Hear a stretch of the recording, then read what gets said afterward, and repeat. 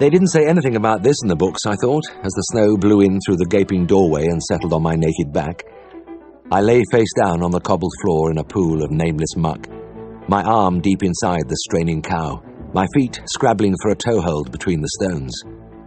I was stripped to the waist, and the snow mingled with the dirt and the dried blood on my body. I could see nothing outside the circle of flickering light thrown by the smoky oil lamp which the farmer held over me. No, there wasn't a word in the books about searching for your ropes and instruments in the shadows, about trying to keep clean in a half bucket of tepid water, about the cobbles digging into your chest, nor about the slow numbing of the arms, the creeping paralysis of the muscles as the fingers tried to work against the cow's powerful, expulsive efforts. There was no mention anywhere of the gradual exhaustion, the feeling of futility, and the little far-off voice of panic. My mind went back to that picture in the obstetrics book. A cow standing in the middle of a gleaming floor while a sleek veterinary surgeon in a spotless patrician overall inserted his arm to a polite distance. He was relaxed and smiling. The farmer and his helpers were smiling.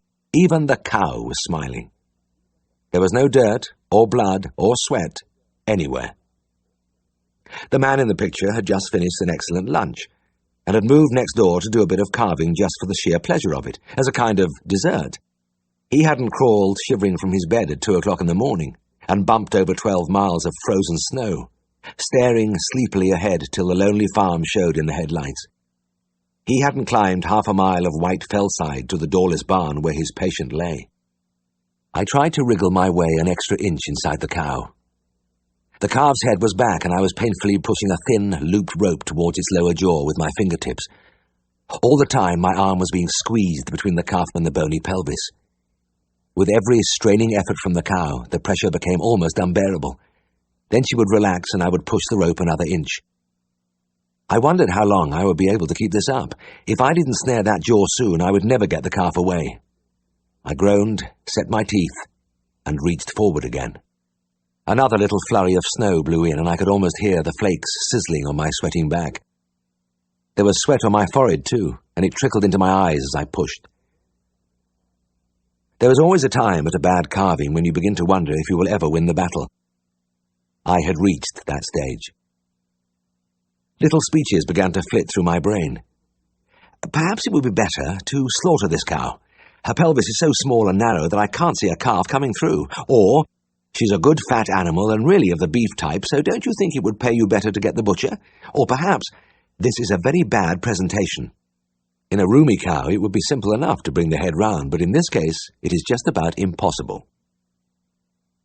Of course, I could have delivered the calf by embryotomy, by passing a wire over the neck and sawing off the head. So many of these occasions ended with the floor strewn with heads, legs, heaps of intestines. There were thick textbooks devoted to the countless ways you could cut up a calf. But none of it was any good here, because this calf was alive. At my furthest stretch, I had got my finger as far as the commissure of the mouth, and had been startled by a twitch of the little creature's tongue. It was unexpected, because calves in this position are usually dead, asphyxiated by the acute flexion of the neck and the pressure of the dam's powerful contractions.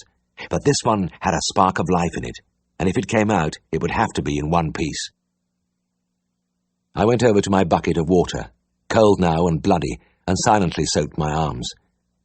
Then I lay down again, feeling the cobbles harder than ever against my chest. I worked my toes between the stones, shook the sweat from my eyes, and for the 100th time thrust an arm that felt like spaghetti into the cow, alongside the little dry legs of the calf, like sandpaper tearing against my flesh, then to the bend in the neck, and so to the ear, and then agonizingly along the side of the face towards the lower jaw, which had become my major goal in life. It was incredible that I had been doing this for nearly 2 hours, fighting as my strength ebbed to push a little noose round the jaw. I had tried everything else, repelling a leg, gentle traction with a blunt hook in the eye socket, but I was back to the noose. It had been a miserable session all through. The farmer, Mr. Dinsdale, was a long, sad, silent man of few words, who always seemed to be expecting the worst to happen. He had a long, sad, silent son with him, and the two of them had watched my efforts with deepening gloom. But worst of all had been Uncle. When I had first entered the hillside barn, I had been surprised to see a little, bright-eyed old man in a pork-pie hat settling down comfortably on a bale of straw. He was filling his pipe and clearly looking forward to the entertainment. "Now then, young man," he cried in a nasal twang of the West Riding. "I'm Mr. Dinsdale's brother. I farm over in Listondale." I put down my equipment and nodded. "How do you do? My name is Herriot." The old man looked me over piercingly. "My vet is Mr. Broomfield. Expect you'll have heard of him. Everybody knows him, I reckon. Wonderful man, Mr. Broomfield, especially at calving. Do you know, I've never seen him beat yet." I managed a wan smile. Any other time I would have been delighted to hear how good my colleague was, but somehow not now. Not now. In fact, the words set a mournful little bell tolling inside me. "No, I'm afraid I don't know Mr. Broomfield," I said, taking off my jacket and, more reluctantly, peeling my shirt over my head. "But I haven't been around these parts very long." Uncle was aghast. "You don't know him? Well, you're the only one who doesn't. They think the world of him in Listondale, I can tell you." He lapsed into a shocked silence and applied a match to his pipe. Then he shot a glance at my goose-pimpled torso. "Strips like a boxer does Mr. Broomfield. Never seen such muscles on a man." A wave of weakness coursed sluggishly over me. I felt suddenly leaden-footed and inadequate. As I began to lay out my ropes and instruments on a clean towel, the old man spoke again. "How long have you been qualified, may I ask?" "Oh, about 7 months." 7 months. Uncle smiled indulgently, tamped down his tobacco and blew out a cloud of rank blue smoke. "Well, there's not like a bit of experience, I always say. Mr. Broomfield's been doing my work now for over 10 years and he really knows what he's about. No, you can have all your book learning, give me experience every time." I tipped some antiseptic into the bucket and lathered my arms carefully. I knelt behind the cow. "Mr. Broomfield always puts some special lubricating oils on his arms first," Uncle said, pulling contentedly on his pipe. "He says you get infection of the room if you just use soap and water." I made my first exploration. It was the burdened moment all vets go through when they first put their hand into a cow.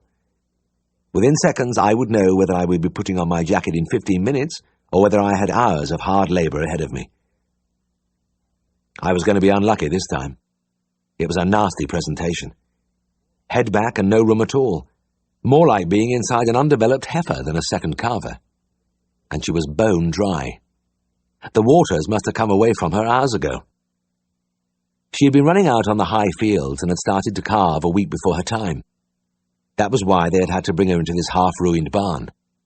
Anyway, it would be a long time before I saw my bed again. "Well now, what have you found, young man?" Uncle's penetrating voice cut through the silence. "Head back, eh? You won't have much trouble then. I've seen Mr. Broomfield do 'em like that. He turns calf right round and brings it out back legs first." I'd heard this sort of nonsense before. A short time in practice had taught me that all farmers were experts with other farmers' livestock. When their own animals were in trouble, they tended to rush to the phone for the vet.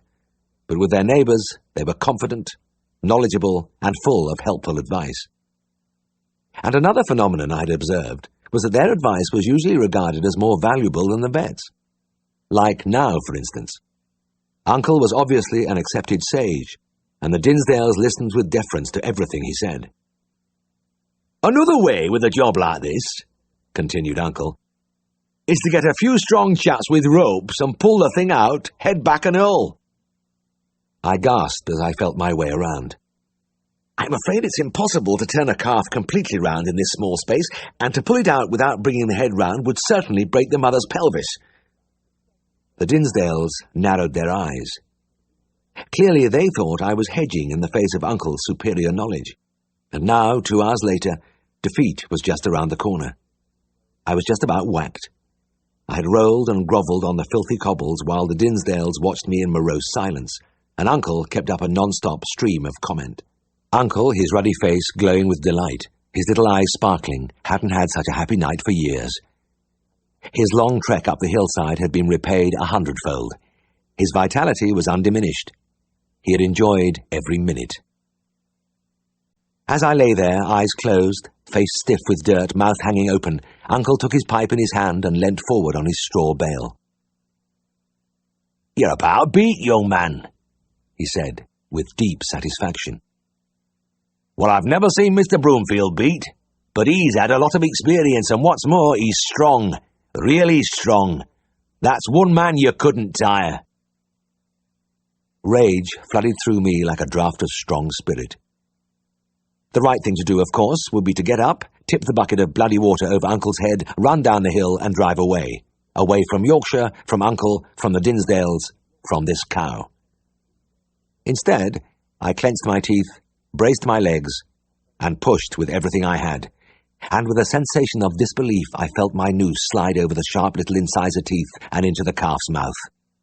Gingerly muttering a prayer, I pulled on the thin rope with my left hand and felt the slip knot tighten. I had hold of that lower jaw. At last, I could start doing something. "Now hold this rope, Mr. Dinsdale, and just keep a gentle tension on it. I'm going to repel the calf, and if you pull steadily at the same time, the head ought to come round." "What if the rope comes off?" asked Uncle, hopefully. I didn't answer. I put my hand in against the calf's shoulder and began to push against the cow's contractions. I felt the small body moving away from me. "Now, a steady pull, Mr. Dinsdale, without jerking." And to myself, "Oh God, don't let it slip off." The head was coming round. I could feel the neck straightening against my arm, then the ear touched my elbow. I let go the shoulder and grabbed the little muzzle. Keeping the teeth away from the vaginal wall with my hand, I guided the head till it was resting where it should be on the forelimbs. Quickly I extended the noose till it reached behind the ears. "Now, pull on the head as she strains." "Nay, you should pull on the legs now," cried Uncle. "Pull on the bloody head rope, I tell you!" I bellowed at the top of my voice, and felt immediately better as Uncle retired, offended, to his bale. With traction, the head was brought out and the rest of the body followed easily. The little animal lay motionless on the cobbles, eyes glassy and unseeing, tongue blue and grossly swollen. "It'll be dead. Bound to be," grunted Uncle, returning to the attack. I cleared the mucus from the mouth, blew hard down the throat and began artificial respiration. After a few pressures on the ribs, the calf gave a little gasp and the eyelids flickered. Then it started to inhale and one leg jerked. Uncle took off his hat and scratched his head in disbelief. "By gore, it's alive! I'd have thought it'd sure be dead after you'd messed about all that time." A lot of the fire had gone out of him, and his pipe hung down empty from his lips. "I know what this little fellow wants," I said. I grasped the calf by its forelegs and pulled it up to its mother's head. The cow was stretched out on her side, her head extended wearily along the rough floor. Her ribs heaved, her eyes were almost closed. She looked past caring about anything. Then she felt the calf's body against her face, and there was a transformation. Her eyes opened wide and her muzzle began a snuffling exploration of the new object. Her interest grew with every sniff, and she struggled onto her chest, nosing and probing all over the calf, rumbling deep in her chest. Then she began to lick him methodically. Nature provides the perfect stimulant massage for a time like this, and the little creature arched his back as the coarse papillae on the tongue dragged along his skin. Within a minute he was shaking his head and trying to sit up. I grinned. This was the bit I liked. The little miracle. I felt it was something that would never grow stale no matter how often I saw it. I cleaned as much of the dried blood and filth from my body as I could, but most of it had caked on my skin, and not even my fingernails would move it. It would have to wait for the hot bath at home. Pulling my shirt over my head, I felt as though I'd been beaten for a long time with a thick stick. Every muscle ached. My mouth was dried out, my lips almost sticking together. A long, sad figure hovered near. "How about a drink?" asked Mr. Dinsdale. I could feel my grimy face cracking into an incredulous smile. A vision of hot tea well laced with whiskey swam before me. "Well, that's very kind of you, Mr. Dinsdale. I'd love a drink. It's been a hard 2 hours." "Nay," said Mr. Dinsdale, looking at me steadily. I meant for the cow." I began to babble. "Oh, yes, of course, certainly, by all means. Yes, give her a drink. She must be very thirsty. It'll do her good. Certainly, yeah, give her a drink." I gathered up my tackle and stumbled out of the barn. On the moor it was still dark, and a bitter wind whipped over the snow, stinging my eyes. As I plodded down the slope, Uncle's voice, strident and undefeated, reached me for the last time. "Mr. Broomfield doesn't believe in giving a drink after calving. Says it chills the stomach." Chapter 2. It was hot in the rickety little bus, and I was on the wrong side where the July sun beat on the windows. I shifted uncomfortably inside my best suit and eased a finger inside the constricting white collar. It was a foolish outfit for this weather, but a few miles ahead, my prospective employer was waiting for me, and I had to make a good impression. There was a lot hanging on this interview. Being a newly qualified veterinary surgeon in this year of 1937 was like taking out a ticket for the dole queue. Agriculture was depressed by a decade of government neglect. The draft horse, which had been the mainstay of the profession, was fast disappearing.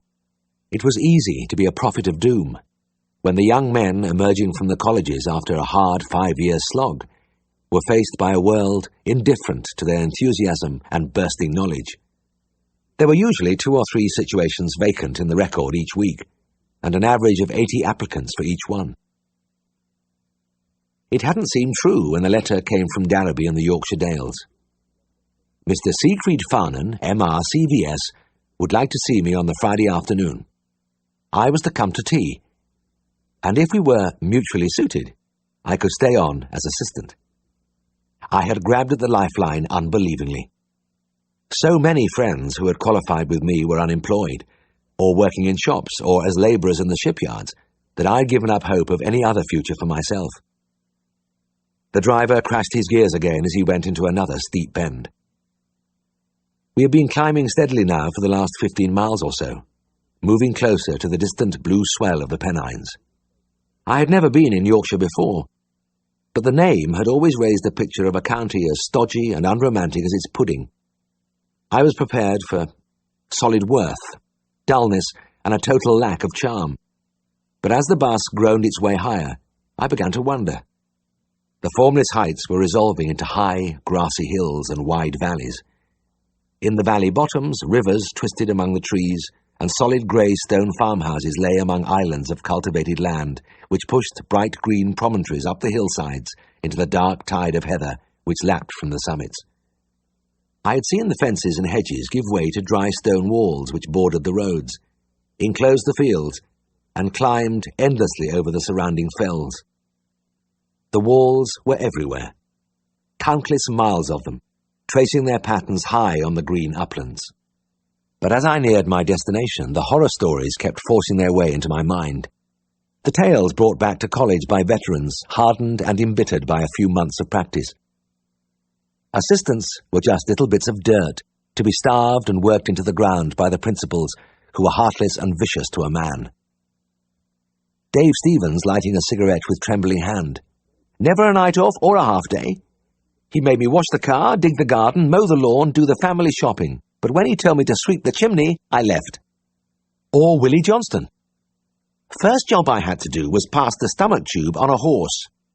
Got it into the trachea instead of the esophagus. Couple of quick pumps and down went the horse with a hell of a crash. Dead as a hammer. That's when I started these grey hairs. Or that dreadful one they passed around about Fred Pringle. Fred had trockerized a bloated cow, and the farmer had been so impressed by the pent-up gas hissing from the abdomen that Fred had got carried away and applied his cigarette lighter to the cannula. A roaring sheet of flame had swept onto some straw bales and burnt the byre to the ground. Fred had taken up a colonial appointment immediately afterwards.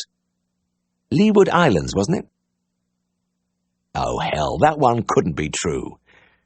I cursed my fevered imagination and tried to shut out the crackling of the inferno, the terrified bellowing of the cattle as they were led to safety. No, it couldn't be as bad as that. I rubbed my sweating palms on my knees and tried to concentrate on the man I was going to meet. Siegfried Farnan. Strange name for a vet in the Yorkshire Dales. Probably a German who had done his training in this country and decided to set up in practice. And it wouldn't have been Farnan in the beginning. Probably Farranen. Yes, Siegfried Farranen. He was beginning to take shape.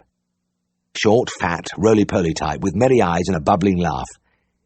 But at the same time I had trouble with the obtruding image of a hulking, cold-eyed, bristle-skulled Teuton, more in keeping with the popular idea of the practice boss. I realised the bus was clattering along a narrow street which opened onto a square where we stopped. Above the window of an unpretentious grocer shop, I read, Darrowby Cooperative Society. We had arrived. I got out and stood beside my battered suitcase looking about me. There was something unusual, and I couldn't put my finger on it at first. Then I realised what it was. The silence. The other passengers had dispersed. The driver had switched off his engine, and there was not a sound or a movement anywhere. The only visible sign of life was a group of old men sitting around the clock tower in the centre of the square, but they might have been carved from stone. Darrowby didn't get much space in the guidebooks, but when it was mentioned, it was described as a grey little town on the River Darrow, with a cobbled marketplace and little of interest except its 2 ancient bridges. But when you looked at it, its setting was beautiful. On the pebbly river where the houses clustered thickly and straggled unevenly along the lower slopes of Herne Fell. Everywhere in Darrowby, in the streets, through the windows of the houses, you could see the fell rearing its calm green bulk more than 2,000 feet above the huddled roofs.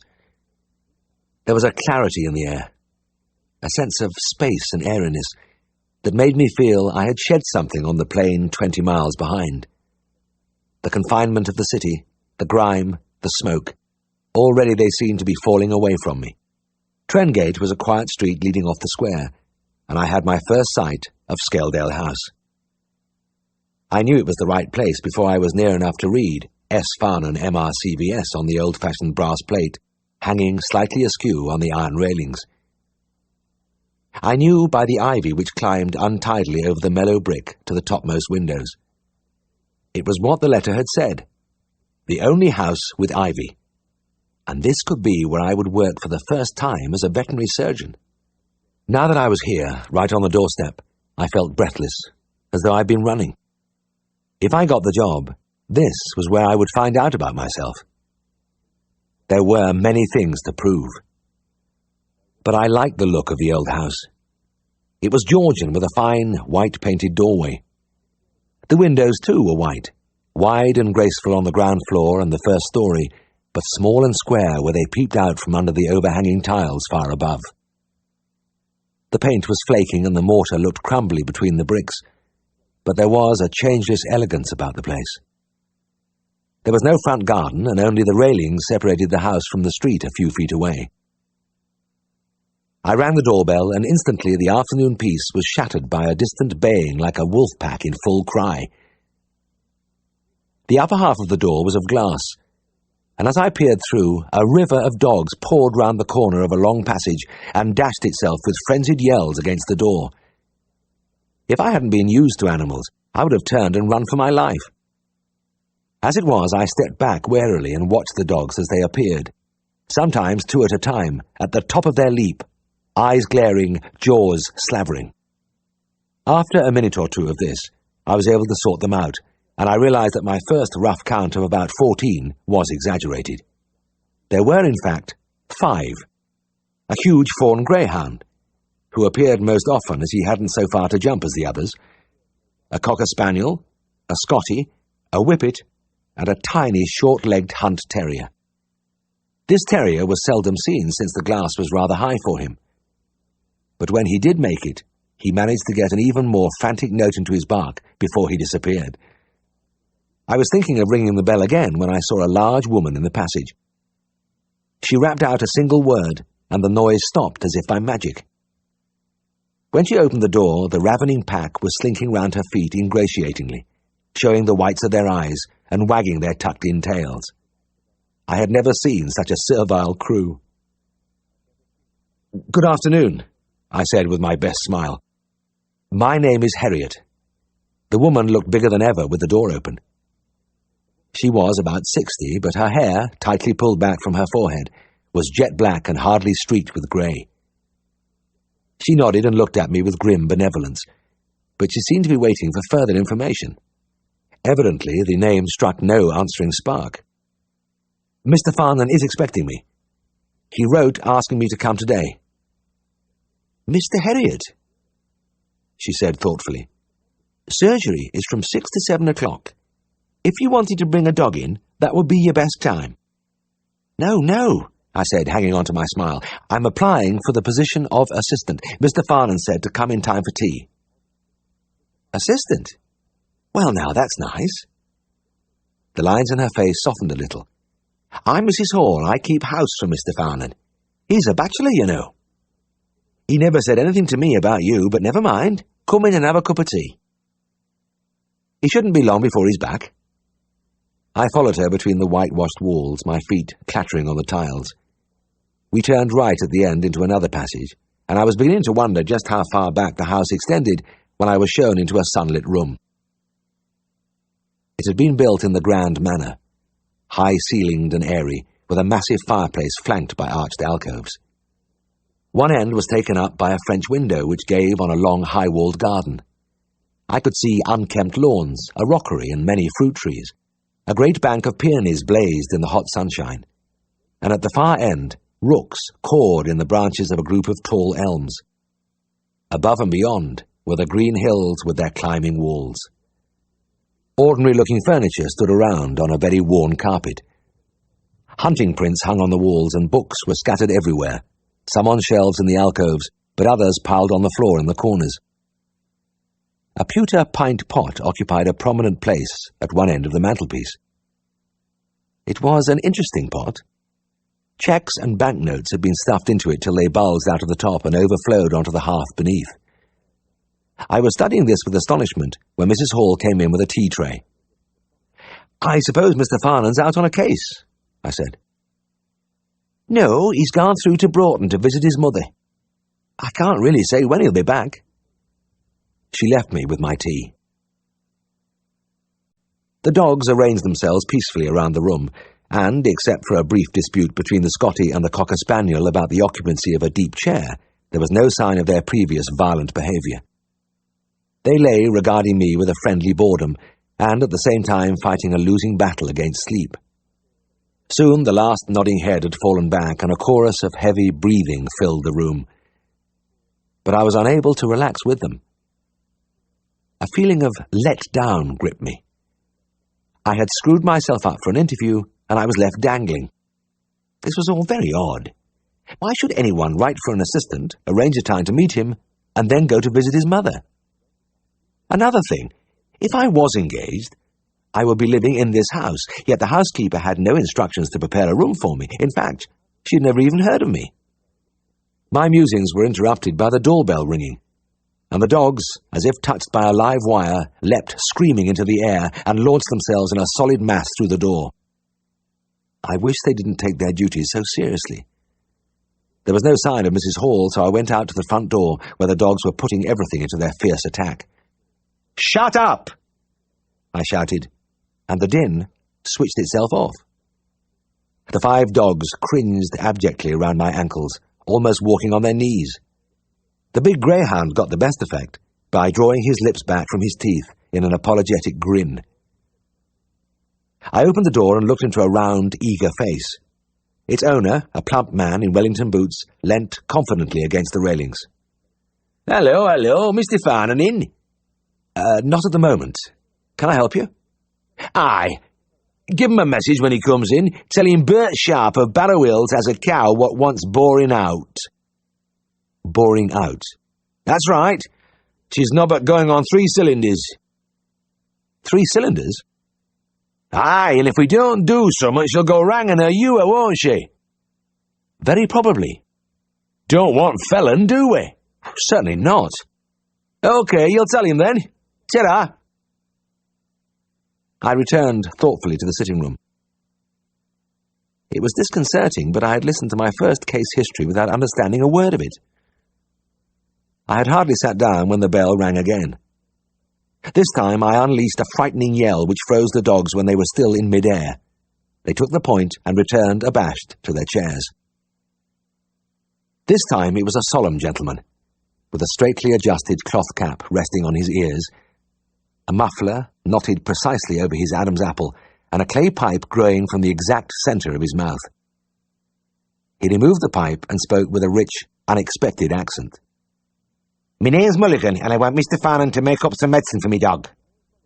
"Oh? What's the trouble with your dog, Mr. Mulligan?" He raised a questioning eyebrow and put a hand to his ear. I tried again with a full-blooded shout. "What's the trouble?" He looked at me doubtfully for a moment. "He's vomiting, sir.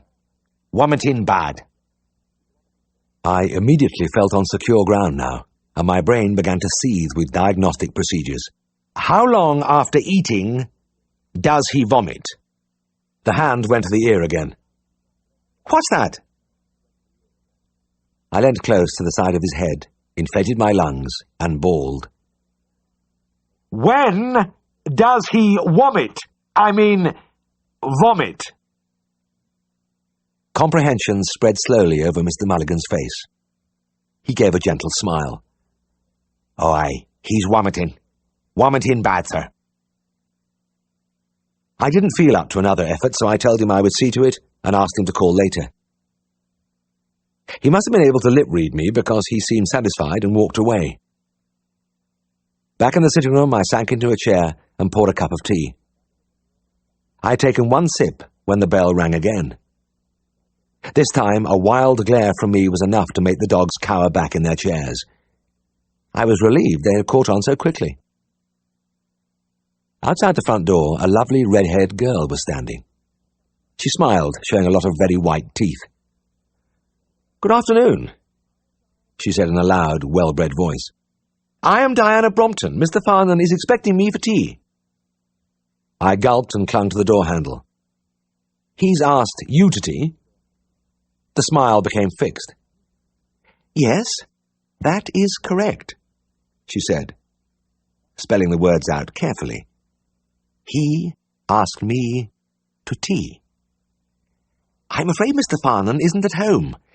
I can't say when he'll be back." The smile was plucked away. "Oh," she said, and she got a lot into the word.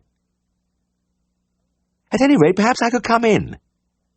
"Oh, certainly, do come in, I'm sorry," I babbled, suddenly conscious that I'd been staring open-mouthed at her. I held open the door and she brushed past me without a word.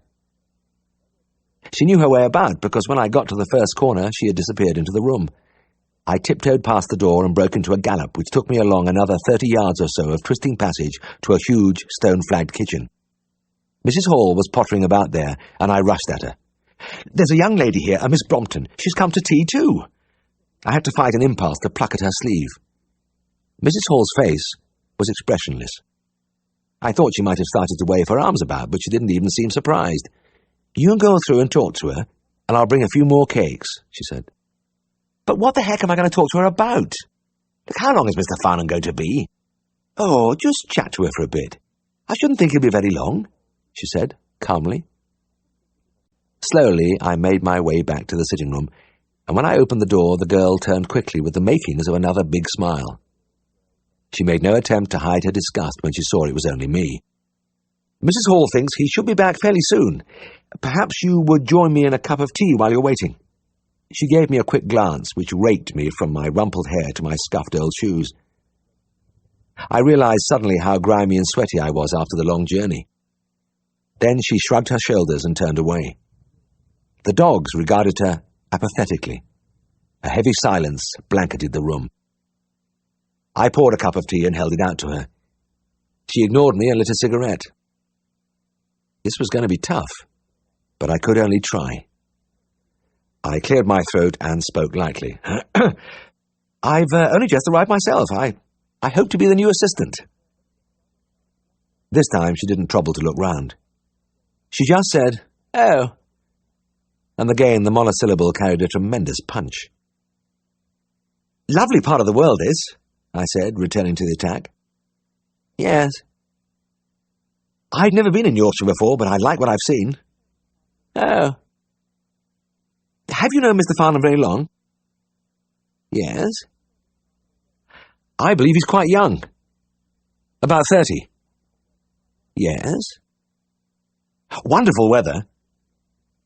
Yes.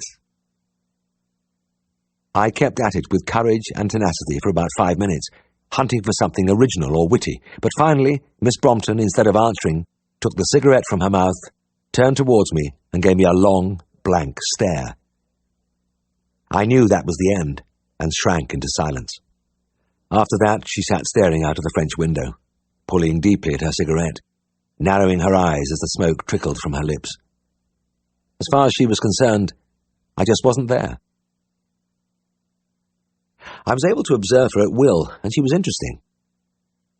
I had never met a living piece of a society magazine before. Cool linen dress, expensive-looking cardigan, elegant legs, and the glorious red hair falling on her shoulders. And yet here was a fascinating thought. She was sitting there, positively hungering for a little fat German vet. This Farnham must have something. The tableau was finally broken up when Miss Brompton jumped to her feet. She hurled her cigarette savagely into the fireplace and marched from the room. Wearily, I got out of my chair. My head began to ache as I shuffled through the French window into the garden. I flopped down among the knee-deep grass on the lawn and rested my back against a towering acacia tree. Where the devil was Farnham? Was he really expecting me, or had somebody played a horrible practical joke on me? I felt suddenly cold. I had spent my last few pounds getting here, and if there was some mistake, I was in trouble. But looking around me, I began to feel better. The sunshine beat back from the high old walls. Bees droned among the bright masses of flowers. A gentle breeze stirred the withered blooms of a magnificent wisteria which almost covered the back of the house. There was peace here. I leant my head against the bark and closed my eyes. I could see Herr Farnham, looking just as I had imagined him, standing over me. He wore a shocked expression. "Was is this you have done?" he sputtered, his fat jowls quivering with rage. "You come to my house under false pretenses. You insult Fräulein Brompton. You drink my tea. You eat my food. What else you do, hein?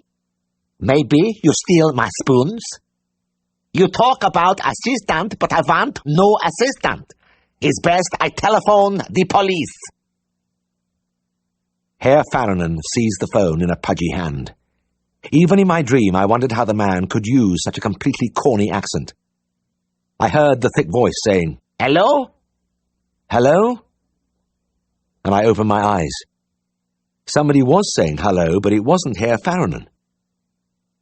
A tall, thin man was leaning against the wall, his hands in his pockets. Something seemed to be amusing him. As I struggled to my feet, he heaved himself away from the wall and held out his hand. "Sorry you've had to wait. I'm Siegfried Farnham." He was just about the most English-looking man I'd ever seen. Long, humorous, strong-jawed face, small clipped moustache, untidy, sandy hair. He was wearing an old tweed jacket and shapeless flannel trousers. The collar of his checked shirt was frayed and the tie carelessly knotted. He looked as though he didn't spend much time in front of a mirror. Studying him, I began to feel better despite the ache in my neck where it had rested against the tree. I shook my head to get my eyes fully open, and tufts of grass fell from my hair. "There was a Miss Brompton here," I blurted out. "She came to tea. I explained that you'd been called away." Farnham looked thoughtful but not put out. He rubbed his chin slowly. Yes. Well, never mind, but I do apologize for being out when you arrived. I have a shocking memory and I just forgot." It was the most English voice, too. Farnham gave me a long, searching look, then he grinned. "Let's go inside. I want to show you around the place." Chapter 3. The long offshoot behind the house had been the servants' quarters in grander days. Here, everything was dark and narrow and poky, as if in deliberate contrast with the front. Farnham led me to the first of several doors which opened off a passage, where the smell of ether and carbolic hung on the air, "This," he said, with a secret gleam in his eye, as though he were about to unveil the mysteries of Aladdin's cave, "is the dispensary." The dispensary was an important place in the days before penicillin and the sulfonamides. Rows of gleaming Winchester bottles lined the white walls from floor to ceiling. I savoured the familiar names: sweet spirits of nitre, tincture of camphor, chlorodyne, formalin, salammoniac, hexamine, sugar of lead, liniment album, perchloride of mercury, red blister. The lines of labels were comforting. I was an initiate among old friends. I had painfully accumulated their lore, ferreting out their secrets over the years. I knew their origins, actions, and uses, and their maddeningly varied dosage. The examiner's voice. "And what is the dose for the horse, and the cow, and the sheep, and the pig, and the dog, and the cat?" These shelves held the vet's entire armoury against disease, and on a bench under the window I could see the instruments for compounding them, the graduated vessels and beakers, the mortars and pestles, and underneath in an open cupboard the medicine bottles, piles of corks of all sizes, pill boxes, powder papers. As we moved around, Farnan's manner became more and more animated. His eyes glittered and he talked rapidly. Often he reached up and caressed a Winchester on its shelf, or he would lift out a horseball or an electuary from its box, give it a friendly pat, and replace it with tenderness. "Look at this stuff, Herriot!" he shouted without warning. "Adravan! This is the remedy par excellence for red worms in horses. A bit expensive, mind you, 10 bob a packet. And these gentian violet pessaries. If you shove one of these into a cow's uterus after a dirty cleansing, it turns the discharges a very pretty colour. Really looks as though it's doing something. And have you seen this trick?" He placed a few crystals of resublimated iodine on a glass dish and added a drop of turpentine. Nothing happened for a second, then a dense cloud of purple smoke rolled heavily to the ceiling. He gave a great bellow of laughter at my startled face. "Ha-ha! It's like witchcraft, isn't it? I use it for wounds in horses' feet. The chemical reaction drives the iodine deep into the tissues." "It does?" "Well, I don't know, but that's the theory, and anyway, you must admit it looks wonderful. Impresses the toughest client." Some of the bottles on the shelves fell short of the ethical standards I'd learnt in college, like the one labelled Colic Drench, and featuring a floridly drawn picture of a horse rolling in agony.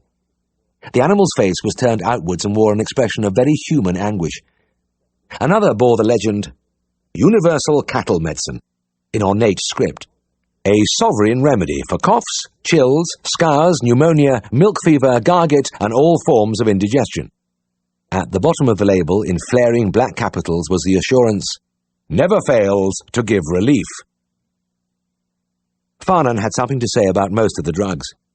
Each one had its place in his 5 years' experience of practice. They all had their fascination, their individual mystique. Many of the bottles were beautifully shaped, with heavy glass stoppers and their Latin names cut deeply into their sides. Names familiar to physicians for centuries, gathering fables through the years. The two of us stood gazing at the gleaming rows without any idea that it was nearly all useless, and that the days of the old medicines were nearly over. Soon they would be hustled into oblivion by the headlong rush of the new discoveries, and they would never return. "This is where we keep the instruments," Farnan showed me into another little room. The small animal equipment lay on green baize shelves, very neat and impressively clean. Hypodermic syringes, whelping forceps, tooth scalers, probes, searchers, and, in a place of prominence, an ophthalmoscope. Farnan lifted it lovingly from its black box. "My latest purchase," he murmured, stroking its smooth shaft. "Wonderful thing. Here, have a peep at my retina." I switched on the bulb and gazed with interest at the glistening, coloured tapestry in the depths of his eye. "Very pretty. I could write you a certificate of soundness." He laughed and thumped my shoulder. "Good. I'm glad to hear it. I always fancied I had a touch of cataract in that one." He began to show me the large animal instruments which hung from hooks on the walls.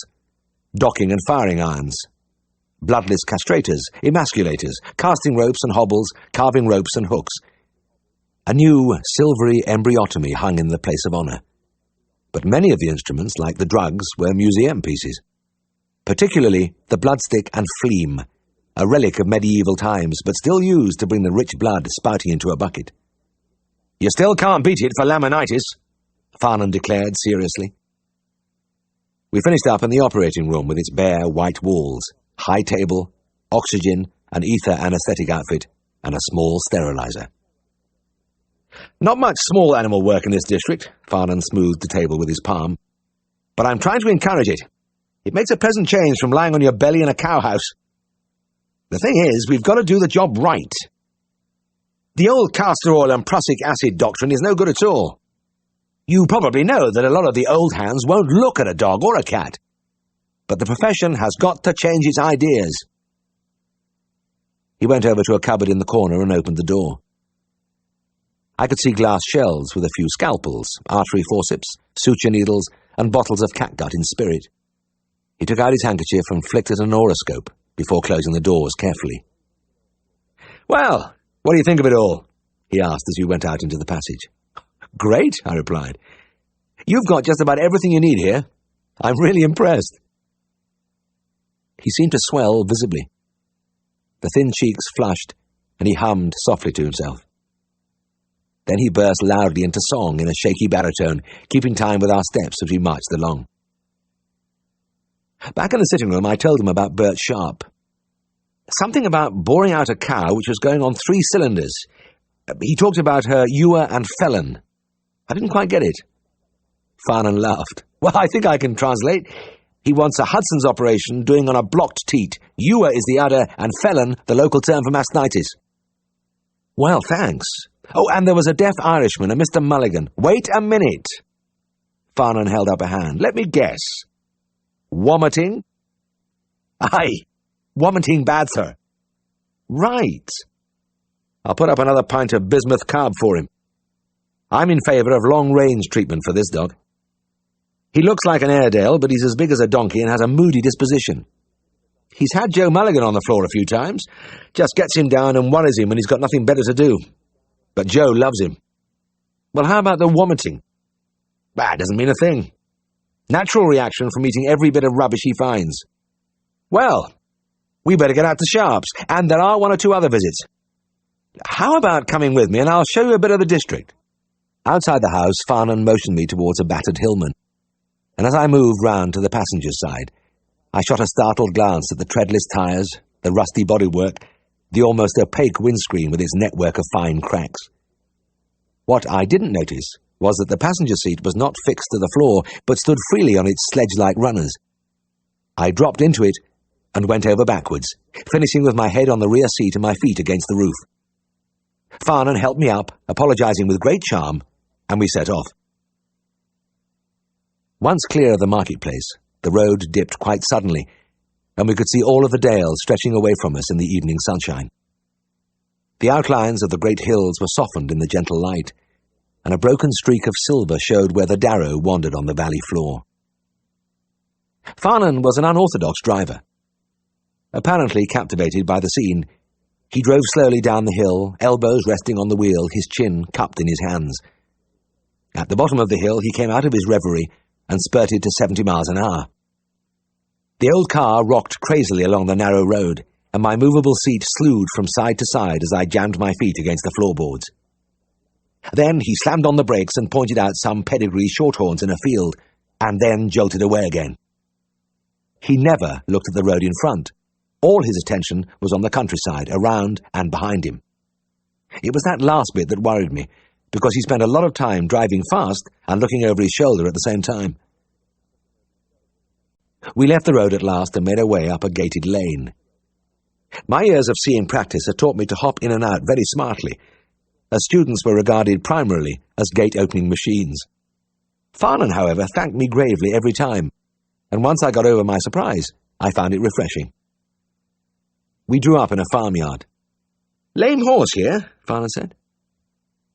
A strapping Clydesdale gelding was brought out, and we watched attentively as the farmer trotted him up and down. "Which leg do you make it?" my colleague asked. "Near 4, yes, I think so too. Like to examine it?" I put my hand on the foot, feeling how much hotter it was than the other. I called for a hammer and tapped the wall of the hoof. The horse flinched, raised the foot, and held it trembling for a few seconds before replacing it carefully on the ground. "Looks like pus in the foot to me."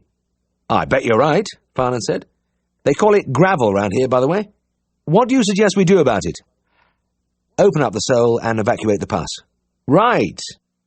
He held out a hoof knife. "I'll watch your technique." With the uncomfortable feeling that I was on trial, I took the knife, lifted the foot, and tucked it between my knees. I knew what I had to do. Find the dark mark on the sole where the infection had entered, and follow it down till I reached the pus. I scraped away the caked dirt and found not one, but several marks. After more tapping to find the painful area, I selected the likely spot and started to cut. The horn seemed as hard as marble, and only the thinnest little shaving came away with each twist of the knife. The horse, too, appeared to appreciate having his sore foot lifted off the ground, and gratefully lent his full weight on my back. He hadn't been so comfortable all day. I groaned and dug him in the ribs with my elbow, and though it made him change his position for a second, he was soon leaning on again. The mark was growing fainter, and after a final gouge with the knife, it disappeared altogether. I swore quietly and started on another mark. With my back at breaking point and the sweat trickling into my eyes, I knew that if this one petered out too, I would have to let the foot go and take a rest. And with Farnan's eye on me, I didn't want to do that. Agonizingly, I hacked away, and as the hole deepened, my knees began an uncontrollable trembling. The horse rested happily, his 1,500 weight cradled by this thoughtful human. I was wondering how it would look when I finally fell flat on my face, when, under the knife blade, I saw a thin spurt of pus followed by a steady trickle. "There it goes," the farmer grunted. "You'll get relief now." I enlarged the drainage hole and dropped the foot. It took me a long time to straighten up, and when I stepped back, my shirt clung to my back. "Well done, Herriot!" Farnan took the knife from me and slipped it into his pocket. "It just isn't funny when the horn's as hard as that." He gave the horse a shot of tetanus antitoxin, then turned to the farmer. "I wonder if you'd hold up the foot for a second while I disinfect the cavity." The stocky little man gripped the foot between his knees and looked down with interest as Farnan filled the hole with iodine crystals and added some turpentine. Then he disappeared, behind a billowing purple curtain. I watched, fascinated, as the thick pall mounted and spread. I could locate the little man only by the splattering noises from somewhere in the middle. As the smoke began to clear, a pair of round, startled eyes came into view. "By God, Mr. Farnan, I wondered what the hell had happened for a minute," the farmer said between coughs. He looked down again at the blackened hole in the hoof and spoke reverently. "It's wonderful what science can do nowadays." We did 2 more visits, one to a calf with a cut leg, which I stitched, dressed and bandaged, then to the cow with the blocked teat. Mr. Sharp was waiting, still looking eager. He led us into the byre, and Farnan gestured towards the cow. "See what you can make of it." I squatted down and palpated the teat, feeling the mass of thickened tissue halfway up. It would have to be broken down by a Hudson's instrument, and I began to work the thin metal spiral up the teat. 1 second later, I was sitting gasping in the dung channel, with the neat imprint of a cloven hoof on my shirt front just over the solar plexus. It was embarrassing, but there was nothing I could do but sit there fighting for breath, my mouth opening and shutting like a stranded fish. Mr. Sharp held his hand over his mouth, his innate politeness at war with his natural amusement at seeing the vet come to grief. "I'm sorry, young man, but I ought to have told you that this is a very friendly cow. She always likes to shake hands." Then, overcome by his own wit, he rested his forehead on the cow's back and went into a long paroxysm of silent mirth. I took my time to recover, then rose with dignity from the channel. With Mr. Sharp holding the nose and Farnan lifting up the tail, I managed to get the instrument past the fibrous mass, and by a few downward tugs, I cleared the obstruction. But though the precautions cramped the cow's style a little, she still got in several telling blows on my arms and legs. When it was over, the farmer grasped the teat and sent a long white jet frothing on the floor. Capital! She's going on 4 cylinders now. Chapter 4. We'll go home a different way. Farnan leant over the driving wheel and wiped the cracked windscreen with his sleeve. Over the Brentstone Pass and down Silldale. It's not much further, and I'd like you to see it. We took a steep, winding road climbing higher and still higher, with the hillside falling away sheer to a dark ravine, where a rocky stream rushed headlong to the gentler country below. On the top, we got out of the car. In the summer dusk, a wild panorama of tumbling fells and peaks rolled away, and lost itself in the crimson and gold ribbons of the western sky. To the east, a black mountain overhung us. Huge square-cut boulders littered the lower slopes. I whistled softly as I looked around. This was different from the friendly hill country I'd seen on the approach to Derby. Farnan turned towards me. Yes, one of the wildest spots in England. A fearsome place in winter. I've known this pass to be blocked for weeks on end. I pulled the clean air deeply into my lungs. Nothing stirred in the vastness, but a curlew cried faintly, and I could just hear the distant roar of the torrent 1,000 feet below. It was dark when we got into the car and started the long descent into Silldale. The valley was a shapeless blur, but points of light showed where the lonely farms clung to the hillsides. We came to a silent village, and Farnan applied his brakes violently. I tobogganed effortlessly across the floor on my mobile seat and collided with the windscreen. My head made a ringing sound against the glass, but Farnan didn't seem to notice. There's a grand little pub here. Let's go in and have a beer. The pub was something new to me. It was simply a large kitchen, square and stone-flagged. An enormous fireplace and an old black cooking range took up one end. A kettle stood on the hearth, and a single large log hissed and crackled, filling the room with its resinous scent. About a dozen men sat on the high-backed settles which lined the walls. In front of them, rows of pint mugs rested on oak tables, which were fissured and twisted with age.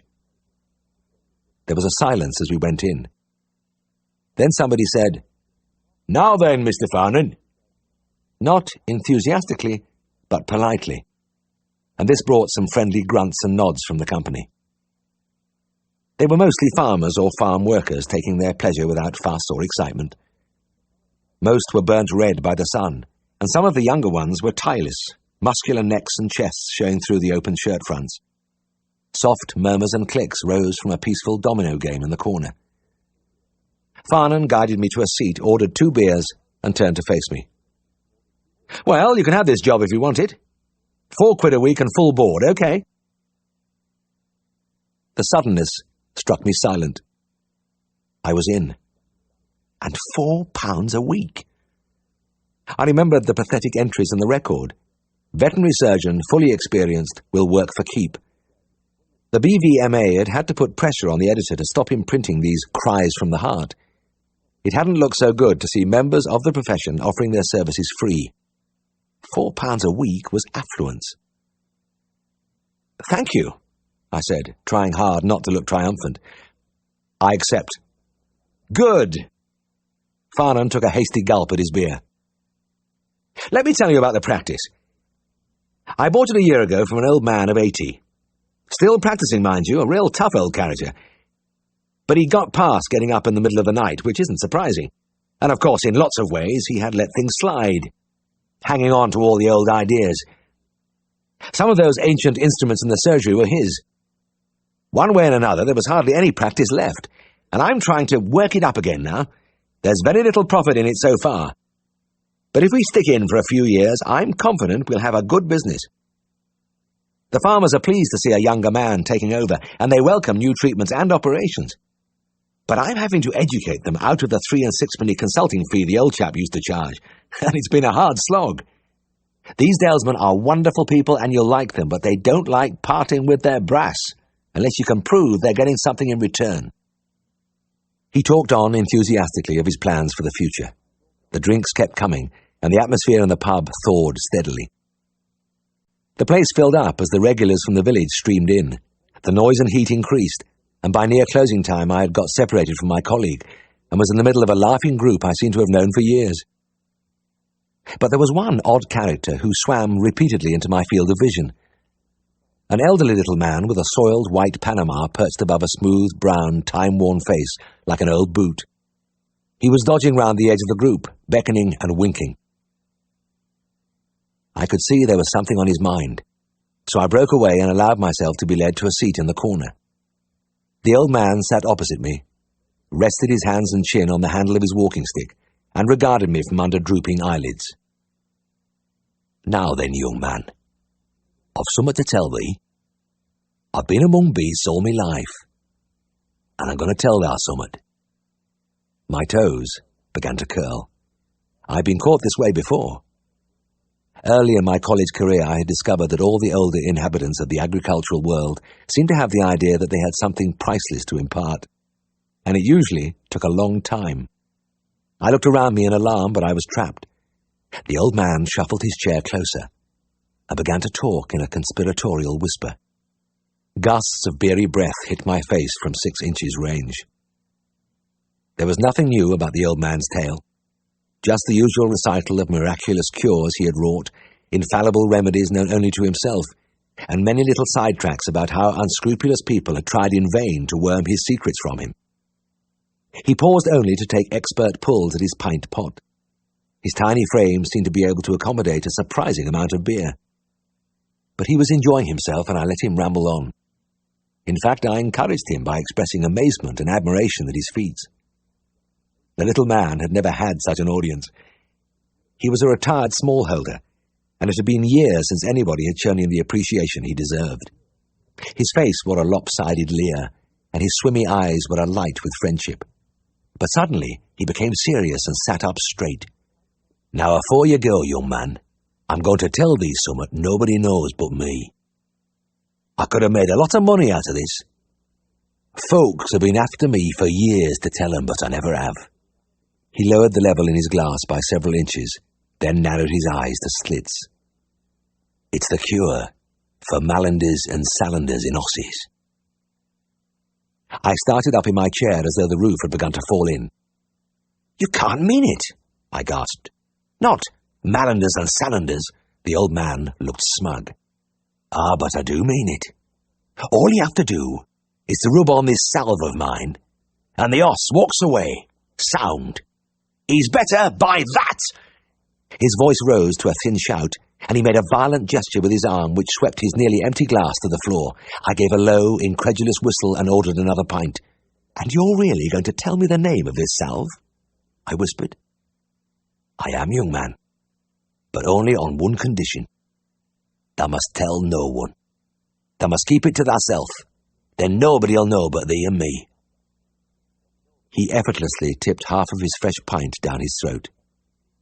"Just thee and me, lad." "All right, I promise you. I'll not tell a soul. Now, what is this wonderful stuff?" The old man looked furtively round the crowded room. Then he took a deep breath, laid his hand on my shoulder and put his lips close to my ear. He hiccuped once, solemnly, and spoke in a hoarse whisper. "Marshmallow ointment." I grasped his hand and wrung it silently. The old man, deeply moved, spilled most of his final half-pint down his chin. But Farnan was making signals from the door. It was time to go. We surged out with our new friends, making a little island of noise and light in the quiet village street. A tow-haired young fellow in shirt-sleeves opened the car door with natural courtesy, and waving a final good night, I plunged in. This time the seat went over quicker than usual, and I hurtled backwards, coming to rest with my head among some Wellingtons and my knees tucked underneath my chin. A row of surprised faces peered in at me through the back window, but soon willing hands were helping me up, and the trick seat was placed upright on its rockers again. I wondered how long it had been like that, and if my employer had ever thought of having it fixed. We roared off into the darkness, and I looked back at the waving group. I could see the little man, his Panama gleaming like new in the light from the doorway. He was holding his finger to his lips. Chapter 5. The past 5 years had been leading up to one moment, and it hadn't arrived yet. I had been in Darrowby for 24 hours now, and I still hadn't been to a visit on my own. Another day had passed in going round with Farnan. It was a funny thing, but for a man who seemed careless, forgetful, and a few other things, Farnan was frustratingly cautious about launching his new assistant. We had been over into Lidderdale today, and I had met more of the clients. Friendly, polite farmers who received me pleasantly and wished me success. But working under Farnan's supervision was like being back at college with the professor's eye on me. I felt strongly that my professional career would not start until I, James Herriot, went out and attended a sick animal unaided and unobserved. However, the time couldn't be very far away now. Farnan had gone off to Broughton to see his mother again. A devoted son, I thought wonderingly. And he had said he would be back late, so the old lady must keep unusual hours. But never mind about that. What mattered was that I was in charge. I sat in an armchair with a frayed loose cover and looked out through the French windows at the shadows thrown by the evening sun across the shaggy lawn. I had the feeling that I would be doing a lot of this. I wondered idly what my first call would be. Probably an anticlimax after the years of waiting. Something like a coughing calf or a pig with constipation. And maybe that would be no bad thing, to start with something I could easily put right. I was in the middle of these comfortable musings when the telephone exploded out in the passage. The insistent clamour sounded abnormally loud in the empty house. I lifted the receiver. "Is that Mr. Farnan?" It was a deep voice with a harsh edge to it, not a local accent. Possibly a trace of the southwest. "No, I'm sorry, he's out. This is his assistant." "When will he be back?" Not till late, I'm afraid. Can I do anything for you?" "I don't know whether you can do anything for me or not." The voice took on a hectoring tone. "I'm Mr. Soames, Lord Hulton's farm manager. I have a valuable hunting horse with colic. Do you know anything about colic?" I felt my hackles rising. I am a veterinary surgeon, so I think I should know something about it. There was a long pause, and the voice barked again. "In any case, I know the injection the horse wants. Bring some Orecaline with you. Mr. Farnan uses it. And for God's sake, don't be all night getting here. How long will you be?" "I'm leaving now." "Right." I heard the receiver bang down onto its rest. My face felt hot as I walked away from the phone. So my first case wasn't going to be a formality. Colics were tricky things, and I had an aggressive know-all called Soames thrown in for good measure. On the 8-mile journey to the case, I reread from memory the great classic, Carlton Reek's Common Colics of the Horse. I had gone through it so often in my final year that I could recite stretches of it like poetry. The well-thumbed pages hovered in front of me, phantom-like as I drove. This would probably be a mild impaction or a bit of spasm. Might have had a change of food or too much rich grass. Yes, that would be it. Most colics were like that. A quick shot of Orecaline and maybe some chlorodyne to relieve the discomfort, and all would be well. My mind went back to the cases I had met while seeing practice. The horse standing quietly, except that it occasionally eased a hind leg or looked round at its side. There was nothing to it, really. I was elaborating this happy picture when I arrived. I drove into a spotless, gravelled yard surrounded on 3 sides by substantial loose boxes. A man was standing there, a broad-shouldered, thick-set figure, very trim in check cap and jacket, well-cut breeches, and shiny leggings.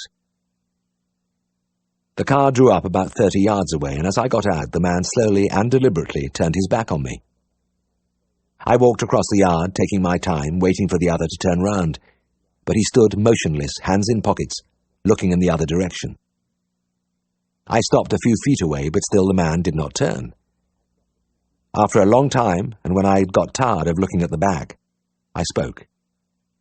"Mr. Soames?" At first the man did not move. Then he turned very slowly. He had a thick red neck, a ruddy face and small, fiery eyes. He made no answer, but looked me over carefully from head to foot, taking in the worn raincoat, my youth, my air of inexperience. When he had completed his examination, he looked away again. "Yes, I am Mr. Soames." He stressed the Mr. as though it meant a lot to him. "I am a very great friend of Mr. Farnan." "My name is Herriot." Soames didn't appear to have heard. "Yes, a clever man is Mr. Farnan. We are great friends." "I understand you have a horse with colic." I wished my voice didn't sound so high and unsteady. Soames' gaze was still directed somewhere into the sky. He whistled a little tune softly to himself before replying. "In there," he said, jerking his head in the direction of one of the boxes. "One of his lordship's best hunters. In need of expert assistance, I think." He put a bit of emphasis on the expert. I opened the door and went inside. And I stopped as though I had walked. A bay horse was staggering round and round the perimeter where he had worn a deep path in the peat. He was lathered in sweat from nose to tail. His nostrils were dilated, and his eyes stared blankly in front of him. His head rolled about at every step, and through his clenched teeth gobbets of foam dripped to the floor. A rank steam rose from his body as though he had been galloping. My mouth had gone dry. I found it difficult to speak, and when I did, it was almost in a whisper. "How long has he been like this?" "Oh, he started with a bit of a bellyache this morning. I've been giving him black draughts all day, or at least this fellow has. I wouldn't be surprised if he's made a bloody mess of it, like he does everything." I saw that there was somebody standing in the shadows in the corner. A large, fat man with a head collar in his hand. "Oh, I got the drafts down him right enough, Mr. Soames, but they haven't done him no good." The big man looked scared. "You call yourself a horseman?" Soames said. "But I should have done the damn job myself. I reckon he'd have been better by now." "It would take more than a black draught to help him," I said. "This is no ordinary colic." "What the hell is it then?" "Well, I can't say till I've examined him, but severe, continuous pain like this could mean a torsion. A twisted bowel." "Twisted bowel, my foot! He's got a bit of bellyache, that's all. He hasn't passed anything all day, and he wants something to shift him. Have you got the Eureka line with you?" "If this is a torsion, Eureka line would be the worst thing you could give him. He's in agony now, but that would drive him mad. It acts by contracting the muscles of the intestines." "God damn it!" snarled Soames. "Don't start giving me a bloody lecture. Are you going to start doing something for the horse, or aren't you?" I turned to the big man in the corner. "Slip on that head collar and I'll examine him." With the collar on, the horse was brought to a halt. He stood there, trembling and groaning as I passed a hand between ribs and elbows, feeling for the pulse. It was as bad as it could be. A racing, thready beat. I everted an eyelid with my fingers. The mucous membrane was a dark brick red. The thermometer showed a temperature of 103. I looked across the box at Soames. "Could I have a bucket of hot water, soap and a towel, please?" "What the devil for? You've done nothing yet and you want to have a wash?" "I want to make a rectal examination. Will you please bring me the water?" "God help us, I've never seen anything like this." Soames passed a hand wearily over his eyes and then swung round on the big man. "Well, come on, don't stand around there. Get him his hot water, and then maybe we'll get something done." When the water came, I soaped my arm and gently inserted it into the animal's rectum. I could feel plainly the displacement of the small intestine on the left side, and a tense, tympanitic mass which should not have been there. As I touched it, the horse shuddered and groaned again. As I washed and dried my arms, my heart pounded. What was I to do? What could I say? Soames was stamping in and out of the box, muttering to himself, as the pain-maddened animal writhed and twisted. "Hold the bloody thing!" he bellowed at the horseman who was gripping the head collar. "What the bloody hell are you playing at?" The big man said nothing. He was in no way to blame, but he just stared back stolidly at Soames. I took a deep breath. Everything points to the one thing. I'm convinced this horse has a torsion. "All right then, have it your own way. He's got a torsion. Only for God's sake, do something, will you? Are you going to stand in here all night?" There's nothing anybody can do. There is no cure for this. The important thing is to put him out of his pain as quickly as possible. Soames screwed up his face. No cure? Put him out of his pain? What rubbish is this you're talking? Just what are you getting at? I took a hold on myself. I suggest you let me put him down immediately. What do you mean? Soames' mouth fell open. I mean that I should shoot him now, straight away. I have a humane killer in the car. Soames looked as if he was going to explode. Shoot him? Are you stark raving mad? Do you know how much that horse is worth? It makes no difference what he's worth, Mr. Soames. He has been going through hell all day and he's dying now. You should have called me out long ago. He might live a few hours more, but the end would be the same. And he's in dreadful pain. Continuous pain. Soames sunk his head in his hands. Oh, God. Why did this have to happen to me? His lordship is on holiday, or I'd call him out to try to make you see some sense. I tell you, if your boss had been here, he'd have given that horse an injection and put him right in half an hour. Look here. Can't we wait till Mr. Farnan gets back tonight? And let him have a look at him. Something in me leapt gladly at the idea. Give a shot of morphine and get a way out of it. Leave the responsibility to somebody else. It would be easy. I looked again at the horse. He had recommenced his blind circling of the box, stumbling round and round in a despairing attempt to leave his agony behind. As I watched, he raised his lolling head and gave a little whinny. It was a desolate, uncomprehending, frantic sound, and it was enough for me. I strode quickly out and got the killer from the car. Steady his head, I said to the big man, and placed the muzzle between the glazing eyes. There was a sharp crack, and the horse's legs buckled. He thudded down on the peat and lay still. I turned to Soames, who was staring at the body in disbelief.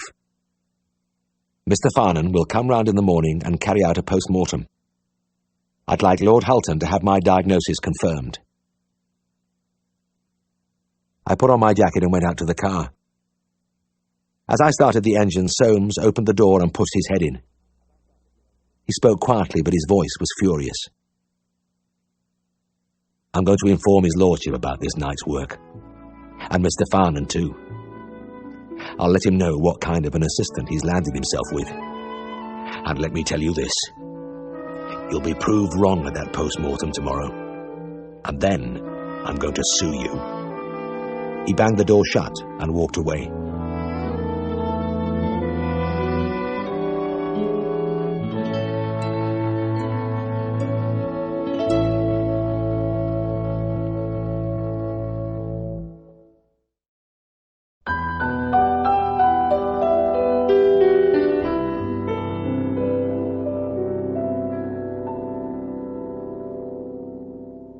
Back at the surgery, I decided to wait up for my boss, and I sat there trying to rid myself of the feeling that I had blasted my career before it had got started. Yet, looking back, I knew I couldn't have done anything else. No matter how many times I went over the ground, the conclusion was always the same. It was 1 a.m. before Farnan got back. His evening with his mother had stimulated him. His thin cheeks were flushed, and he smelt pleasantly of gin. I was surprised to see that he was wearing evening dress, and though the dinner jacket was of old-fashioned cut and hung in loose folds on his bony frame, he still managed to look like an ambassador. He listened in silence as I told him about the horse. He was about to comment when the phone rang. "A late one," he whispered. Then, "Oh, it's you, Mr. Soames." He nodded at me and settled down in his chair. He was a long time saying, "Yes," and "No," and "I see." Then he sat up decisively and began to speak. "Thank you for ringing, Mr. Soames, and it seems to me as though Mr. Herriot did the only thing possible in the circumstances. No, I cannot agree. It would have been cruel to leave him. One of our duties is to prevent suffering. Well, I'm sorry you feel like that, but I consider Mr. Herriot to be a highly capable veterinary surgeon. If I had been there, I have no doubt I'd have done the same thing. Good night, Mr. Soames. I'll see you in the morning. I felt so much better that I almost launched into a speech of gratitude, but in the end, all I said was thanks. Farnan reached up into the glass-fronted cupboard above the mantelpiece and pulled out a bottle of whiskey. He carelessly slopped out half a tumblerful and pushed it at me. He gave himself a similar measure and fell back into the armchair. He took a deep swallow, stared for a few seconds at the amber fluid in the glass, then looked at me with a smile. "Well, you certainly got chucked in at the deep end tonight, my boy. Your first case, and it had to be Soames, too." "Do you know him very well?" "Oh, I know all about him. A nasty piece of work and enough to put anybody off their stroke. Believe me, he's no friend of mine. In fact, rumour has it he's a bit of a crook. They say he's been feathering his nest for a long time at his lordship's expense. He'll slip up one day, I expect." The neat whiskey burned a fiery path down to my stomach, but I felt I needed it. I wouldn't like too many sessions like tonight's, but I don't suppose veterinary practice is like that all the time. "Well, not quite," Farnan replied. "But you never know what's in store for you. It's a funny profession, ours, you know. It offers unparalleled opportunities for making a chump of yourself. But I expect a lot depends on your ability." "Well, to a certain extent. It helps to be good at the job, of course, but even if you're a positive genius, humiliation and ridicule are lurking just around the corner. I once got an eminent horse specialist along here to do a rig operation, and the horse stopped breathing halfway through.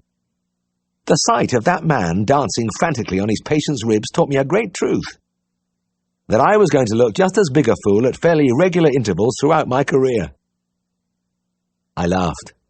"Then I might as well resign myself to it right at the beginning. That's the idea.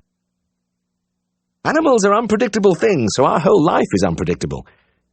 It's a long tale of little triumphs and disasters, and you've got to really like it to stick it. Tonight it was Soames, but another night it'll be something else. One thing, you never get bored. Here, have some more whiskey."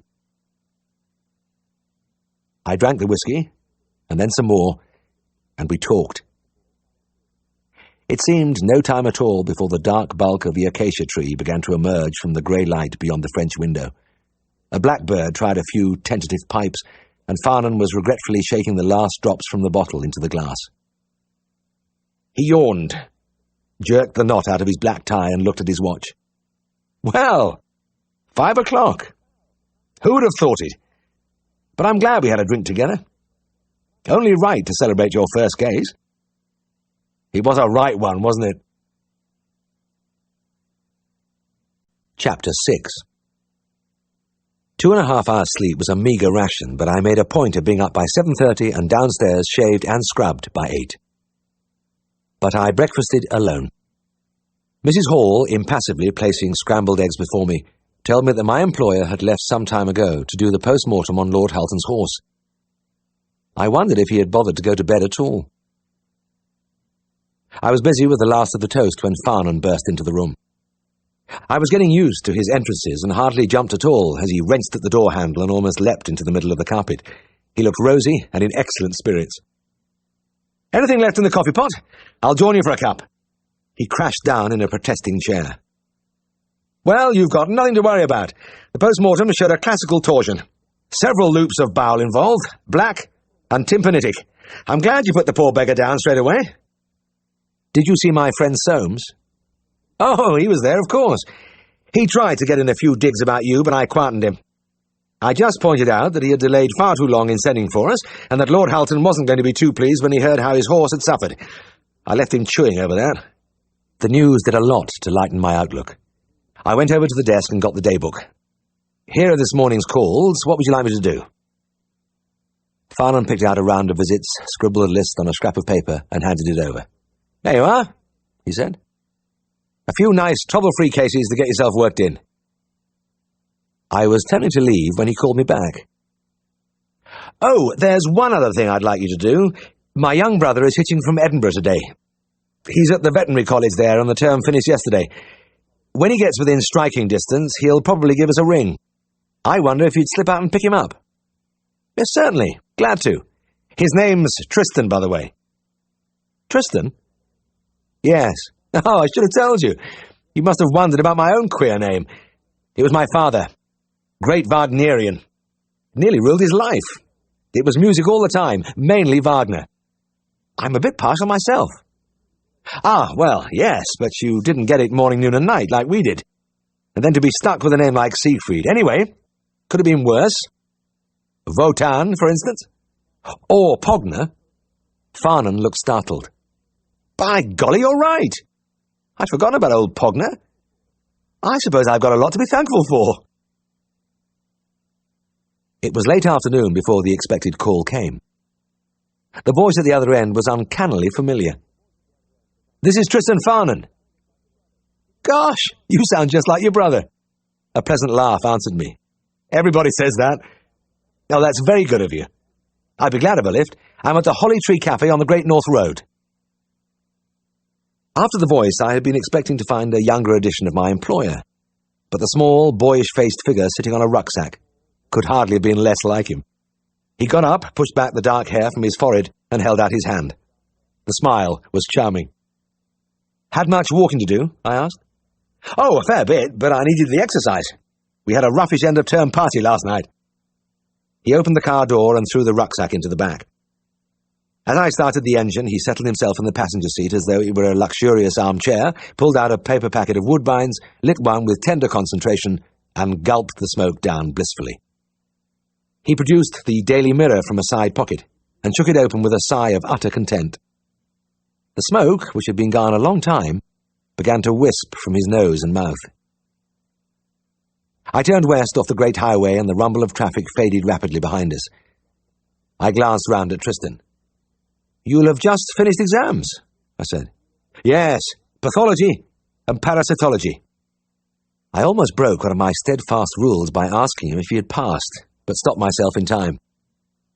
It is a chancy business, but in any case, there was no shortage of conversation. Tristan had something to say about most of the news items, and now and then he read out an extract and discussed it with me. I felt a growing conviction that I was in the presence of a quicker and livelier mind than my own. It seemed no time at all before we pulled up outside Skeldale House.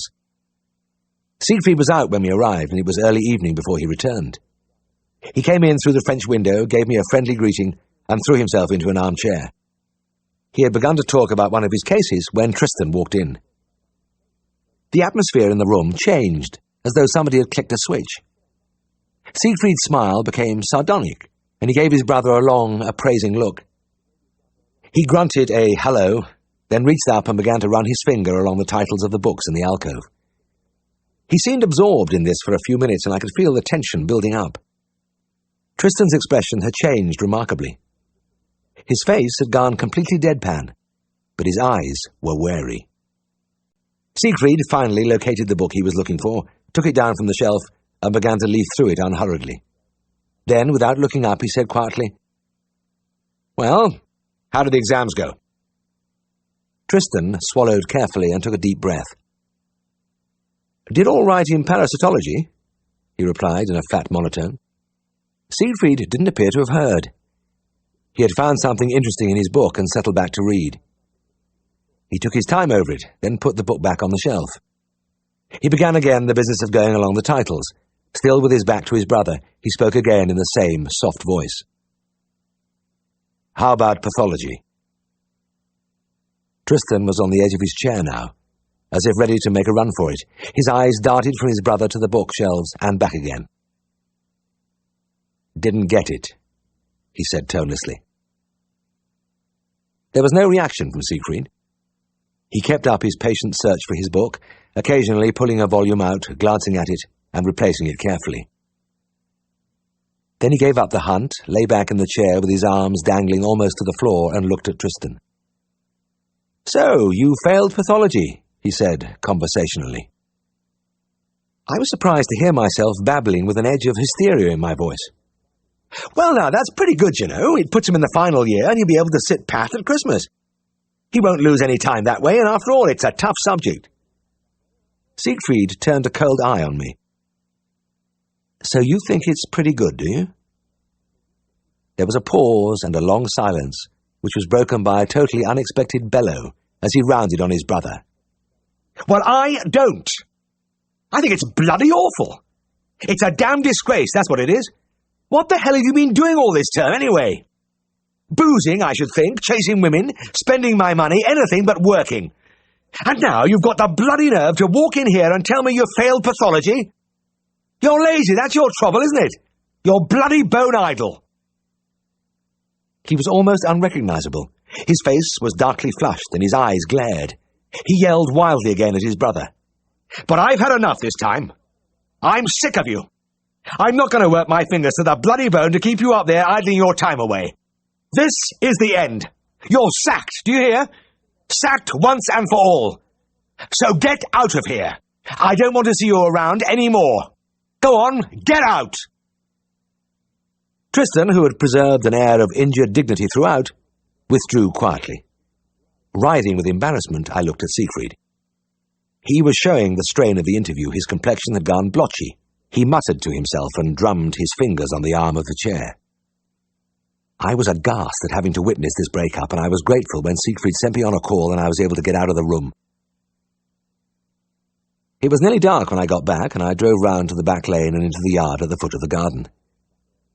The creaking of the garage doors disturbed the rooks and the great elms which overhung the buildings. Far up in the darkness there was a faint fluttering, a muffled cawing, then silence.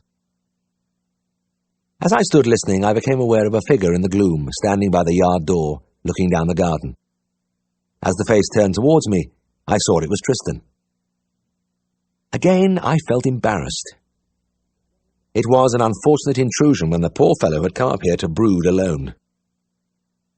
"Sorry about the way things turned out," I said awkwardly. The tip of the cigarette glowed brightly as Tristan took a long pull. No, that's all right. Could have been a lot worse, you know." "Worse? Well, it's bad enough, isn't it?" "What are you going to do?" "Do? What do you mean?" "Well, you've been kicked out, haven't you? I mean, where are you going to sleep tonight?" "Oh, I can see you don't understand," Tristan said. He took his cigarette from his mouth, and I saw the gleam of very white teeth as he smiled. "You needn't worry. I'm sleeping here, and I'll be down to breakfast in the morning." "But how about your brother?" "Siegfried? Oh, he'll have forgotten all about it by then." "Are you sure?" "Dead sure. He's always sacking me, and he always forgets. Anyway, things turned out very well. The only tricky bit back there was getting him to swallow the bit about parasitology." I stared at the shadowy form by my side. Again there was a rustling as the rooks stirred in the tall trees, then settled into silence. "The parasitology?" "Yes. If you think back, all I said was that I had done all right. I wasn't any more specific than that." "Then you mean—" Tristan laughed softly and thumped my shoulder. "That's right. I didn't get parasitology. I failed in both. But don't worry. I'll pass them at Christmas." Chapter 7. I huddled deeper in the blankets as the strident bring, bring, bring, bring of the telephone echoed through the old house. It was 3 weeks since Tristan's arrival, and life at Scaledale had settled into a fairly regular pattern. Every day began much the same, with the phone ringing between 7 and 8 o'clock, after the farmers had had the first look at their stock. There was only one phone in the house. It rested on a ledge in the tiled passage downstairs. Siegfried had impressed on me that I shouldn't get out of bed for those early calls. He had delegated the job to Tristan. The responsibility would be good for him. Siegfried had been emphatic about it. I listened to the ringing. It went on and on. It seemed to get louder. There was neither sound nor movement from Tristan's room, and I waited for the next move in the daily drama. It came, as always, with a door crashing back on its hinges. Then Siegfried rushed out onto the landing and bounded down the stairs 3 at a time. A long silence followed, and I could picture him shivering in the draughty passage, his bare feet freezing on the tiles as he listened to the farmer's leisurely account of the animal's symptoms. Then the ting of the phone in its rest, and the mad pounding of feet on the stairs as Siegfried made a dash for his brother's room. Next, a wrenching sound as the door was flung open. Then a yell of rage. I detected a note of triumph. It meant Tristan had been caught in bed. A definite victory for Siegfried, and he didn't have many victories.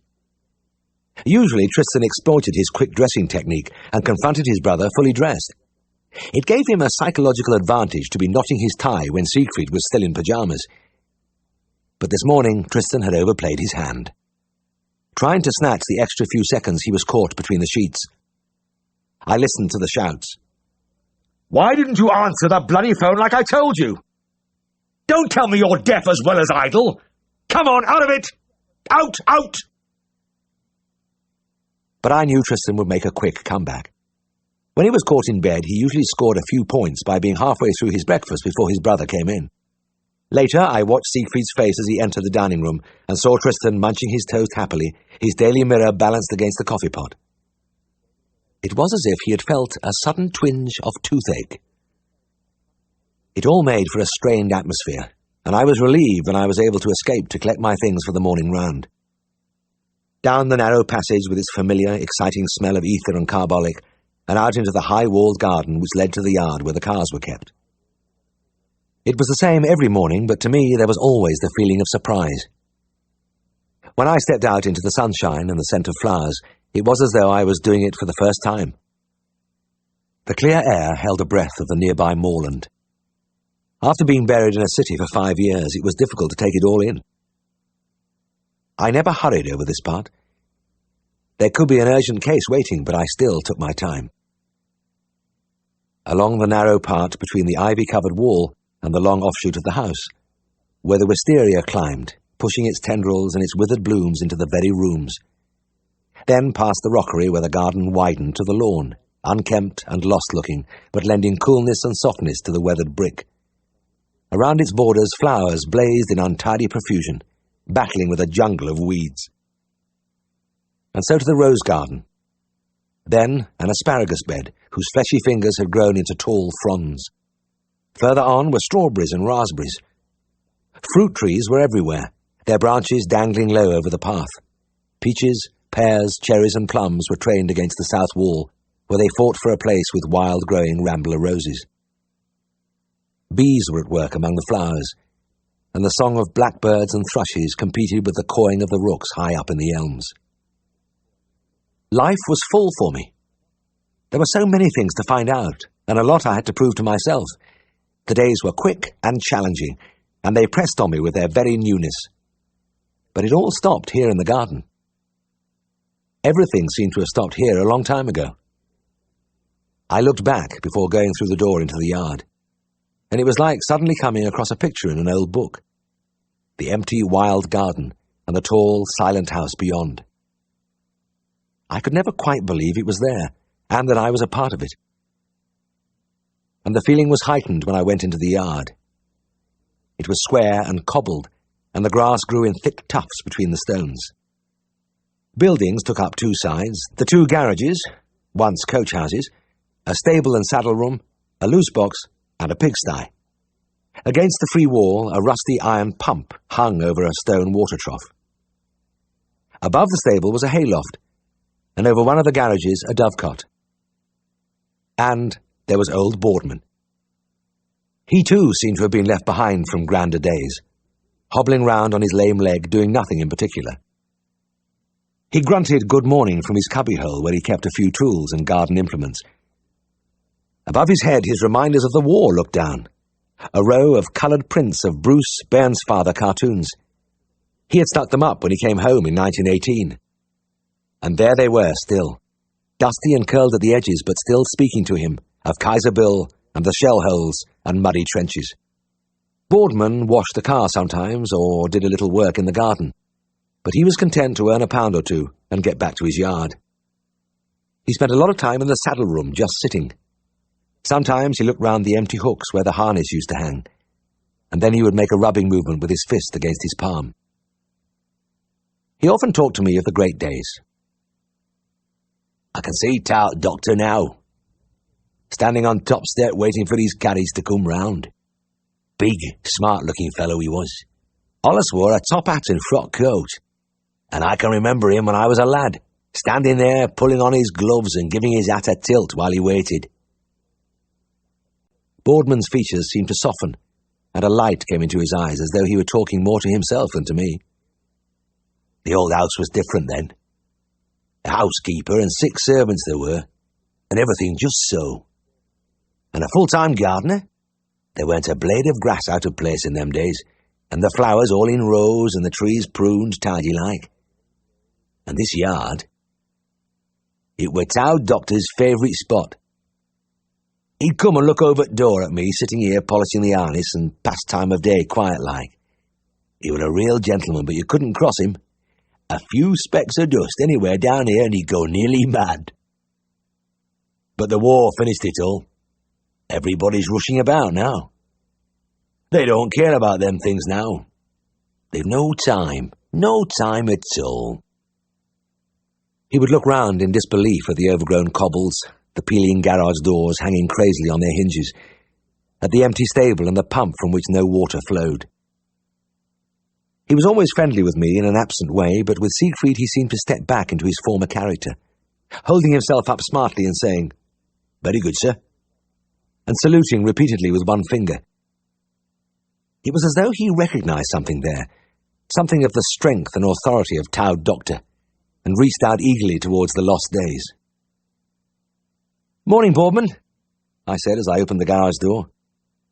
"How are you today?" "Oh, middling, lad. Just middling." He limped across and watched me get the starting handle and begin the next part of the daily routine. The car allotted to me was a tiny Austin of an almost forgotten vintage, and one of Boardman's voluntary duties was turning it off when it wouldn't start. But this morning, surprisingly, the engine coughed into life after 6 turns. As I drove round the corner of the back lane, I had the feeling, as I did every morning, that this was where things really got started. The problems and pressures of my job were waiting for me out there, and at the moment I seemed to have plenty. I had arrived in the Dales, I felt, at a bad time. The farmers, after a generation of neglect, had seen the coming of a prophet, the wonderful new vet, Mr. Farnan. He appeared like a comet, trailing his new ideas in his wake. He was able, energetic, and charming, and they received him as a maiden would her lover. And now, at the height of the honeymoon, I had to push my way into the act, and I just wasn't wanted. I was beginning to get used to the questions. "Where's Mr. Farnan? Is he ill or something? I expected Mr. Farnan." It was a bit daunting to watch their faces fall when they saw me walking onto their farms. Usually they looked past me hopefully, and some even went and peered into the car to see if the man they really wanted was hiding in there. And it was uphill work examining an animal when its owner was chafing in the background, wishing with all his heart that I was somebody else. But I had to admit that they were fair. I got no effusive welcomes, and when I started to tell them what I thought about the case, they listened with open scepticism. But I found that if I got my jacket off and really worked at the job, they began to thaw a little. And they were hospitable. Even though they were disappointed at having me, they asked me into their homes. "Come in and have a bit of dinner," was a phrase I heard nearly every day. Sometimes I was glad to accept, and I ate some memorable meals with them. Often, too, they would slip half a dozen eggs or a pound of butter into the car as I was leaving. This hospitality was traditional in the Dales, and I knew they would probably do the same for any visitor. But it showed the core of friendliness which lay under the often unsmiling surface of these people, and it helped. I was beginning to learn about the farmers, and what I found, I liked. They had a toughness and a philosophical attitude which was new to me. Misfortunes, which would make the city dweller want to bang his head against the wall, were shrugged off with, "Ah, well, these things happen." It looked like being another hot day, and I wound down the car windows as far as they would go. I was on my way to do a tuberculin test. The national scheme was beginning to make its first impact in the Dales, and the more progressive farmers were asking for survey tests. And this was no ordinary herd. Mr. Copfield's Galloway cattle were famous in their way. Siegfried had told me about them. "The toughest lot in this practice. There's 85 of them, and none has ever been tied up. In fact, they've scarcely been touched by hand. They live out on the fells, they calve and rear their calves outside. It isn't often anybody goes near them, so they're practically wild animals. What do you do when there's anything wrong with them? I'd ask. Well, you have to depend on Frank and George. They're the two Copfield sons. They've been reared with those cattle since they were babies. Started tackling the little calves as soon as they could walk, then worked up to the big ones. They're about as tough as the Galloways. Copfield's place was one of the bleak ones. Looking across the sparse pastures to the bald heights with their spreading smudges of heather, it was easy to see why the farmer had chosen a breed hardier than the local shorthorns. But this morning the grim outlines were softened by the sunshine, and there was a desert peace in the endless greens and browns. Frank and George were not as I expected. The durable men who helped me in my daily jobs tended to be dark and lean with stringy muscles, but the Copfields were golden-haired and smooth-skinned. They were good-looking young men about my own age, and their massive necks and wide spread of shoulder made their heads look small. Neither of them was tall, but they looked formidable with their shirt sleeves rolled high to reveal wrestlers' arms, and their thick legs encased in cloth gaiters. Both wore clogs. The cattle had been herded into the buildings, and they just about filled all the available accommodation. There were about 25 in a long passage down the side of the fold yard. I could see the ragged line of heads above the rails, the steam rising from their bodies. 20 more occupied an old stable, and 2 lots of 20 milled about in large loose boxes. I looked at the black, untamed animals, and they looked back at me, their reddish eyes glinting through the rough fringe of hair which fell over their faces. They kept up a menacing, bad-tempered swishing with their tails. It wasn't going to be easy to get an intradermal injection into every one of them. I turned to Frank. "Can you catch these beggars?" I asked. "We'll have a bloody good try," he replied calmly, throwing a halter over his shoulder. He and his brother lit cigarettes before climbing into the passage where the biggest beasts were packed. I followed them and soon found that the tales I'd heard about the Galloways had not been exaggerated. If I approached them from the front, they came at me with their great hairy heads, and if I went behind them, they kicked me as a matter of course. But the brothers amazed me. One of them would drop a halter on a beast, get his fingers into its nose, and then be carried away as the animal took off like a rocket. They were thrown about like dolls, but they never let go. Their fair heads bobbed about incongruously among the black backs, and the thing that fascinated me was that through all the contortions the cigarettes dangled undisturbed. The heat increased until it was like an oven in the buildings, and the animals, their bowels highly fluid with their grass diet, ejected greenish-brown muck like non-stop geysers.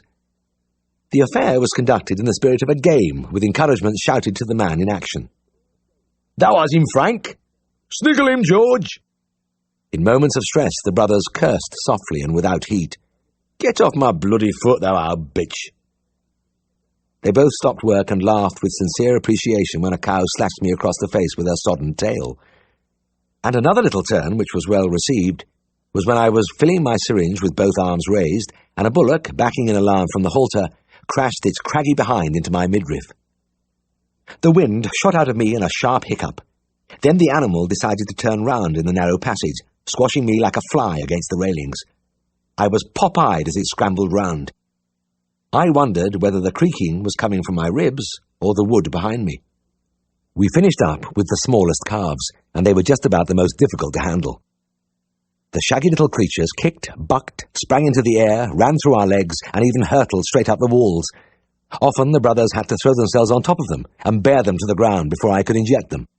And when the calves felt the needle, they stuck out their tongues and bawled deafeningly. Outside, the anxious mothers bellowed back in chorus. It was midday when I reeled out of the buildings. I seemed to have been a month in there, in the suffocating heat, the continuous din, the fusillade of muck. Frank and George produced a bucket of water and a scrubbing brush and gave me a rough clean-up before I left. A mile from the farm, I drove off the unfenced road, got out of the car, and dropped down on the cool fellside. Throwing wide my arms, I wriggled my shoulders and my sweat-soaked shirt into the tough grass, and let the sweet breeze play over me. With the sun on my face, I looked through half-closed eyes at the hazy blue sky. My ribs ached, and I could feel the bruises of a dozen kicks on my legs. I knew I didn't smell so good either. I closed my eyes and grinned at the ridiculous thought that I had been conducting a diagnostic investigation for tuberculosis back there. A strange way to carry out a scientific procedure. A strange way, in fact, to earn a living. But then I might have been in an office with the windows tight shut against the petrol fumes and the traffic noise, the desk light shining on the columns of figures, my bowler hat hanging on the wall. Lazily I opened my eyes again and watched the cloud shadow riding over the face of the green hill across the valley. No. I wasn't complaining. Chapter 8. I hardly noticed the passage of the weeks as I rattled along the moorland roads on my daily rounds. But the district was beginning to take shape, the people to emerge as separate personalities. Most days, I had a puncture. The tyres were through to the canvas on all wheels. It surprised me that they took me anywhere at all. One of the few refinements on the car was a rusty sunshine roof. It grated dismally when I slid it back, but most of the time I kept it open, and the windows too, and I drove in my shirt sleeves with the delicious air swirling about me. On wet days it didn't help much to close the roof because the rain dripped through the joints and formed pools on my lap and the passenger seat. I developed great skill in zigzagging round puddles. To drive through was a mistake, as the muddy water fountained up through the gaps in the floorboards. But it was a fine summer, and long days in the open gave me a tan which rivaled the farmers. Even mending a puncture was no penance on the high, unfenced roads, with the wheeling curlews for company and the wind bringing the scents of flowers and trees up from the valleys. And I could find other excuses to get out and sit on the crisp grass and look out over the airy roof of Yorkshire. It was like taking time out of life. Time to get things into perspective and assess my progress. Everything was so different that it confused me. This countryside after years of city streets, the sense of release from exams and study, the job with its daily challenge. And then there was my boss. Siegfried Farnan charged round the practice with fierce energy from dawn till dark, and I often wondered what drove him on. It wasn't money, because he treated that with scant respect. When the bills were paid, the cash went into the pint pot on the mantelpiece, and he grabbed handfuls when he wanted it. I never saw him take out a wallet, but his pockets bulged with loose silver and balled-up notes. When he pulled out a thermometer, they flew around him in a cloud. After a week or two of headlong rush, he would disappear, maybe for the evening, maybe overnight, and often without saying where he was going. Mrs. Hall would serve a meal for two, but when she saw I was eating alone, she would remove the food without comment. He dashed off the list of calls each morning with such speed that I was quite often sent hurrying off to the wrong farm, or to do the wrong thing. When I told him later of my embarrassment, he would laugh heartily. There was one time when he got involved himself. I had just taken a call from a Mr. Heaton of Bronsett about doing a post-mortem on a dead sheep. "I'd like you to come with me, James," Siegfried said. "Things are quiet this morning, and I believe they teach you blokes a pretty hot post-mortem procedure. I want to see you in action." We drove into the village of Bronsett, and Siegfried swung the car left into a gated lane. "Where are you going?" I said. "Heaton's is at the other end of the village." "But you said Seaton's." "No, I assure you. Look, James, I was right by you when you were talking to the man. I distinctly heard you say the name." I opened my mouth to argue further, but the car was hurtling down the lane, and Siegfried's jaw was jutting. I decided to let him find out for himself. We arrived outside the farmhouse with a screaming of brakes. Siegfried had left his seat and was rummaging in the boot before the car had stopped shuddering. "Oh, hell!" he shouted. "No post-mortem knife, never mind. I'll borrow something from the house." He slammed down the lid and bustled over to the door. The farmer's wife answered, and Siegfried beamed on her. "Good morning to you, Mrs. Seaton. Have you a carving knife?" The good lady raised her eyebrows. "What was that you said?" "A carving knife, Mrs. Seaton. A carving knife, and a good sharp one, please." "You want a carving knife?" "Yes, that's right. A carving knife," Siegfried cried, his scanty store of patience beginning to run out. "And I wonder if you'd mind hurrying. I haven't much time." The bewildered woman withdrew to the kitchen, and I could hear whispering and muttering. Children's heads peeped out at intervals to get a quick look at Siegfried stamping irritably on the step. After some delay, one of the daughters advanced timidly, holding out a long, dangerous-looking knife. Siegfried snatched it from her hand and ran his thumb up and down the edge. "This is no damn good," he shouted in exasperation. "Don't you understand? I want something really sharp. Fetch me a steel." The girls fled back into the kitchen, and there was a low rumble of voices. It was some minutes before another young girl was pushed round the door. She inched her way up to Siegfried, gave him the steel at arm's length, and dashed back to safety. Siegfried prided himself on his skill at sharpening a knife. It was something he enjoyed doing. As he stropped the knife on the steel, he warmed to his work and finally burst into song. There was no sound from the kitchen, only the ring of steel on steel backed by the tuneless singing. There were silent intervals when he carefully tested the edge, then the noise would start again. When he had completed the job to his satisfaction, he appeared inside the door. "Where is your husband?" he called. There was no reply, so he strode into the kitchen, waving the gleaming blade in front of him. I followed him and saw Mrs. Seaton and her daughters cowering in the far corner, staring at Siegfried with large, frightened eyes. He made a sweeping gesture at them with a knife. "Well, come on, I can get started now." "Started what?" the mother whispered, holding her family close to her. "I want to post-mortem this sheep. You have a dead sheep, haven't you?" Explanations and apologies followed. Later, Siegfried remonstrated gravely with me for sending him to the wrong farm. "You'll have to be a bit more careful in future, James," he said seriously. "Creates a very bad impression, that sort of thing." Another thing about my new life which interested me was the regular traffic of women through Skeldale House. They were all upper class, mostly beautiful, and they had one thing in common: eagerness. They came for drinks, for tea, to dinner. But the real reason was to gaze at Siegfried like parched travellers in the desert sighting an oasis. I found it damaging to my own ego when their eyes passed over me without recognition or interest and fastened themselves hungrily on my colleague. I wasn't envious, but I was puzzled. I used to study him furtively, trying to fathom the secret of his appeal. Looking at the worn jacket hanging from the thin shoulders, the frayed shirt collar and anonymous tie, I had to conclude that clothes had nothing to do with it. There was something attractive in the long, bony face and humorous blue eyes, but a lot of the time he was so haggard and sunken-cheeked that I wondered if he was ill.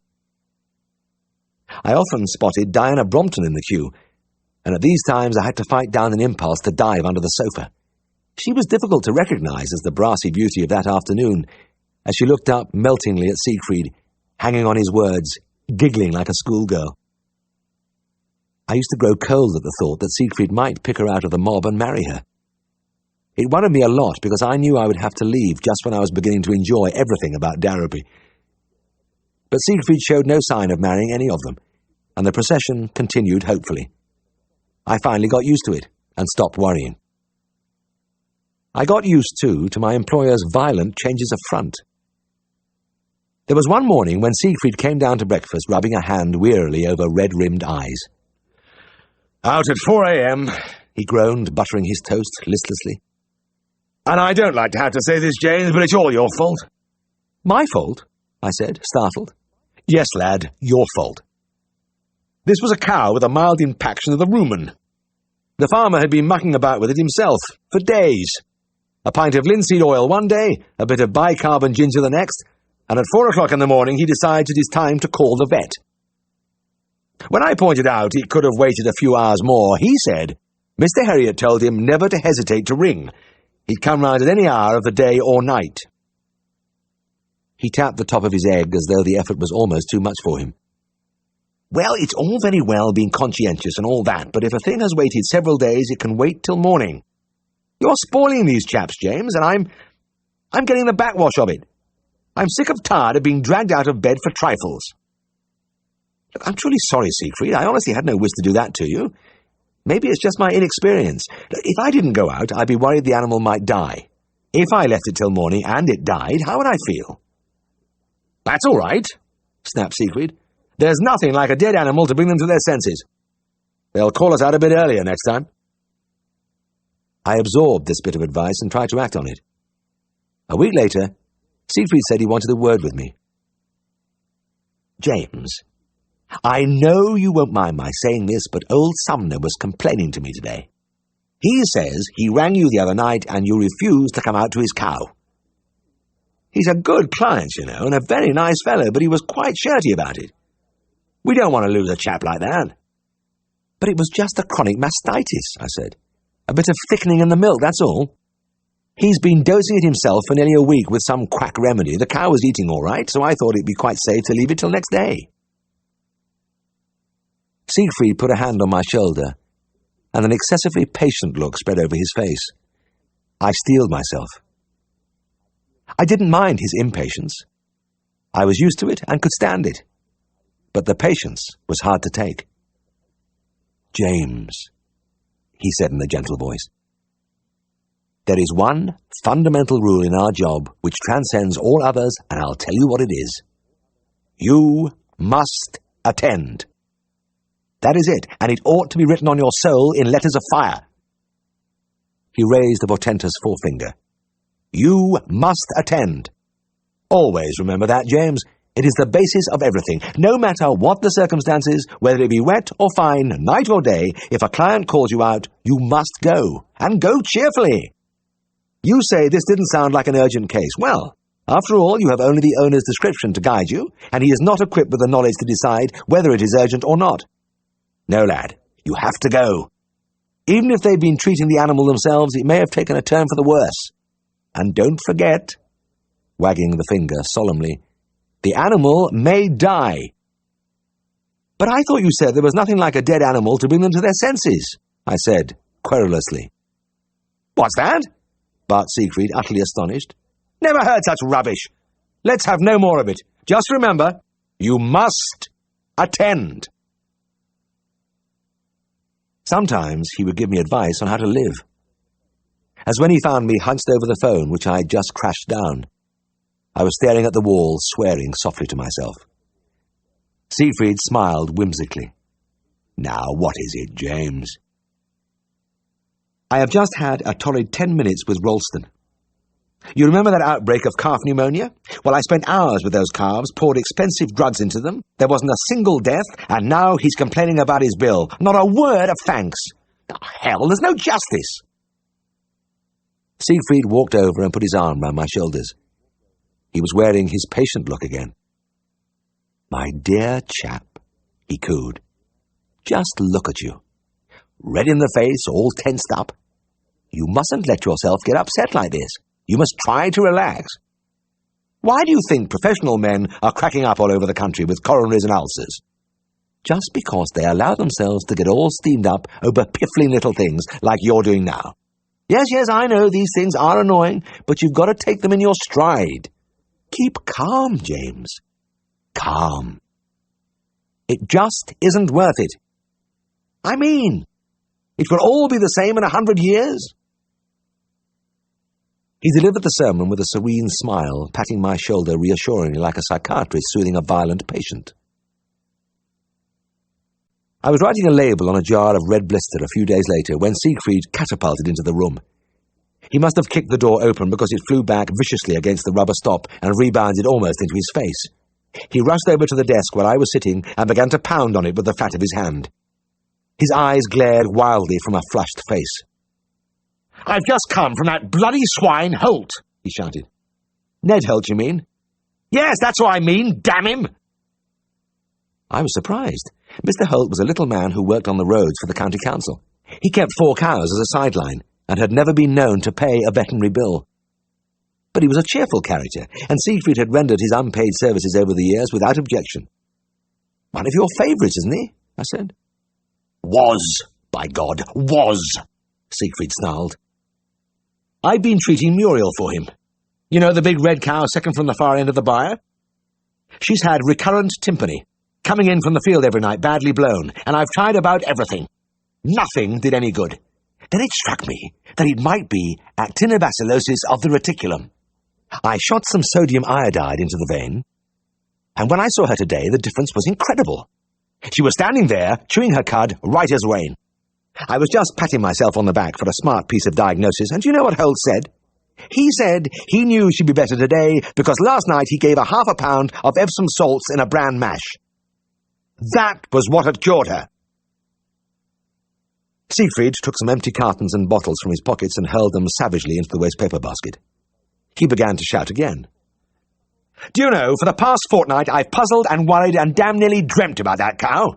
Now I've found the cause of the trouble, applied the most modern treatment, and the animal has recovered. And what happens? Does the owner express his grateful thanks for my skill? Does he, hell? The entire credit goes to £0.5 pound of Epsom salts. What I did was a pure waste of time. He dealt the desk another sickening blow. But I frightened him, James, he said, his eyes staring. By God, I frightened him. When he made that crack about the salts, I yelled out, You bugger! And I made a grab for him. I think I would have strangled him, but he shot into the house and stayed there. I didn't see him again. Siegfried threw himself into a chair and began to churn his hair about. Epsom salts, he groaned. Oh, God, it makes you despair. I thought of telling him to relax, and pointing out that it would all be the same in 100 years. But my employer still had an empty serum bottle dangling from one hand. I discarded the idea. Then there came the day when Siegfried decided to have my car rebored. It had been using a steady 2 pints of oil a day, and he hadn't thought this excessive. But when he got to half a gallon a day, he felt something ought to be done. What probably decided him was a farmer on market day saying he always knew when the young vet was coming because he could see the cloud of blue smoke miles away. When the tiny Austin came back from the garage, Siegfried fussed around it like an old hen. Come over here, James, he called. I want to talk to you. I saw he was looking patient again and braced myself. James, he said, pacing round the battered vehicle, whisking specks from the paintwork. You see this car? I nodded. Well, it has been rebored, James. Rebored at great expense. And that's what I want to talk to you about. You now have in your possession what amounts to a new car. With an effort he unfastened the catch, and the bonnet creaked open in a shower of rust and dirt. He pointed down at the engine, black and oily, with the unrelated pieces of flex and rubber tubing hanging around it like garlands. You have a piece of fine mechanism here, and I want you to treat it with respect. I've seen you belting along like a maniac, and it won't do. You've got to nurse this machine for the next 2,000 or 3,000 miles. 30 miles an hour is quite fast enough. I think it's a crime the way some people abuse a new engine. They should be locked up. So remember, lad, no flogging or I'll be down on you. He closed the bonnet with care, gave the cracked windscreen a polish with the cuff of his coat, and left. These strong words made such an impression on me that I crawled around the visits all day almost at walking pace. The same night I was getting ready for bed when Siegfried came in. He had 2 farm lads with him, and they both wore silly grins. A powerful smell of beer filled the room. Siegfried spoke with dignity, slurring his words only slightly. James, I met these gentlemen in the Black Bull this evening. We have had several excellent games of dominoes, but unfortunately, they've missed the last bus. Will you kindly bring the Austin round, and I will run them home? I drove the car to the front of the house, and the farm lads piled in, one in the front, the other in the back. I looked at Siegfried lowering himself unsteadily into the driving seat, and decided to go along. I got into the back. The 2 young men lived in a farm far up on the North Moors, and 3 miles out of town, we left the main road, and our headlights picked up a strip of track twisting along the dark hillside. Siegfried was in a hurry. He kept his foot on the boards. The note of the engine rose to a tortured scream, and the little car hurtled on into the blackness. Hanging on grimly, I leant forward so that I could shout into my employer's ear. Remember, this is the car which has just been rebored, I bellowed above the din. Siegfried looked round with an indulgent smile. Yes, I remember, James. What are you fussing about? As he spoke, the car shot off the road and bounded over the grass at 60 miles an hour. We all bounced around like corks till he found his way back. Unperturbed, he carried on at the same speed. The silly grins had left the lads' faces, and they sat rigid in their seats. Nobody said anything.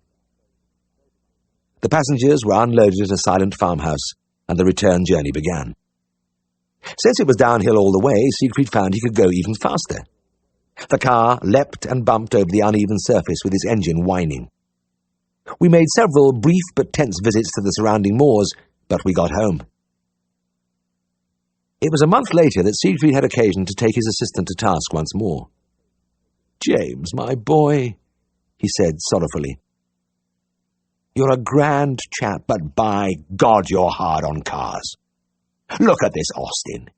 Newly reborn a short time ago in tip-top condition, and look at it now. Drinking oil. I don't know how you did it in the time. You're a real terror." Chapter 9. "First, please," I called as I looked into the waiting room. There was an old lady with a cat in a cardboard box, 2 small boys trying to keep hold of a rabbit, and somebody I didn't recognize at first. Then I remembered. It was Soames. When it was his turn, he came into the surgery, but he was a vastly different character from the one I knew. He wore an ingratiating smile. His head bobbed up and down as he spoke. He radiated anxiety to please. And the most interesting thing was that his right eye was puffed and closed and surrounded by an extensive area of bluish-black flesh. "I hope you don't mind me coming to see you, Mr. Herriot," he said. "The fact is, I have resigned my position with his lordship and am looking for another post. I was wondering if you and Mr. Farnan would put in a word for me if you heard of anything." I was too astonished at the transformation to say much. I replied that we would do what we could, and Soames thanked me effusively and bowed himself out. I turned to Siegfried after he'd gone. "Well, what do you make of that?" "Oh, I know all about it." Siegfried looked at me with a wry smile. "Remember I told you he was working 1 or 2 shady sidelines up there? Selling a few bags of corn or 100 weight of fertilizer here and there? Well, it all mounted up. But it didn't last. He got a bit careless. And he was out on his ear before he knew what had happened." "And how about the lovely black eye?" "Oh, he got that from Tommy. You must have seen Tommy when you were there. He's the horseman." My mind went back to that uncomfortable night, and to the quiet man holding the horse's head. "I remember him. Big fat chap." "Yes, he's a big lad. And I'd hate to have him punch me in the eye." Soames gave him a hell of a life, and as soon as Tommy heard about the sacking, he paid a visit just to settle the score. I was now comfortably settled into the way of life in Scaledale House. At first I wondered where Tristan fitted into the setup. Was he supposed to be seeing practice, having a holiday, working, or what? But it soon became clear that he was a factotum who dispensed and delivered medicines, washed the cars, answered the phone, and even in an emergency, went to a case. At least, that was how Siegfried saw him, and he had a repertoire of tricks aimed at keeping him on his toes. Like returning unexpectedly, or bursting into a room, in the hope of catching him doing nothing.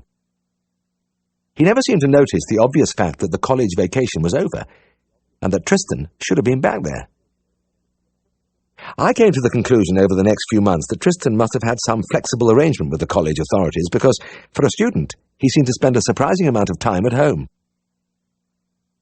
He interpreted his role rather differently from his brother, and, while resident in Danbury, he devoted a considerable amount of his acute intelligence to the cause of doing as little as possible. Tristan did, in fact, spend much of his time sleeping in a chair. When he was left behind to dispense, when we went out on our rounds, he followed an unvarying procedure. He half-filled a 16-ounce bottle with water, added a few drams of chloridine, and a little ipecacuanha, pushed the cork in, and took it through to the sitting room to stand by his favourite chair. It was a wonderful chair for his purpose, old-fashioned and high-backed with wings to support the head. He would get out his daily mirror, light a woodbine, and settle down till sleep overcame him.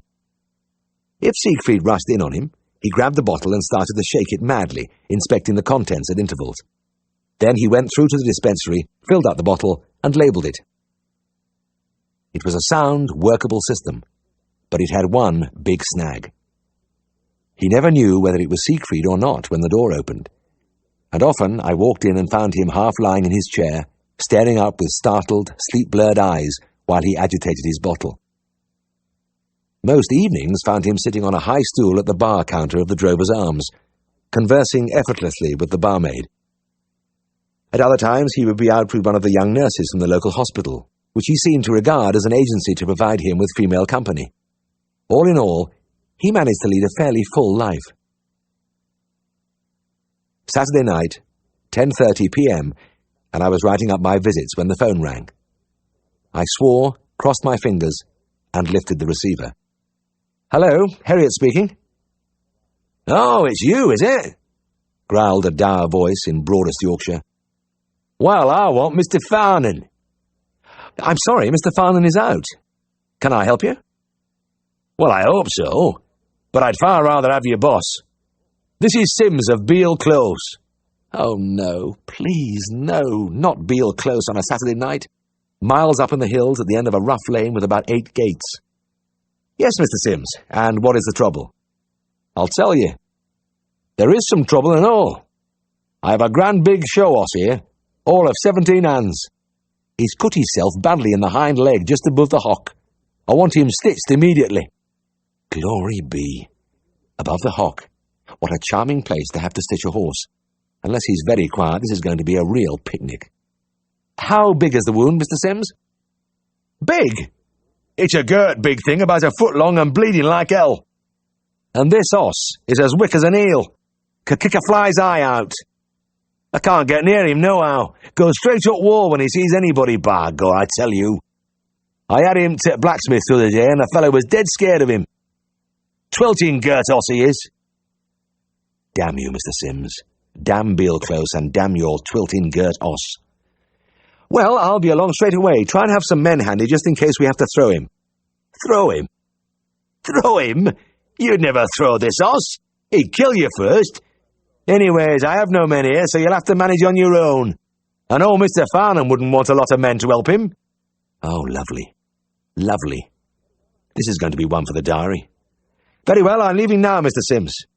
"Oh, I nearly forgot. Me road got washed away in the floods yesterday. You'd have to walk the last mile and a half. So get a move on and don't keep me waiting all night." This is just a bit much. "Look here, Mr. Sims, I don't like your tone. I said I would leave now, and I will get there just as soon as I can." "You don't like my tone, eh?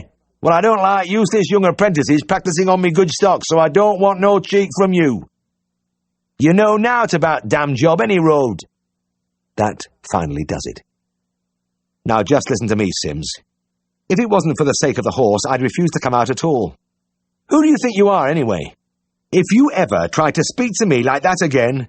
Now, Jim, get a grip on yourself. Take it easy, old boy. You'll burst a blood vessel if you go on like this. Who the devil... Jim. Calm yourself now. That temper of yours, you know. You really have to watch it. Tristan? Where the hell are you speaking from? The kiosk outside the Drovers, 5 pints inside me, feeling a bit puckish. Thought I'd give you a ring. By God, I'll murder you one of these days if you don't stop this game. It's putting years on me. Now and again isn't so bad, but this is the 3rd time this week. But this was by far the best, Jim. It was really wonderful. When you started drawing yourself up to your full height, it nearly killed me. Oh, God, I wish you could have heard yourself. He trailed off into helpless laughter. And then my feeble attempts at retaliation, creeping, trembling into some lonely phone box. Is that young Mr. Fanning? In a guttural croak. Well, this is Tilson of Highwoods. I want you to come out here immediately. I have a terrible case of... Excuse me for interrupting, Jim, but is there something the matter with your tonsils? Oh, good. Well, go on with what you were saying, old lad. Sounds very interesting. There was only one time when I was not on the receiving end. It was Tuesday, my half-day, and at 11:30 a.m. a call came in. An eversion of the uterus in a cow. This is the tough job in country practice, and I felt the usual chill. It happens when the cow, after calving, continues to strain, until it pushes the entire uterus out, and it hangs down as far as the animal's hocks. It is a vast organ and desperately difficult to replace, mainly because the cow, having once got rid of it, doesn't want it back. And in a straightforward contest between man and beast, the odds were very much on the cow. The old practitioners, in an effort to even things up a bit, used to sling the cow up by his hind legs, and the more inventive among them came up with all sorts of contraptions like the uterine valise, which were supposed to squeeze the organ into smaller bulk. But the result was usually the same: hours of back-breaking work. The introduction of the epidural anaesthetic made everything easier, by removing sensation from the uterus and preventing the cow from straining. But for all that, the words, "calf bed out," coming over the line, were guaranteed to wipe the smile off any vet's face. I decided to take Tristan in case I needed a few pounds of extra push. He came along, but showed little enthusiasm for the idea. He showed still less when he saw the patient, a very fat shorthorn lying quite unconcerned in her stall. Behind her, a bloody mass of uterus, afterbirth muck and straw spilled over into the channel. She wasn't at all keen to get up, but after we'd done a bit of shouting and pushing at her shoulders, she rose to her feet, looking bored. The epidural space was difficult to find among the rolls of fat, and I wasn't sure if I had injected all the anaesthetic into the right place. I removed the afterbirth, cleaned the uterus and placed it on a clean sheet held by the farmer and his brother. They were frail men, and it was all they could do to keep the sheet level. I wouldn't be able to count on them to help much. I nodded to Tristan. We stripped off our shirts, tied clean sacks round our waists, and gathered the uterus in our arms. It was badly engorged and swollen, and it took us just an hour to get it back. There was a long spell at the beginning when we made no progress at all, and the whole idea of pushing the enormous organ through a small hole seemed ludicrous, like trying to thread a needle with a sausage. Then there was a few minutes when we thought we were doing famously, only to find we were feeding the thing down through a tear in the sheet. Siegfried once told me he had spent half a morning trying to stuff a uterus up a cow's rectum. What really worried him, he said, was that he nearly succeeded. And at the end, when hope was fading, there was the blissful moment when the whole thing began to slip inside and incredibly disappeared from sight. Somewhere halfway through, we both took a breather at the same time and stood panting, our faces almost touching. Tristan's cheeks were prettily patterned where a spouting artery had sprayed him. I was able to look deep into his eyes, and I read there a deep distaste for the whole business. Lathering myself in the bucket and feeling the ache in my shoulders and back, I looked over at Tristan. He was pulling his shirt over his head as though it cost him the last of his strength. The cow, chewing contentedly at a mouthful of hay, had come best out of the affair. Out in the car, Tristan groaned. "I'm sure that sort of thing isn't good for me. I feel as though I've been run over by a steamroller. Hell, what a life this is at times." After lunch, I rose from the table. "I'm off to Broughton now, Tris, and I think I'd better mention that you may not have seen the last of that cow. These bad cases sometimes recur, and there's a chance that that little lot may come out again. If it does, it's all yours, because Siegfried won't be back for hours, and nothing is going to stop me having my half day." For once, Tristan's sense of humour failed him. He became haggard. He seemed to age suddenly. "Oh, God," he moaned. "Don't even talk about it. I'm all in. Another session like that, it would kill me. And on my own. It would be the end of me, I tell you." "Ah, well," I said sadistically. "Try not to worry. It may never happen." It was when I saw the phone box about 10 miles along the Broughton Road that the thought struck me. I slowed down and got out of the car. "I wonder," I muttered, "I wonder if I could do it just once." Inside the box, inspiration was strong in me. I wrapped my handkerchief over the mouthpiece, dialed the practice number, and when I heard Tristan on the line, I shouted at the top of my voice. "Are you chunk fellow that put our cow's calf bed back this morning?" "Yes, I'm one of them." Tension sprang into Tristan's voice. "Why? Is there something wrong?" "Aye, there is something wrong," I bawled. "She's putting it out again." "Out again? Out again? What, all of it?" He was almost screaming. "Aye, it's a terrible mess. Pouring blood and about twice size it was this morning. You'll have some job with her." There was a long silence, and I wondered if he'd fainted. Then I heard him again, hoarse but resolute. Very well. I'll come straight away. There was another pause, then he spoke again, almost in a whisper. Is it out? Completely? I broke down then. There was a wistful quality about the words which defeated me, a hint of wild hope that the farmer may have been exaggerating, and that there might only be a tiny piece peeping out. I began to laugh. I would have liked to toy with my victim a little longer, but it was impossible. I laughed louder and took my handkerchief from the mouthpiece so Tristan could hear me. I listened for a few seconds to the frenzied swearing at the other end, then gently replaced the receiver. It would probably never happen again, but it was sweet. Very sweet. Chapter 10. You want Mr. Herriot? Certainly, I'll get him for you. Siegfried cupped the phone with his hand. Come on, James. Here's another one prefers you to me. I glanced at him quickly, but he was smiling. He was pleased. I thought as I took the phone of the tales I'd heard of the other kind of boss, the man who couldn't bear to be knocked off his little pedestal, and I thought too of the difference a few weeks had made in the farmer's attitude. They didn't look past me now, hoping that Mr. Farnan had come with me. They were beginning to accept me, and I like to think that it wasn't only their hospitable traditions that made them ask me in for a bit of dinner. This really meant something because with the passage of time, an appreciation of the Dales people had grown in me, a sense of the value of their carefully given friendship. The higher up the country, the more I liked them. At the bottom of the valley, where it widened into the plain, the farmers were like farmers everywhere. But the people grew more interesting as the land heightened. And in the scattered hamlets and isolated farms near the bleak tops, I found their characteristics most marked. Their simplicity and dignity, their rugged independence, and their hospitality. This Sunday morning it was the Bellabys, and they lived at the top of Haldon, a little valley branching off the main dale. My car bumped and rattled over the last rough mile of an earth road, with the tops of boulders sticking up every few yards. I got out, and from where I stood high at the head, I could see all of the strangely formed cleft in the hills, its steep sides grooved and furrowed by countless streams feeding the boisterous Haldon Beck, which tumbled over its rocky bed far below. Down there were trees and some cultivated fields, but immediately behind me the wild country came crowding in on the bowl where the farmhouse lay. Holston Pike, Alstang, Burnside. The huge fells with their barbarous names were very near.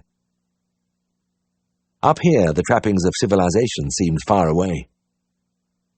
The farm buildings had been built massively of stone hundreds of years ago with the simple object of sheltering the animals.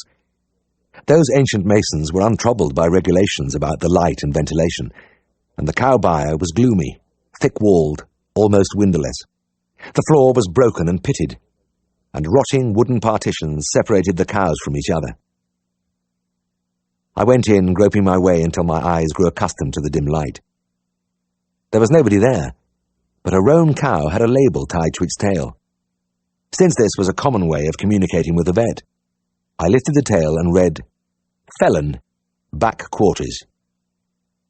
I pushed the cow over and began to examine the back teats. I was drawing out the stringy, discoloured milk when a voice addressed me from the doorway. "Oh, it's you, Mr. Herriot. I'm right glad you've come to see us this morning. You could do us such a great favour if you would." I looked up and saw Ruth Bellaby, a fine-looking woman in her late 30s. She was the go-ahead member of the family and had an intelligent, questing mind. She was a great believer in self-improvement for the Dales people. "Well, I'll be glad to help you if I can, Miss Bellaby. What is it you'd like me to do?"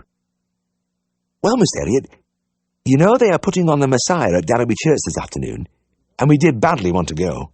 But it's such a job getting the pony and trap ready, and it's so slow.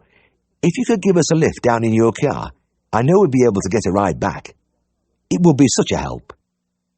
"Of course I'll run you down," I replied. "I'll be delighted to do it. I'm going myself, as a matter of fact.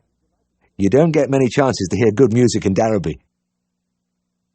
It was good to have a chance to help these kindly people. I'd always marvelled at the Bellabys. They seemed to me to be survivors from another age, and their world had a timeless quality. They were never in a hurry. They rose when it was light, went to bed when they were tired, ate when they were hungry, and seldom looked at a clock. Ruth led the way over to the house. There's just Mother and Dad and me going.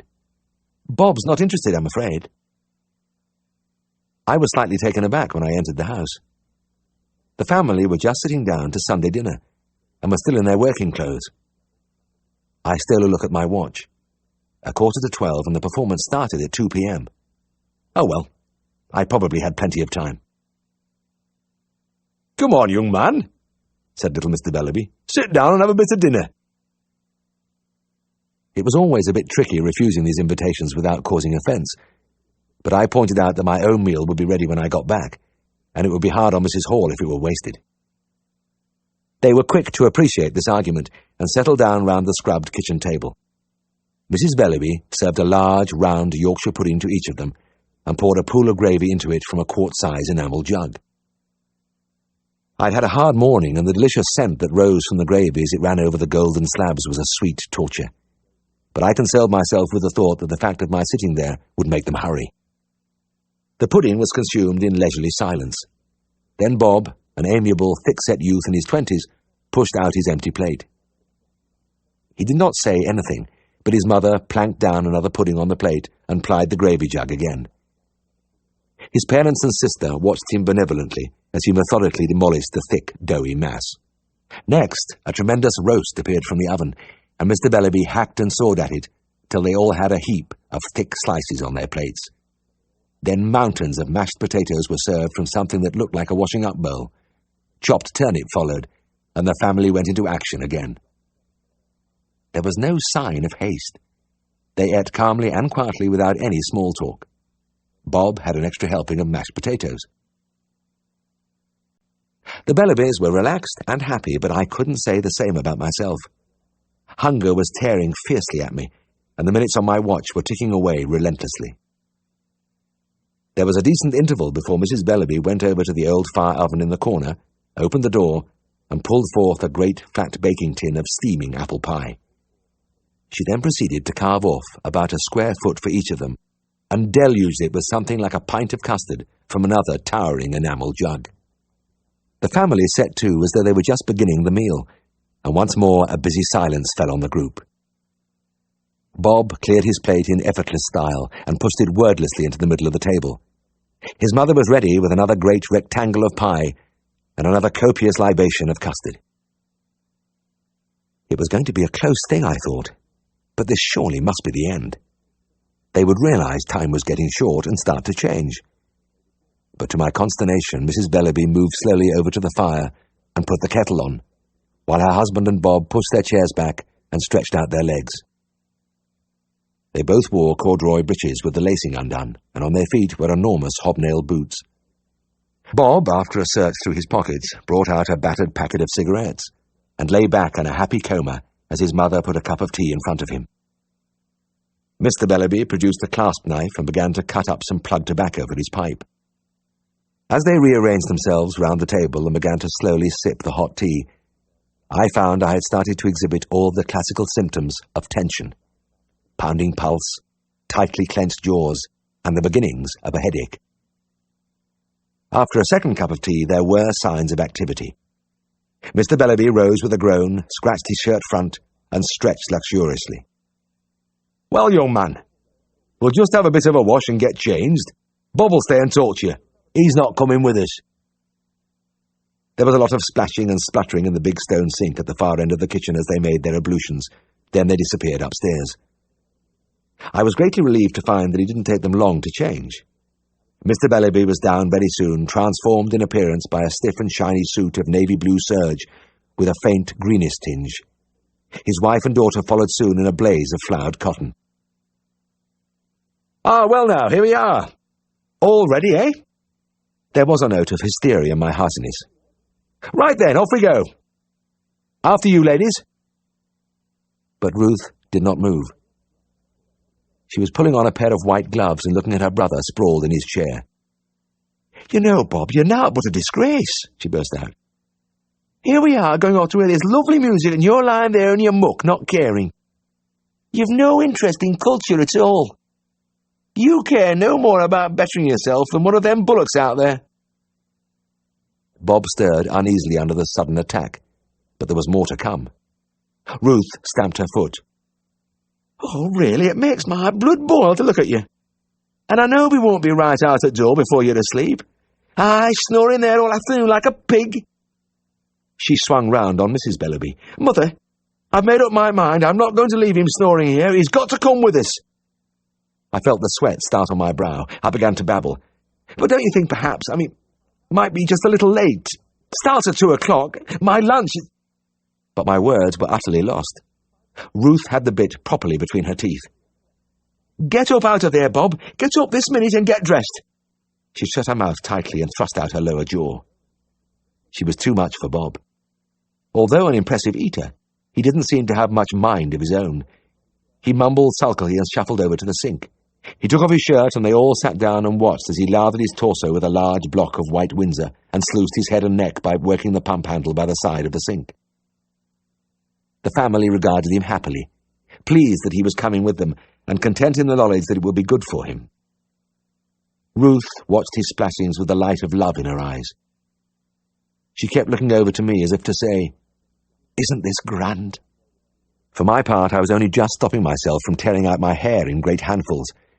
A compulsion to leap up and pace the floor, to scream at the top of my voice, showing that I was nearing the end of my tether. I fought this feeling by closing my eyes, and I must have kept them closed for a long time, because when I opened them, Bob was standing by my side in a suit exactly like his father's. I could never remember much about that ride to Darrowby. I had only a vague recollection of the car hurtling down the stony track at 40 miles an hour, of myself staring straight ahead with protruding eyes, and the family tightly packed but cheerful, thoroughly enjoying the ride. Even the imperturbable Mrs. Hall was a little tight-lipped, as I shot into the house at 10 to 2 and out again at 2 after bolting her good food. I was late for the Messiah. The music had started as I crept into the church, and I ran a gauntlet of disapproving stares. Out of the corner of my eye, I saw the Bellabys sitting very upright, all in a row. It seemed to me that they looked disapproving, too.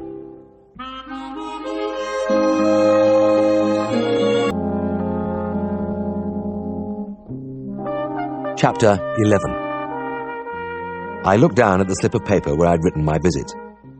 Dean, 3 Thompson's Yard, old dog ill. There were a lot of these yards in Darrowby.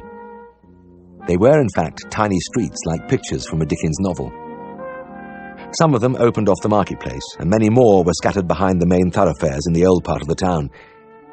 From the outside you could only see an archway, and it was always a surprise to me to go down a narrow passage and come suddenly upon the uneven rows of little houses, with no two alike, looking into each other's windows across 8 feet of cobbles. In front of some of the houses a strip of garden had been dug out, and marigolds and nasturtiums straggled over the rough stones. But at the far end the houses were in a tumble-down condition, and some were abandoned with their windows boarded up. Number 3 was down at this end, and looked as though it wouldn't be able to hold out much longer. The flakes of paint quivered on the rotten wood of the door as I knocked. Above, the outer wall bulged dangerously on either side of a long crack in the masonry. A small, white-haired man answered. His face, pinched and lined, was enlivened by a pair of cheerful eyes. He wore a much-darned woolen cardigan, patched trousers, and slippers. "I've come to see your dog," I said, and the old man smiled. "Oh, I'm glad you've come, sir," he said. "I'm getting a bit worried about the old chap. Come inside, please." He led me into the tiny living room. "I'm alone now, sir. Lost my missus over a year ago. She used to think the world of the old dog." The grim evidence of poverty was everywhere. In the worn-out lino, the fireless hearth, the dank, musty smell of the place. The wallpaper hung away from the damp patches, and on the table the old man's solitary dinner was laid. A fragment of bacon, a few fried potatoes, and a cup of tea. This was life on the old age pension. In the corner on a blanket lay my patient, a crossbred Labrador. He must have been a big, powerful dog in his time, but the signs of age showed in the white hairs round his muzzle, and the pale opacity in the depth of his eyes. He lay quietly and looked at me without hostility. "Well, getting on a bit, isn't he, Mr. Dean?" "Aye, he is that. Nearly 14, but he's been like a pup galloping about until these last few weeks. Wonderful dog for his age, is old Bob, and he's never offered to bite anybody in his life. Children can do anything with him. He's my only friend now. I hope you'll soon be able to put him right. Is he off his food, Mr. Dean? Yes, clean off. And that's a strange thing, because by gum he could eat. He always sat by me and put his head on my knee at meal times, but he hasn't been doing it lately. I looked at the dog with growing uneasiness. The abdomen was grossly distended, and I could read the telltale symptoms of pain. The catch in the respirations, the retracted commissures of the lips, the anxious, preoccupied expression in the eyes. When his master spoke, the tail thumped twice on the blankets, and a momentary interest showed in the white old eyes. But it quickly disappeared, and the blank inward look returned. I passed my hand carefully over the dog's abdomen. Ascites was pronounced, and the dropsical fluid had gathered till the pressure was intense. "Come on, old chap," I said. "Let's see if we can roll you over." The dog made no resistance as I eased him slowly onto his other side. But, just as the movement was completed, he whimpered and looked round. The cause of the trouble was now only too easy to find. I palpated gently. Through the thin muscle of the flank I could feel a hard, corrugated mass. Certainly a splenic or hepatic carcinoma, enormous and completely inoperable. I stroked the old dog's head as I tried to collect my thoughts. This wasn't going to be easy. "Is he going to be ill for long?" the old man asked, and again came the thump-thump of the tail at the sound of the loved voice. "It's miserable when Bob isn't following me around the house when I'm doing my little jobs." "I'm sorry, Mr. Dean, but I'm afraid this is something very serious. You see this large swelling? It is caused by an internal growth." "You mean cancer?" the little man said faintly. "I'm afraid so, and it has progressed too far for anything to be done. I wish there was something I could do to help him, but there isn't." The old man looked bewildered and his lips trembled. "Then he's going to die." I swallowed hard. "We really can't just leave him to die, can we? He's in some distress now, but it will soon be an awful lot worse. Don't you think it would be kindest to put him to sleep? After all, he's had a good long innings." I always aimed at a brisk, matter-of-fact approach, but the old clichés had an empty ring. The old man was silent. Then he said, "Just a minute," and slowly and painfully knelt down by the side of the dog. He did not speak, but ran his hand again and again over the grey old muzzle and the ears, while the tail thump, thump, thumped on the floor. He knelt there a long time while I stood in the cheerless room, my eyes taking in the faded pictures on the walls, the frayed, grimy curtains, the broken-springed armchair. At length the old man struggled to his feet and gulped once or twice. Without looking at me, he said huskily, "All right. Will you do it now?" I filled the syringe and said the things I always said. "You needn't worry, this is absolutely painless. Just an overdose of an anesthetic. It is really an easy way out for the old fellow." The dog did not move as the needle was inserted, and as the barbiturate began to flow into the vein, the anxious expression left his face and the muscles began to relax. By the time the injection was finished, the breathing had stopped. "Is that it?" the old man whispered. "Yes, that's it," I said. "He's out of his pain now." The old man stood motionless except for the clasping and unclasping of his hands. When he turned to face me, his eyes were bright. "That's right. We couldn't let him suffer, and I'm grateful for what you've done. And now, what do I owe you for your services, sir?" "Oh, that's all right, Mr. Dean," I said quickly. "It's nothing at all. I was passing right by here. It was no trouble." The old man was astonished. But you can't do that for nothing." "Now, please say no more about it, Mr. Dean. As I told you, I was passing right by your door." I said goodbye and went out of the house, through the passage and into the street. In the bustle of people and the bright sunshine, I could still see only the stark little room, the old man and his dead dog. As I walked towards my car, I heard a shout behind me. The old man was shuffling excitedly towards me in his slippers. His cheeks were streaked and wet, but he was smiling. In his hand he held a small, brown object. "You've been very kind, sir. I've got something for you." He held out the object, and I looked at it. It was tattered but just recognisable as a precious relic of a bygone celebration. "Go on, it's for you," said the old man. "Have a cigar."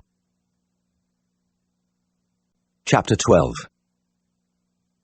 It was unfortunate that Siegfried ever had the idea of delegating the bookkeeping to his brother, because Skeldale House had been passing through a period of peace, and I found it soothing.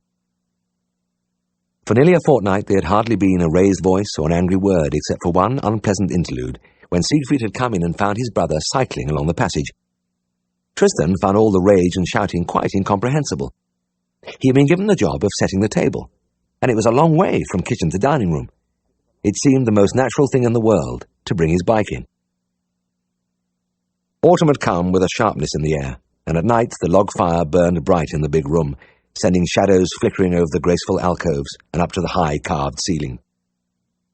It was always a good time when the work of the day was through and the three of us lay back in the shabby armchairs and stretched our feet out to the blaze. Tristan was occupied with the Daily Telegraph crossword, which he did every night. Siegfried was reading, and I was dozing. It embarrassed me to be drawn into the crossword. Siegfried could usually make a contribution after a minute's thought, but Tristan could have the whole thing worked out while I wrestled with the first clue. The carpet round our feet was hidden by the dogs, all 5 of them, draped over each other in heavy breathing layers, and adding to the atmosphere of camaraderie and content. It seemed to me that a chill breath struck through the comfort of the room as Siegfried spoke. "Market day tomorrow, and the bills have just gone out. They'll be queuing up to give us their money, so I want you, Tristan, to devote the entire day to taking it from them. James and I are going to be very busy, so you'll be in sole charge. All you have to do is take their checks, give them a receipt, and enter their names in the receipt book. Now, do you think you can manage that without making a bloody hash of it?" I winced. It was the first discordant note for a long time, and it struck deep. "I think I might just about cope with that," Tristan replied, haughtily. "Good. Let's get to bed then." But next day it was easy to see that the assignment was right up Tristan's street. Stationed behind the desk, he took in the money in handfuls, and all the time he talked. But he did not talk at random. Each character got a personal approach. With the upright Methodist, it was the weather, the price of cows, and the activities of the village institute. The raffish type, with his cap on one side, exhaling fumes of market ale, got the latest stories which Tristan kept on the backs of envelopes, but with the ladies, he rose to his greatest heights. They were on his side from the first because of his innocent, boyish face, and when he turned the full blast of his charm on them, their surrender was complete. I was amazed at the giggles which came from behind the door. I was pleased the lad was doing well. Nothing was going wrong this time. Tristan was smug at lunchtime, and cock-a-hoop at tea. Siegfried, too, was satisfied with the day's takings, which his brother presented to him in the form of a column of neat figures accurately totalled at the bottom. "Thank you, Tristan. Very efficient." All was sweetness. At the end of the day, I was in the yard, throwing the used bottles from the boot of my car into a bin. It had been a busy day, and I had accumulated a bigger than usual load of empties. Tristan came panting in from the garden. "Jim, I've lost the receipt book." "Always trying to pull my leg, always joking," I said. "Why don't you give your sense of humour a rest sometime?" I laughed heartily and sent a liniment bottle crashing among the others. He plucked at my sleeve. "I'm not joking, Jim, believe me. I really have lost the bloody thing." For once his sang-froid had deserted him. His eyes were wide, his face pale. "But it can't just have disappeared," I said. "It's bound to turn up." "It'll never turn up." Tristan wrung his hands and did a bit of pacing on the cobbles. "Do you know, I've spent about 2 hours searching for it. I've ransacked the house. It's gone, I tell you." "But it doesn't matter, does it? You'll have transferred all the names into the ledger." "That's just it. I haven't. I was going to do it tonight." "So that means that all the farmers who've been handing you money today are going to get the same bill next month." "Looks like it." "I can't remember the names of more than 2 or 3 of them." I sat down heavily on the stone trough. "Then God help us all, especially you. These Yorkshire lads don't like parting with their brass once, but when you ask them to do it twice, oh, brother." Another thought struck me, and I said with a touch of cruelty, "And how about Siegfried? Have you told him yet?" A spasm crossed Tristan's face.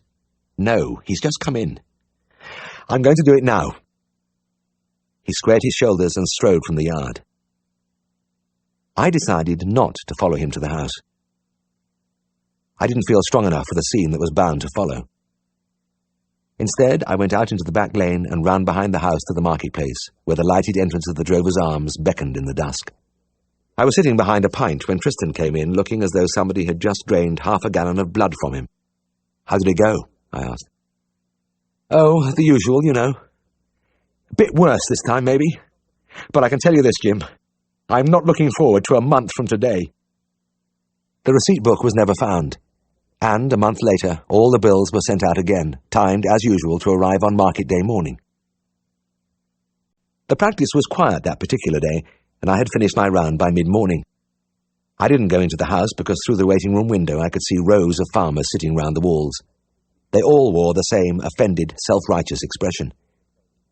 I stole away to the marketplace. When I had time, I enjoyed moving among the stalls which crowded the ancient square. You could buy fruit, fish, second-hand books, cheeses, clothes, in fact nearly everything. But the china stall was my favourite. It was run by a Jewish gentleman from Leeds, fat, confident, sweating, and with a hypnotic selling technique. I never got tired of watching him. He fascinated me. He was in his best form today, standing in a little clearing surrounded on all sides by heaps of crockery, while beyond the farmers' wives listened open-mouthed to his oratory. "I'm not good-looking," he was saying. "I'm not clever. But by God I can talk. I can talk the hind leg off a donkey, now look here." He lifted a cheap cup and held it aloft, but tenderly, gripping it between his thick thumb and forefinger, his little finger daintily outspread. "Beautiful, isn't it? Now isn't that lovely?" Then he placed it reverently on the palm of his hand and displayed it to the audience.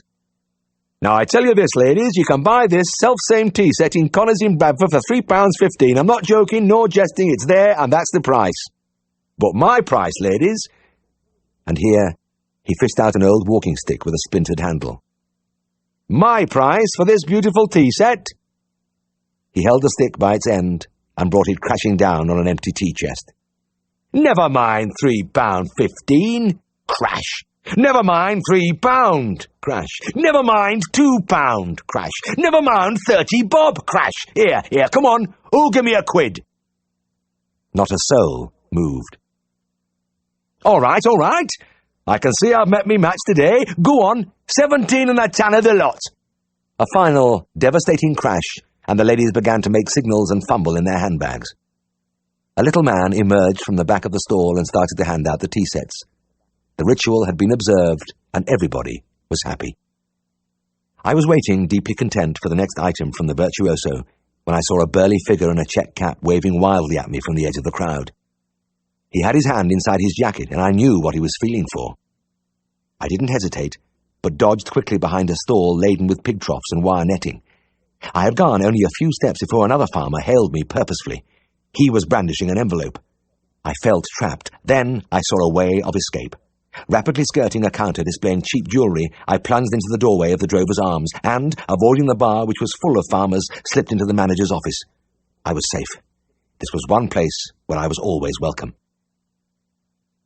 The manager looked up from his desk, but he did not smile. "Look here," he said sharply. "I brought my dog in to see you some time ago, and in due course I received an account from you." I cringed inwardly. "I paid by return and was extremely surprised this morning to find that another account had been rendered. I have here a receipt signed by—" I couldn't stand any more. "Look, I'm very sorry, Mr. Brooke, but there's been a mistake. I'll put it right. Please accept our apologies." This became a familiar refrain over the next few days, but it was Siegfried who had the most unfortunate experience. It was in the bar of his favourite pub, the Black Swan. He was approached by Billy Breckenridge, a friendly, jocular little character, one of Darby's worthies. "Hey, remember that 3 and 6 I paid you at your surgery? I've had another bill for it." Siegfried made a polished apology. He'd had a lot of practice, and bought the man a drink. They parted on good terms. The pity of it was that Siegfried, who seldom remembered anything, didn't remember this. A month later, also in the Swan, he ran into Billy Breckenridge again. This time, Billy wasn't so jocular. "Hey, you remember that bill you sent me twice? Well, I've had it again." Siegfried did his best, but his charm bounced off the little man. He was offended. "Right, I can see you don't believe I paid your bill. I had a receipt from your brother, but I've lost it." He brushed aside Siegfried's protestations. No, there's only one way to settle this. I say I paid the 3 and 6. You say I haven't. All right, I'll toss you for it. Miserably, Siegfried demurred, but Billy was adamant. He produced the penny and with great dignity balanced it on his thumbnail. "Okay, you call." "Heads," muttered Siegfried, and heads it was. The little man did not change expression. Still dignified, he handed the 3 and 6 to Siegfried. "Perhaps we might be able to consider the matter closed." He walked out of the bar. Now there are all kinds of bad memories, but Siegfried's was of the inspired type. He somehow forgot to make a note of this last transaction, and at the end of the month, Billy Breckenridge received a fourth request for the amount which he had already paid twice. It was about then that Siegfried changed his pub and started going to the Cross Keys. Chapter 13. As autumn wore into winter, and the high tops were streaked with the first snows, the discomforts of practice in the dales began to make themselves felt. Driving for hours with frozen feet, climbing to the high barns in biting winds which seared and flattened the wiry hill grass. The interminable stripping off in draughty buildings, and the washing of hands and chest in buckets of cold water, using scrubbing soap and often a piece of sacking for a towel. I really found out the meaning of chapped hands. When there was a rush of work, my hands were never quite dry, and the little red fissures crept up almost to my elbows. This was when some small animal work came as a blessed relief.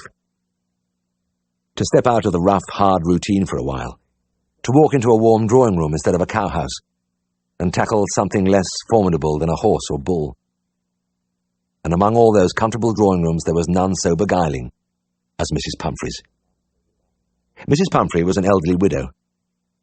Her late husband, a beer baron whose breweries and pubs were scattered widely over the broad bosom of Yorkshire, had left her a vast fortune and a beautiful house on the outskirts of Darrowby. Here she lived with a large staff of servants, a gardener, a chauffeur, and Tricky Woo. Tricky Woo was a Pekingese and the apple of his mistress' eye. Standing now in the magnificent doorway, I furtively rubbed the toes of my shoes on the back of my trousers and blew on my cold hands. I could almost see the deep armchair drawn close to the leaping flames, the tray of cocktail biscuits, the bottle of excellent sherry. Because of the sherry, I was always careful to time my visits for half an hour before lunch. A maid answered my ring, beaming on me as an honoured guest, and led me to the room crammed with expensive furniture and littered with glossy magazines and the latest novels. Mrs. Pumphrey, in a high-backed chair by the fire, put down her book with a cry of delight. "Tricky! Tricky! Here's your Uncle Herriot!" I had been made an uncle very early, and, sensing the advantages of the relationship, had made no objection. Tricky, as always, bounded from his cushion, leapt onto the back of a sofa, and put his paws on my shoulders. He then licked my face thoroughly before retiring, exhausted. He was soon exhausted, because he was given roughly twice the amount of food needed for a dog of his size, and it was the wrong kind of food. "Oh, Mr. Herriot," Mrs. Pumphrey said, looking at her pet anxiously, "I'm so glad you've come. Tricky has gone flop-bot again." This ailment, not to be found in any textbook, was her way of describing the symptoms of Tricky's impacted anal glands. When the glands filled up, he showed discomfort by sitting down suddenly in mid-walk, and his mistress would rush to the phone in great agitation. "Mr. Herriot, please come. He's going flop-bot again." I hoisted the little dog onto a table, and by pressure on the anus with a pad of cotton wool, I evacuated the glands. It baffled me that the Peak was always so pleased to see me. Any dog who could still like a man who grabbed him and squeezed his bottom hard every time they met had to have an incredibly forgiving nature. But Tricky never showed any resentment. In fact, he was an outstandingly equable little animal, bursting with intelligence, and I was genuinely attached to him. It was a pleasure to be his personal physician. The squeezing over, I lifted my patient from the table, noticing the increased weight, the padding of extra flesh over the ribs. "You know, Mrs. Pumphrey, you're overfeeding him again. Didn't I tell you to cut out all those pieces of cake and give him more protein?" "Oh, yes, Mr. Herriot," Mrs. Pumphrey wailed. "But what can I do? He's so tired of chicken." I shrugged. It was hopeless. I allowed the maid to lead me to the palatial bathroom where I always performed a ritual hand-washing after the operation. It was a huge room with a fully stocked dressing table, massive greenware and rows of glass shelves laden with toilet preparations. My private guest towel was laid out next to a slab of expensive soap. Then I returned to the drawing room. My sherry glass was filled, and I settled down by the fire to listen to Mrs. Pumphrey. It couldn't be called a conversation because she did all the talking, but I always found it rewarding. Mrs. Pumphrey was likeable, gave widely to charities, and would help anybody in trouble. She was intelligent and amusing and had a lot of waffling charm. But most people have a blind spot, and hers was Tricky Woo. The tales she told about her darling ranged far into the realms of fantasy, and I waited eagerly for the next instalment. "Oh, Mr. Herriot, I had the most exciting news. Tricky has a pen pal. Yes! He wrote a letter to the editor of Dodgy World enclosing a donation and told him that even though he was descended from a long line of Chinese emperors, he had decided to come down and mingle freely with the common dogs. He asked the editor to seek out a pen pal for him among the dogs he knew so that they could correspond to their mutual benefit. And for this purpose, Tricky said he would adopt the name of Mr. Utterbunkum. And you know, he received the most beautiful letter from the editor." I could imagine the sensible man leaping upon this potential gold mine, who said he would like to introduce Bonzo Fotheringham, a lonely Dalmatian who would be delighted to exchange letters with a new friend in Yorkshire. I sipped the sherry. Tricky snored on my lap. Mrs. Pumphrey went on. "But I'm so disappointed about the new summer house. You know, I got it specially for Tricky so we could sit outside together on warm afternoons. Well, it's such a nice little rustic shelter, but he's taken a passionate dislike to it. Simply loathes it. Absolutely refuses to go inside. You should see the dreadful expression on his face when he looks at it. And do you know what he called it yesterday? Oh, I hardly dare tell you." She looked around the room before leaning over and whispering, "He called it the bloody hut." The maid struck fresh life into the fire and refilled my glass. The wind hurled a handful of sleet against the window. This, I thought, was the life. I listened for more. "And did I tell you, Mr. Herriot? Tricky had another good win yesterday. You know, I'm sure he must study the racing columns. He's such a tremendous judge of form. Well, he told me to back Canny Lad in the 3 o'clock at Redcar yesterday, and, as usual, it won. He put on a shilling each way and got back 9 shillings. These bets were always placed in the name of Tricky Woo, and I thought with compassion of the reactions of the local bookies. The Darrowby turf accountants were a harassed and fugitive body of men. A board would appear at the end of some alley urging the population to invest with Joe Downs and enjoy perfect security. Joe would live for a few months on a knife edge while he pitted his wits against the knowledgeable citizens, but the end was always the same. A few favourites would win in a row and Joe would be gone in the night, taking his board with him. Once I'd asked a local inhabitant about the sudden departure of one of these luckless nomads. He replied unemotionally, "Oh, we broke him." Losing a regular flow of shillings to a dog must have been a heavy cross for these unfortunate men to bear. "I had such a frightening experience last week," Mrs. Pumphrey continued. "I was sure I would have to call you out. Poor little Tricky, he went completely crack-a-dog."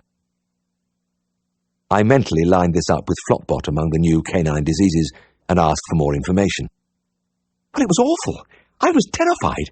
The gardener was throwing rings for Tricky. You know he does this for half an hour every day." I had witnessed this spectacle several times. Hodgkin, a dour, bent old Yorkshireman who looked as though he hated all dogs and Tricky in particular, had to go out on the lawn every day and throw little rubber rings over and over again.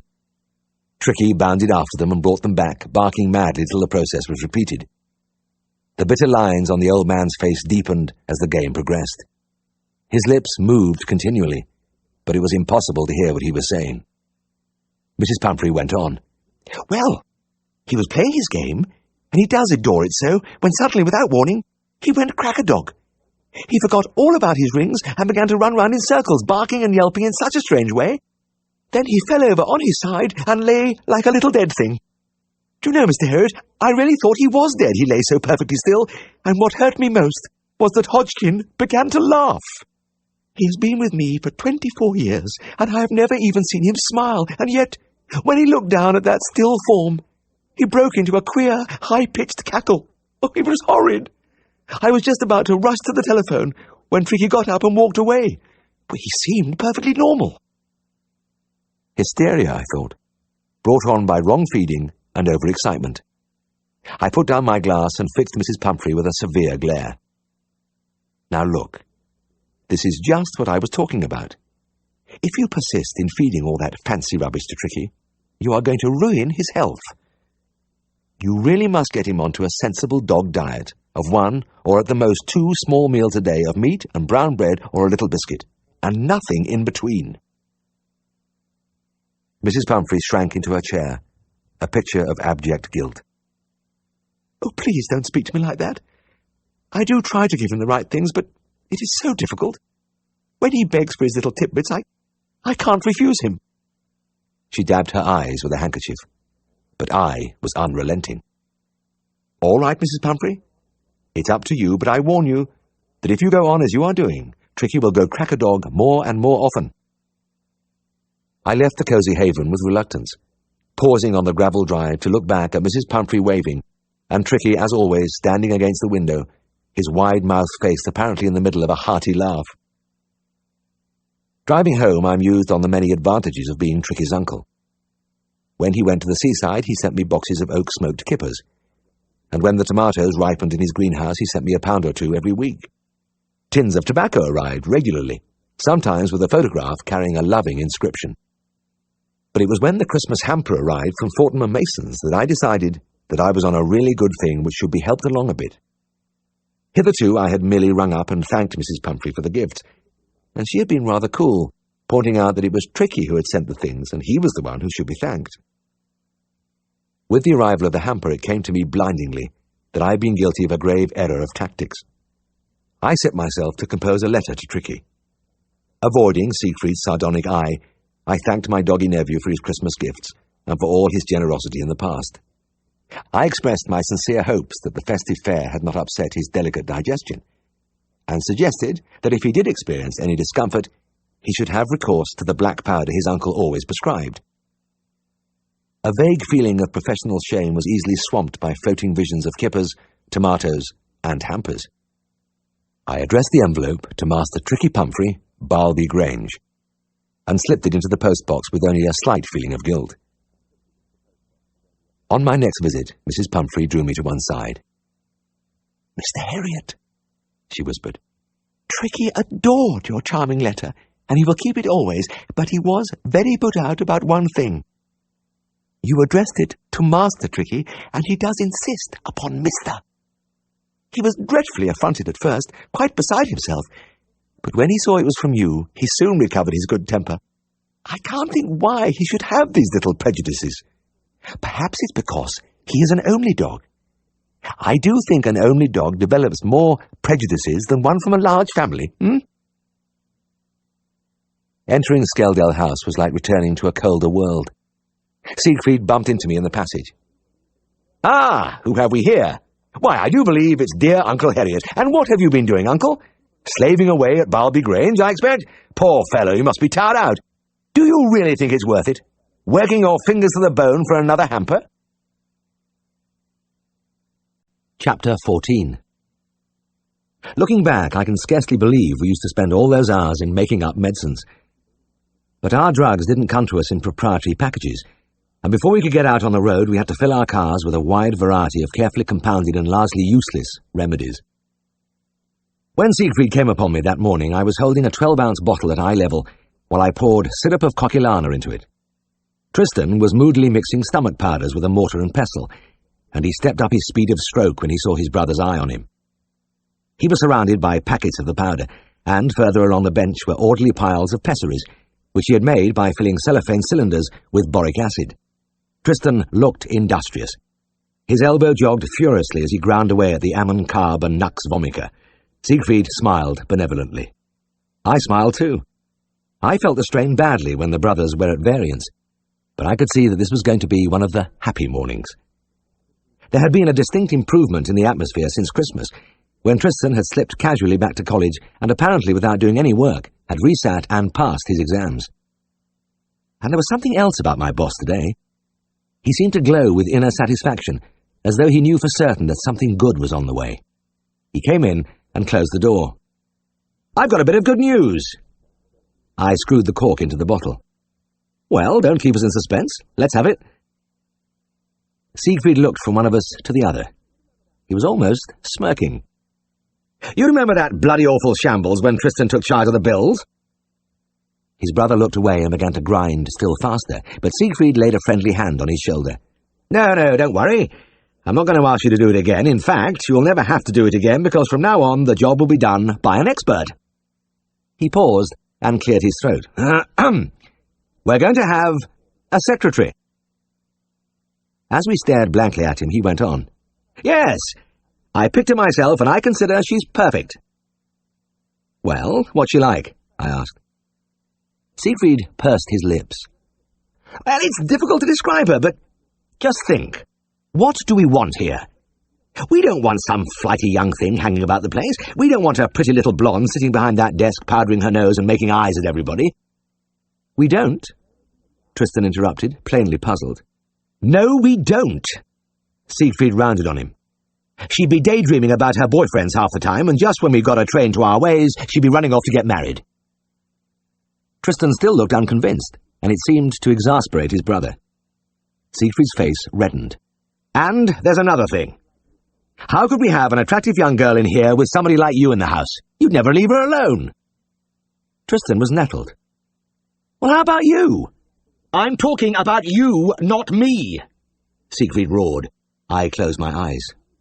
The peace hadn't lasted long. I decided to cut in. "All right, tell us about the new secretary." With an effort, he mastered his emotion. "Well, she's in her 50s, and she has retired after 30 years with Green & Moulton in Bradford. She was company secretary there, and I've had the most wonderful reference from the firm. They say she is a model of efficiency. And that's what we want in this practice. Efficiency. We're far too slack. It's just a stroke of luck for us that she decided to come and live in Darrowby. Anyway, you'll be able to meet her in a few minutes. She's coming at 10 o'clock this morning." The church clock was chiming when the doorbell rang. Siegfried hastened out to answer it and led his great discovery into the room in triumph. "Gentlemen, I want you to meet Miss Harbottle." She was a big, high-bosomed woman with a round, healthy face and gold-rimmed spectacles. A mass of curls, incongruous and very dark, peeped from under her hat. They looked as if they might be dyed, and they didn't go with her severe clothes and brogue shoes. It occurred to me that we wouldn't have to worry about her rushing off to get married. It wasn't that she was ugly, but she had a jutting chin and an air of effortless command that would send any man running for his life. I shook hands and was astonished at the power of Miss Harbottle's grip. We looked into each other's eyes and had a friendly trial of strength for a few seconds. Then she seemed happy to call it a draw and turned away. Tristan was entirely unprepared, and a look of alarm spread over his face as his hand was engulfed. He was released only when his knees started to buckle. She began a tour of the office while Siegfried hovered behind her, rubbing his hands and looking like a shopwalker with his favourite customer. She paused at the desk, heaped high with incoming and outgoing bills, Ministry of Agriculture forms, circulars from drug firms, and here and there stray boxes of pills and tubes of udder ointment. Stirring distastefully among the mess, she extracted the dog-eared old ledger and held it up between finger and thumb. "What's this?" Siegfried trotted forward. "Oh, that's our ledger. We enter the visits into it from our day book, which is here somewhere." He scrabbled about on the desk. Here it is. This is where we write the calls as they come in." She studied the two books for a few minutes with an expression of amazement which gave way to a grim humour. "You gentlemen will have to learn to write if I'm going to look after your books. There are 3 different hands here, but this one is by far the worst. It's quite dreadful. Whose is it?" She pointed to an entry which consisted of a long, broken line with an occasional undulation. That's mine, actually, said Siegfried, shuffling his feet. Must have been in a hurry that day. But it's all like that, Mr. Farnan. Look, here, and here, and here. It won't do, you know. Siegfried put his hands behind his back and hung his head. I expect you keep your stationery and envelopes in here. She pulled open a drawer in the desk. It appeared to be filled entirely with old seed packets, many of which had burst open. A few peas and French beans rolled gently from the top of the heap. The next drawer was crammed tightly with soiled carving ropes, which somebody had forgotten to wash. They didn't smell so good, and Miss Harbottle drew back hurriedly. But she was not easily deterred, and tugged hopefully at the third drawer. It came open with a musical clinking, and she looked down on a dusty row of empty pale ale bottles. She straightened up slowly and spoke patiently. "And where, may I ask, is your cash box?" "Well, we just stuff it in there, you know." Siegfried pointed to the pint pot on the corner of the mantelpiece. "Haven't got what you'd call a proper cash box, but this does the job all right." Miss Harbottle looked at the pot with horror. "You just stuff—" Crumpled cheques and notes peeped over the brim at her. Many of their companions had burst out onto the hearth below. "And you mean to say that you go out and leave that money there day after day?" "What never seems to come to any harm," Siegfried replied. "And how about your petty cash?" Siegfried gave an uneasy giggle. "Well, it's all in there, you know. All cash, petty and otherwise." Miss Harbottle's ruddy face had lost some of its colour. "Really, Mr. Farnan, this is too bad. I don't know how you've gone on so long like this. I simply do not know. However, I'm confident I will be able to straighten things out very soon. There is obviously nothing complicated about your business. A simple card index system would be the thing for your accounts. The other little things," she glanced back unbelievingly at the pot, "I will put right very quickly." "Fine, Miss Harbottle, fine." Siegfried was rubbing his hands harder than ever. "We'll expect you on Monday morning. 9 o'clock sharp, Mr. Farnan." After she had gone, there was a silence. Tristan had enjoyed her visit and was smiling thoughtfully, but I felt uncertain. "You know, Siegfried," I said, "maybe she is a demon of efficiency, but isn't she just a bit tough?" "Tough?" Siegfried gave a loud, rather cracked laugh. "Not a bit of it. You leave her to me. I can handle her." Chapter 15. There was little furniture in the dining room, but the noble lines and the very size of the place lent grace to the long sideboard and the Morris mahogany table where Tristan and I sat at breakfast. The single large window was patterned with frost, and in the street outside the footsteps of the passers-by crunched in the crisp snow. I looked up from my boiled egg as a car drew up. There was a stamping in the porch, the outer door banged shut, and Siegfried burst into the room. Without a word, he made for the fire and hung over it, leaning his elbows on the grey marble mantelpiece. He was muffled almost to the eyes in greatcoat and scarf, but what you could see of his face was purplish blue. He turned a pair of streaming eyes to the table. "A milk fever up at old Hazeltine's. One of the high buildings. God, it was cold out there. I could hardly breathe." As he pulled off his gloves and shook his numbed fingers in front of the flames, he darted sidelong glances at his brother. Tristan's chair was nearest the fire, and he was enjoying his breakfast as he enjoyed everything, slapping the butter happily onto the toast and whistling as he applied the marmalade. His Daily Mirror was balanced against the coffee pot. You could almost see the waves of comfort and contentment coming from him. Siegfried dragged himself unwillingly from the fire and dropped into a chair. "I'll just have a cup of coffee, James. Hazeltine was very kind. Asked me to sit down and have breakfast with him. He gave me a lovely slice of home-fed bacon. A bit fat, maybe, but what a flavour.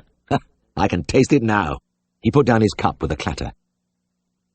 "You know, there's no reason why we should have to go to the grocer for our bacon and eggs. There's a perfectly good hen-house at the bottom of the garden and a pigsty in the yard with a boiler for the swill. All our household waste could go towards feeding the pig. We'd probably do it quite cheaply." He rounded on Tristan, who had just lit a woodbine and was shaking out his mirror with the air of ineffable pleasure which was peculiar to him. "And it would be a useful job for you." You're not producing much sitting around here on your arse all day. A bit of stock-keeping would do you good. Tristan put down his paper as though the charm had gone out of it. Stock-keeping? Well, I feed your mare as it is. He didn't enjoy looking after Siegfried's new hunter, because every time he turned her out to water in the yard, she would take a playful kick at him in passing. Siegfried jumped up. I know you do, and it doesn't take all day, does it? It won't kill you to take on the hens and pigs. Pigs? Tristan looked startled. I thought you said pig. Yes, pigs. I've just been thinking. If I buy a litter of wieners, we can sell the others and keep one for ourselves. Won't cost a thing that way. Not with free labour, certainly. Labour? Labour? You don't know what it means. Look at you, lying there, puffing your head off. You smoke too many of those bloody cigarettes. So do you. Never mind about me, I'm talking about you, Siegfried shouted. I got up from the table with a sigh. Another day had begun. When Siegfried got an idea, he didn't muck about. Immediate action was his watchword. Within 48 hours, a litter of 10 little pigs had taken up residence in the sty, and 12 light Sussex pullets were pecking about behind the wire of the henhouse.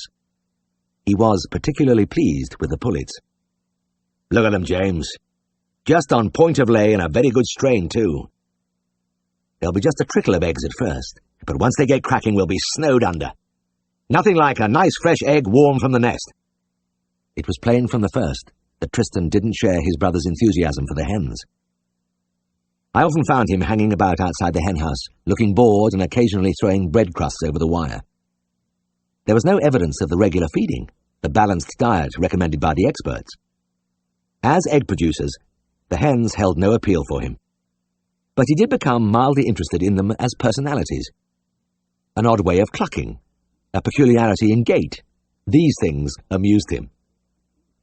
But there were no eggs, and as the weeks passed, Siegfried became increasingly irritable. Wait till I see the chap that sold me those hens.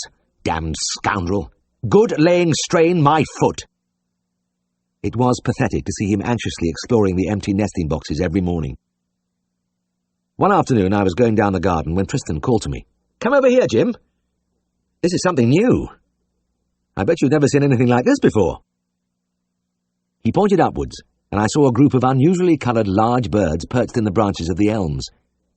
There were more of them in the neighbours' apple trees. I stared in astonishment. You're right. I've never seen anything like them. What are they? Oh, come on, said Tristan, grinning in delight. Surely there's something familiar about them. Take another look. I peered upwards again. No. I've never seen birds as big as that and with such exotic plumage. What is it, a freak migration? Tristan gave a shout of laughter. Ha! There are hens! How the devil did they get up there? They've left home. Hopped it. But I can only see 7. Where are the rest of them? God knows. Let's have a look over the wall. The crumbling mortar gave plenty of toe holes between the bricks, and we looked down into the next garden. The other 5 hens were there, pecking contentedly among some cabbages. It took a long time to get them all back into the henhouse, and the tedious business had to be repeated several times a day thereafter. For the hens had clearly grown tired of life under Tristan, and decided that they would do better living off the country. They became nomads, ranging ever further afield in their search for sustenance. At first, the neighbours chuckled. They phoned to say their children were rounding up the hens and would we come and get them. But, with the passage of time, their jocularity wore thin. Finally, Siegfried was involved in some painful interviews. His hens, he was told, were an unmitigated nuisance. It was after one particularly unpleasant session that Siegfried decided that the hens must go. It was a bitter blow, and as usual he vented his fury on Tristan. I must have been mad to think any hens under your care would ever lay eggs. But really, isn't it just a bit hard? I give you this simple little job, and one would have thought that even you would be hard put to make a mess of it. But look at the situation after only 3 weeks. Not one solitary egg have we seen. The bloody hens are flying about the countryside like pigeons. We are permanently estranged from our neighbours. You've done a thorough job, haven't you? All the frustrated egg producer in Siegfried welled out in his shrill tones. Tristan's expression registered only wounded virtue. but he was rash enough to try to defend himself. "You know, I thought there was something queer about those hens from the start," he muttered. Siegfried shed the last vestiges of his self-control. "Queer?" he yelled wildly. "You're the one that's queer, not the poor bloody hens. You're the queerest bugger there is. For God's sake, get out! Get out of my sight!" Tristan withdrew with quiet dignity. It took some time for the last echoes of the poultry venture to die away, but after a fortnight, sitting again at the dining table with Tristan, I felt sure that all was forgotten. So that it was with a strange sense of the workings of fate that I saw Siegfried stride into the room and lean menacingly over his brother. "You remember those hens, I suppose?" he said, almost in a whisper. "You'll recall that I gave them away to Mrs. Dale, that old-age pensioner down Brown's Yard. Well, I've just been speaking to her. She's delighted with them, gives them a hot mash night and morning, and she's collecting 10 eggs a day." His voice rose almost to a scream. 10 eggs! Do you hear? 10 eggs!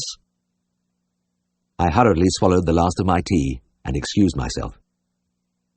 I trotted along the passage out of the back door and up the garden to my car. On the way, I passed the empty henhouse. It had a forlorn look.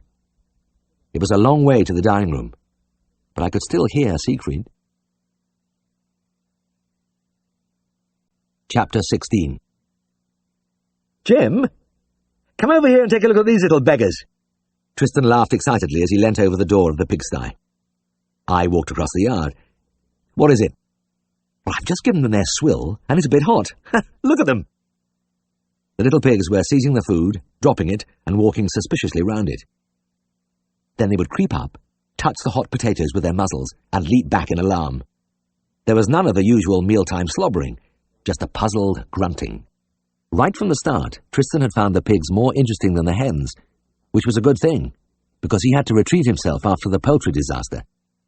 He spent a lot of time in the yard, sometimes feeding or mucking out, but more often resting his elbows on the door, watching his charges. As with the hens, he was more interested in their characters than their ability to produce pork or bacon. After he poured the swill into the long trough, he always watched, entranced, while the pigs made their first rush. Soon, in the desperate gobbling, there would be signs of uneasiness. The tiny animals would begin to glance sideways till their urge to find out what their mates were enjoying so much became unbearable. They would start to change position frantically, climbing over each other's backs and falling into the swill. Old Boardman was a willing collaborator, but mainly in an advisory capacity. Like all countrymen, he considered he knew all about the husbandry and diseases of animals, and it turned out pigs were his speciality. There were long conferences in the dark room under the Bairnsfather cartoons, and the old man grew animated over his descriptions of the vast, beautiful animals he had reared in that very sty. Tristan listened with respect, because he had solid proof of Boardman's expertise in the way he handled the old brick boiler. Tristan could like the thing, but he went out if he turned his back on it. But it was docile in Boardman's hands. I often saw Tristan listening wonderingly to the steady blub-blub while the old man rambled on, and the delicious scent of cooking pig potatoes drifted over them both. But no animal converts food more quickly into flesh than a pig, and as the weeks passed, the little pink creatures changed with alarming speed into 10 solid, no-nonsense porkers. Their characters deteriorated too. They lost all their charm. Mealtime stopped being fun and became a battle, with the odds growing heavier against Tristan all the time. I could see that it brought a lot of colour into old Boardman's life, and he always dropped whatever he was doing when he saw Tristan scooping the swill from the boiler. He obviously enjoyed watching the daily contest from his seat on the stone trough. Tristan bracing himself, listening to the pigs squealing at the rattle of the bucket, giving a few fearsome shouts to encourage himself, then shooting the bolt and plunging among the grunting, jostling animals. Broad, greedy snouts forcing into the bucket, sharp feet grinding his toes, heavy bodies thrusting against his legs. I couldn't help smiling when I remembered the light-hearted game it used to be. There was no laughter now. Tristan finally took to brandishing a heavy stick at the pigs before he dared to go in. Once inside, his only hope of staying on his feet was to clear a little space by beating on the backs. It was on a market day, when the pigs had almost reached bacon weight, that I came upon Tristan sprawled in his favourite chair. But there was something unusual about him. He wasn't asleep, no medicine bottle, no woodbines, no Daily Mirror. His arms hung limply over the sides of the chair, his eyes were half closed, and sweat glistened on his forehead. "Jim," he whispered, "I've had the most hellish afternoon I've ever had in my life." I was alarmed at his appearance. "What's happened?" "The pigs," he croaked. "They escaped today." "Escaped? How the devil could they do that?" Tristan tugged at his hair. "It was when I was feeding the mare. I gave her a hay, and I thought I might as well feed the pigs at the same time. You know what they've been like lately. Well, today, they went berserk. As soon as I opened the door, they charged out in a solid block, sent me up in the air, bucket and all, then ran over the top of me." He shuddered and looked up at me wide-eyed. "I'll tell you this, Jim. When I was lying there on the cobbles, covered with swill and that lot trampling on me, I thought it was all over. But they didn't savage me. They belted out through the yard door at full gallop. The yard door was open then. Too true it was. I would just choose this one day to leave it open." Tristan sat up and wrung his hands. "Well, you know, I thought it was all right at first. You see, they slowed down when they got into the lane and trotted quietly round into the front street, with Bourbon and I hard on their heels. Well, they formed a group there. Didn't seem to know where to go next. I was sure we were going to be able to head them off, but just then, one of them caught sight of itself in Robson's shop window." He gave a remarkable impression of a pig staring at its reflection for a few moments, then leaping back with a startled grunt. "Well, that did it, Jim. The bloody animal panicked and shot off into the marketplace at about 50 miles an hour, with the rest after it." I gasped. 10 large pigs loose among the packed stalls and market day crowds was difficult even to imagine. "Oh, God, you should have seen it." Tristan fell back wearily into his chair. "Women and kids screaming, the stall holders and police and everybody else cursing me. There was a terrific traffic jam, too. Miles of cars tooting like hell, while the policeman on point duty concentrated on browbeating me." He wiped his brow. "You know that fast-talking merchant on the china stall? Well, today I saw him at a loss for words. He was balancing a cup on his palm and in full cry when one of the pigs got its 4 feet onto his stall and stared him straight in the face. He stopped as if he'd been shot. Any other time it would have been funny, but I thought the perishing animal was going to wreck the stall. The counter was beginning to rock when the pig changed its mind and made off." "What's the position now?" I asked. "Have you got them back?" "I've got 9 of them back," Tristan replied, leaning back and closing his eyes. "With the help of almost the entire male population of the district, I've got 9 of them back. The 10th was last seen heading north at a good pace. God knows where it is now. Oh, I didn't tell you. One of them got into the post office. Spent quite some time in there." He put his hands over his face. "I'm for it this time, Jim. I'll be in the hands of the law after this lot. There's no doubt about it." I leant over and slapped his leg. "Oh, I shouldn't worry. I don't suppose there's been any serious damage done." Tristan replied with a groan. "But there's something else." When I finally closed the door after getting the pigs back in their sty, I was on the verge of collapse. I was leaning against the wall, gasping for breath, when I saw the mare had gone. Yes, gone. I'd gone straight out after the pigs and forgot to close her box. I don't know where she is. Bourbon said he'd look around. I haven't the strength. Tristan lit a trembling woodbine. "This is the end, Jim. Siegfried will have no mercy this time." As he spoke, the door flew open and his brother rushed in. "What the hell is going on?" he roared. "I've just been speaking to the vicar, and he says my mare is in his garden eating his wallflowers. He's hopping mad, and I don't blame him. Go on, you lazy scoundrel. Don't lie there. Get over to the vicarage this instant and bring her back." Tristan did not stir. He lay inert, looking up at his brother. His lips moved feebly. "No," he said. "What's that?" Siegfried shouted incredulously. "Get out of that chair immediately! Go and get that mare!" "No," replied Tristan. I felt a chill of horror. This sort of mutiny was unprecedented. Siegfried had gone very red in the face, and I steeled myself for an eruption. But it was Tristan who spoke. "If you want your mare, you can get her yourself." His voice was quiet, with no note of defiance. He had the air of a man to whom the future is of no account. Even Siegfried could see that this was one time when Tristan had had enough. After glaring down at his brother for a few seconds, he turned and walked. He got the mare himself. Nothing more was said about the incident, but the pigs were moved hurriedly to the bacon factory and were never replaced. The stock-keeping project was at an end. Chapter 17. When I came in, Miss Harbottle was sitting head bowed over the empty cash box. She looked bereaved. It was a new, shiny black box with the words Petty Cash printed on top in white letters. Inside was a red book with the incomings and outgoings recorded in neat columns. But there was no money. Miss Harbottle's sturdy shoulders sagged. She listlessly took up the red book between her finger and thumb, and a lonely sixpence rolled from between its pages and tinkled into the box. "He's been at it again," she whispered. A stealthy footstep sounded in the passage. "Mr. Farnan," she called out. And to me, "It's really absurd the way the man always tries to slink past the door." Siegfried shuffled in. He was carrying a stomach tube and pump. Calcium bottles bulged from his jacket pockets, and a bloodless castrator dangled from the other hand. He smiled cheerfully, but I could see he was uncomfortable, not only because of the load he carried, but because of his poor tactical position. Miss Harbottle had arranged her desk across the corner, diagonally opposite the door, and he had to walk across a long stretch of carpet to reach her. From her point of view, it was strategically perfect. From her corner, she could see every inch of the big room, into the passage when the door was open, and out onto the front street from the window on her left. Nothing escaped her. It was a position of power. Siegfried looked down at the square figure behind the desk. "Good morning, Miss Harbottle. Can I do anything for you?"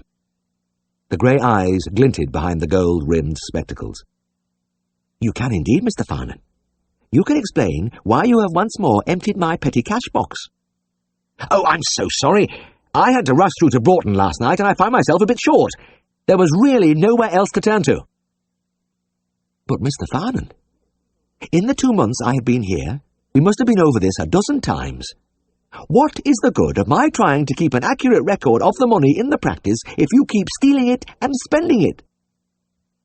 "Well, I suppose I got into the habit in the old pint-pot days. Wasn't a bad system, really." "It wasn't a system at all. It was anarchy. You cannot run a business that way. But I've told you this so many times, and each time you have promised to alter your ways. I feel almost at my wit's end." "Oh, never mind, Miss Harbottle. Get some more out of the bank and put it in your box. That'll put it right." Siegfried gathered up the loose coils of the stomach tube from the floor and turned to go. But Miss Harbottle cleared her throat warningly. "There are 1 or 2 other matters. Will you please try to keep your other promises to enter your visits in the book every day and to price them as you do so? Nearly a week has gone by since you wrote anything in. How can I possibly get the bills out on the 1st of the month? This is most important, but how do you expect me to do it when you impede me like this?" Yes, I'm sorry, but I have a string of calls waiting. I really must go." He was halfway across the floor, and the tube was uncalling itself again when he heard the ominous throat-clearing behind him. "And one more thing, Mr. Farnan. I still can't decipher your writing. These medical terms are difficult enough, so please take a little care and don't scribble." "Very well, Miss Harbottle." He quickened his pace through the door and into the passage where it seemed was safety and peace. He was clattering thankfully over the tiles when the familiar rumbling reached him. She could project that sound a surprising distance by giving it a bit of extra pressure, and it was a summons which had to be obeyed. I could hear him wearily putting the pump and tube on the floor. The calcium bottles must have been digging into his ribs because I heard them go down too. He presented himself again before the desk. Miss Harbottle wagged a finger at him. "While I have you here, I'd like to mention another point which troubles me. Look at this daybook. You see all these slips sticking out of the pages? They are all queries. There must be scores of them. And I am at a standstill until you clear them for me. When I ask you, you never have the time. Can you go over them with me now? Siegfried backed away hurriedly. No, not just now. As I said, I have some urgent calls waiting. I'm very sorry, but it will have to be some other time. First chance I get, I'll come in and see you. He felt the door behind him, and with a last glance at the massive, disapproving figure behind the desk, he turned and fled. Chapter 18. I could look back now on 6 months of hard, practical experience. I had treated cows, horses, pigs, dogs, and cats 7 days a week, in the morning, afternoon, evening, and through the hours when the world was asleep. I had carved cows and farrowed sows till my arms ached and the skin peeled off. I had been knocked down, trampled on, and sprayed liberally with every kind of muck. I had seen a fair cross-section of the diseases of animals. And yet, a little voice had begun to niggle at the back of my mind. It said, I knew nothing. Nothing at all. This was strange, because those 6 months had been built upon 5 years of theory. A slow, painful assimilation of thousands of facts, and a careful storage of fragments of knowledge, like a squirrel with its nuts. Beginning with the study of plants and the lowest forms of life, working up to dissection in the anatomy lab, and physiology, and the vast, soulless territory of materia medica. Then pathology, which tore down the curtain of ignorance and let me look for the first time into the deep secrets. And parasitology, the teeming otherworld of the worms and fleas and mange mites. Finally, medicine and surgery, the crystallization of my learning and its application to the everyday troubles of animals. And there were many others, like physics, chemistry, hygiene. They didn't seem to have missed a thing. Why then should I feel I knew nothing? Why had I begun to feel like an astronomer looking through a telescope at an unknown galaxy? This sensation that I was only groping about on the fringes of limitless space was depressing. It was a funny thing, because everybody else seemed to know all about sick animals. The chap who held a cow's tail, the neighbour from the next farm, men in pubs, jobbing gardeners, they all knew, and were free and confident with their advice. I tried to think back over my life. Was there any time when I had felt this supreme faith in my own knowledge? And then I remembered. I was back in Scotland. I was 17, and I was walking under the arch of the veterinary college into Montrose Street. I had been a student for 3 days, but not until this afternoon had I felt a thrill of fulfillment. Messing about with botany and zoology was all right, but this afternoon had been the real thing. I had had my first lecture in animal husbandry. The subject had been the points of the horse. Professor Grant had hung up a life-size picture of a horse and had gone over it from nose to tail, indicating the withers, the stifle, the hock, the pole, and all the other rich equine terms. And the professor had been wise. To make his lecture more interesting, he kept throwing in little practical points like, "This is where we find curb," or "Here is the site for wind galls." He talked of thoroughpins and side bones, splints and quitter, things the students wouldn't learn for another 4 years, but he brought it all to life. The words were still spinning in my head as I walked slowly down the sloping street. This was what I had come for. I felt as though I had undergone an initiation and become a member of an exclusive club. I really knew about horses. And I was wearing a brand new riding mac, with all sorts of extra straps and buckles which slapped against my legs as I turned the corner of the hill into busy Newton Road. I could hardly believe my luck when I saw the horse. It was standing outside the library, below Queen's Cross, like something left over from another age. It drooped dispiritedly between the shafts of a coal cart, which stood like an island in an eddying stream of cars and buses. Pedestrians hurried by uncaring, but I had the feeling that fortune was smiling on me. A horse. Not just a picture, but a real, genuine horse. Stray words from the lecture floated up into my mind. The pastern, cannonbone, coronet, and all those markings, snip, blaze, white sock near hind. I stood on the pavement and examined the animal critically. I thought it must be obvious to every passer-by that here was a true expert, not just an inquisitive onlooker, but a man who knew and understood all. I felt clothed in a visible aura of horsiness. I took a few steps up and down, hands deep in the pockets of the new riding mac, eyes probing for possible shoeing faults or curbs or bog spavins. So thorough was my inspection that I worked round to the offside of the horse and stood perilously among the racing traffic. I glanced around at the people hurrying past. Nobody seemed to care, not even the horse.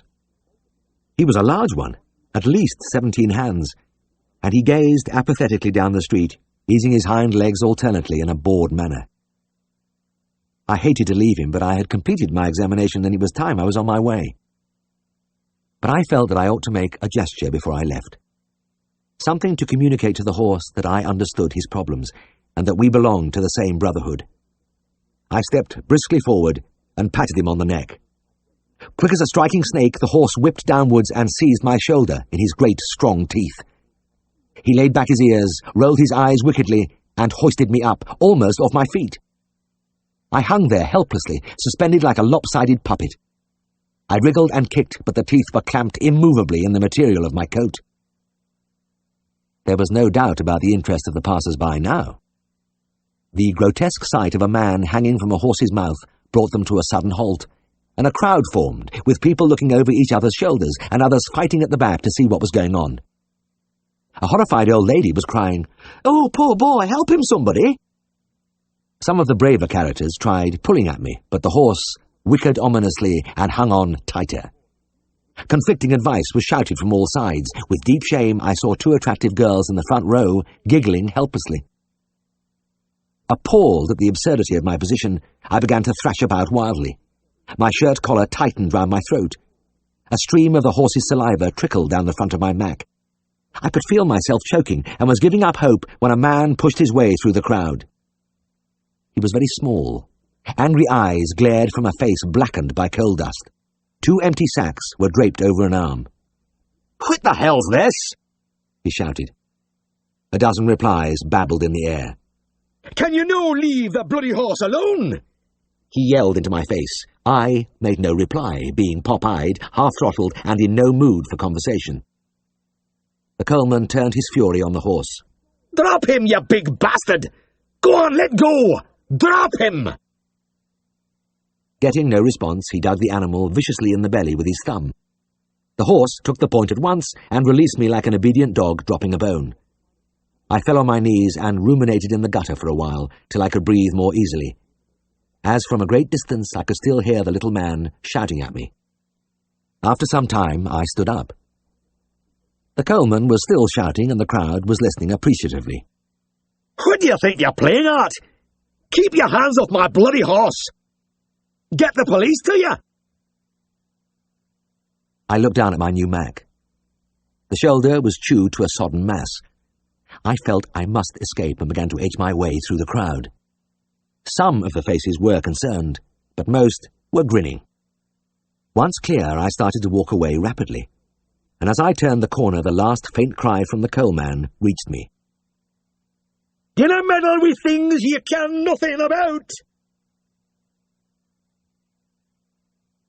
Chapter 19. I flipped idly through the morning mail. The usual stack of bills, circulars, brightly coloured advertisements for new drugs. After a few months, the novelty had worn off and I hardly bothered to read them. I had almost reached the bottom of the pile when I came on something different. An expensive-looking envelope in heavy decollaged paper, addressed to me personally. I ripped it open and pulled out a gilt-coloured card, which I scanned quickly. I felt my face redden as I slipped the card into an inside pocket. Siegfried finished ticking off the visits and looked up. "What are you looking so guilty about, James? Your past catching up with you, huh? What is it, anyway? A letter from an outraged mother?" "Go on, then," I said sheepishly, pulling out the card and handing it to him. "Have a good laugh. I suppose you'd find out anyway." Siegfried's face was expressionless as he read the card aloud. "Tricky requests the pleasure of Uncle Herriot's company on Friday, February the 5th. Drinks and dancing." He looked up and spoke seriously. "Now, isn't that nice? You know, that must be one of the most generous Pekineses in England. Sending you kippers and tomatoes and hampers isn't enough. He has to ask you to his home for a party. I grabbed the card and slipped it out of sight. All right, I know. But what am I supposed to do? Do? What you do is sit down right away and get a letter off saying thank you very much, you'll be there on February the 5th. Mrs. Pumphrey's parties are famous. Mountains of exotic food, rivers of champagne. Don't miss it, whatever you do. Will there be a lot of people there? I asked, shuffling my feet. Siegfried struck himself on the forehead with an open hand. Of course, there'll be a lot of people. What did you think? Did you expect it would be just you and Tricky? You'd have a few beers together, and then you dance a slow foxtrot with him? The cream of the county will be there in full regalia. But my guess is that there will be no more honoured guest than Uncle Herriot. Why? Because Mrs. Pumphrey invited the others, but Tricky invited you. Okay, I groaned. I'll be on my own, and I haven't got a proper evening suit. I don't fancy it. Siegfried rose and put a hand on my shoulder. My dear chap, don't mess about. Sit down and accept the invitation and then go into Broughton and hire a suit for the night. You won't be on your own for long. The Debs will be tramping over each other for a dance with you. He gave the shoulder a final pat before walking to the door. Before leaving, he turned round, and his expression was grave. And remember, for Pete's sake, don't write to Mrs. Pumphrey. Address your letter to Tricky himself, or you're sunk. I had a lot of mixed feelings churning around in me when I presented myself at the Pumphrey home on the night of February the 5th. A maid let me into the hall, and I could see Mrs. Pumphrey at the entrance to the ballroom, receiving her guests, and beyond, an elegant throng standing around with drinks. There was a well-bred clamour, a general atmosphere of wealth. I straightened the tie on my hired outfit, took a deep breath, and waited.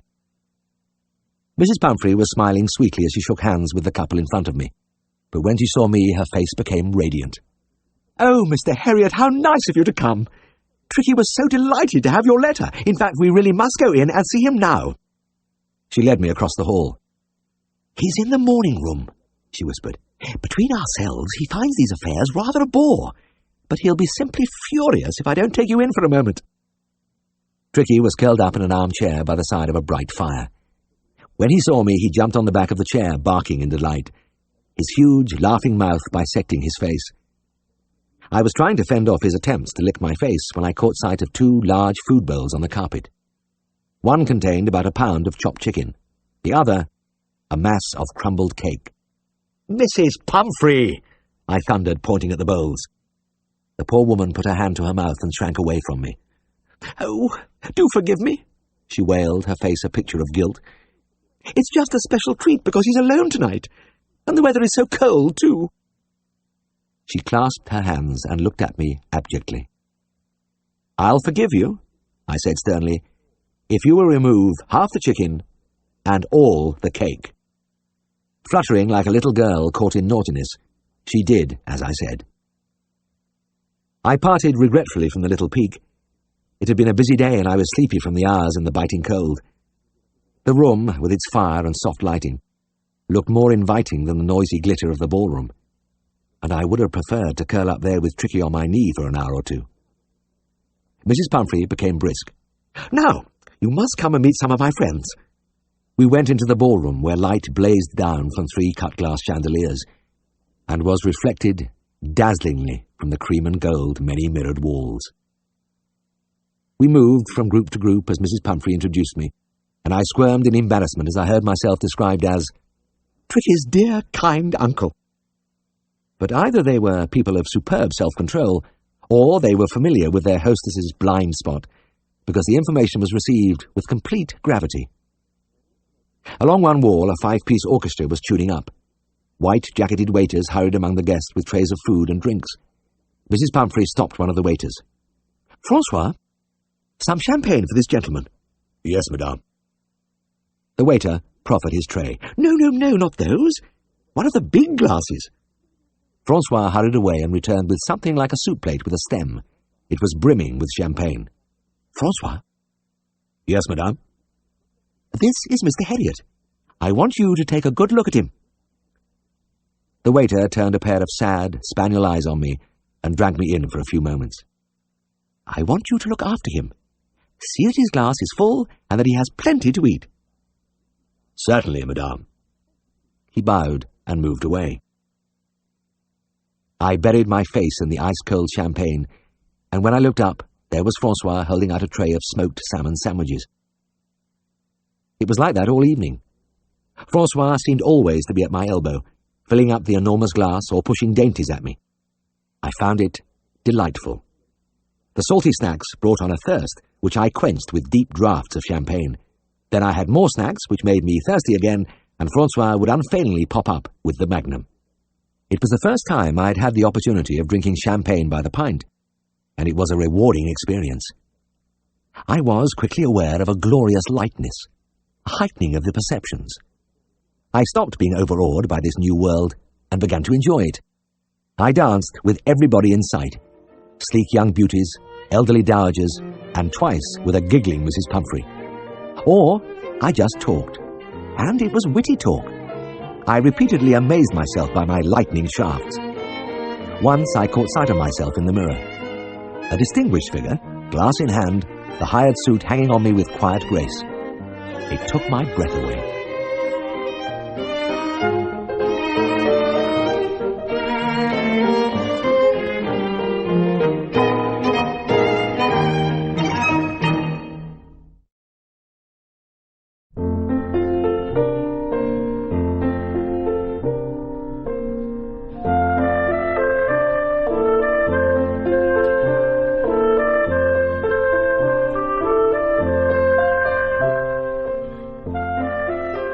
Eating, drinking, talking, dancing, the evening winged past.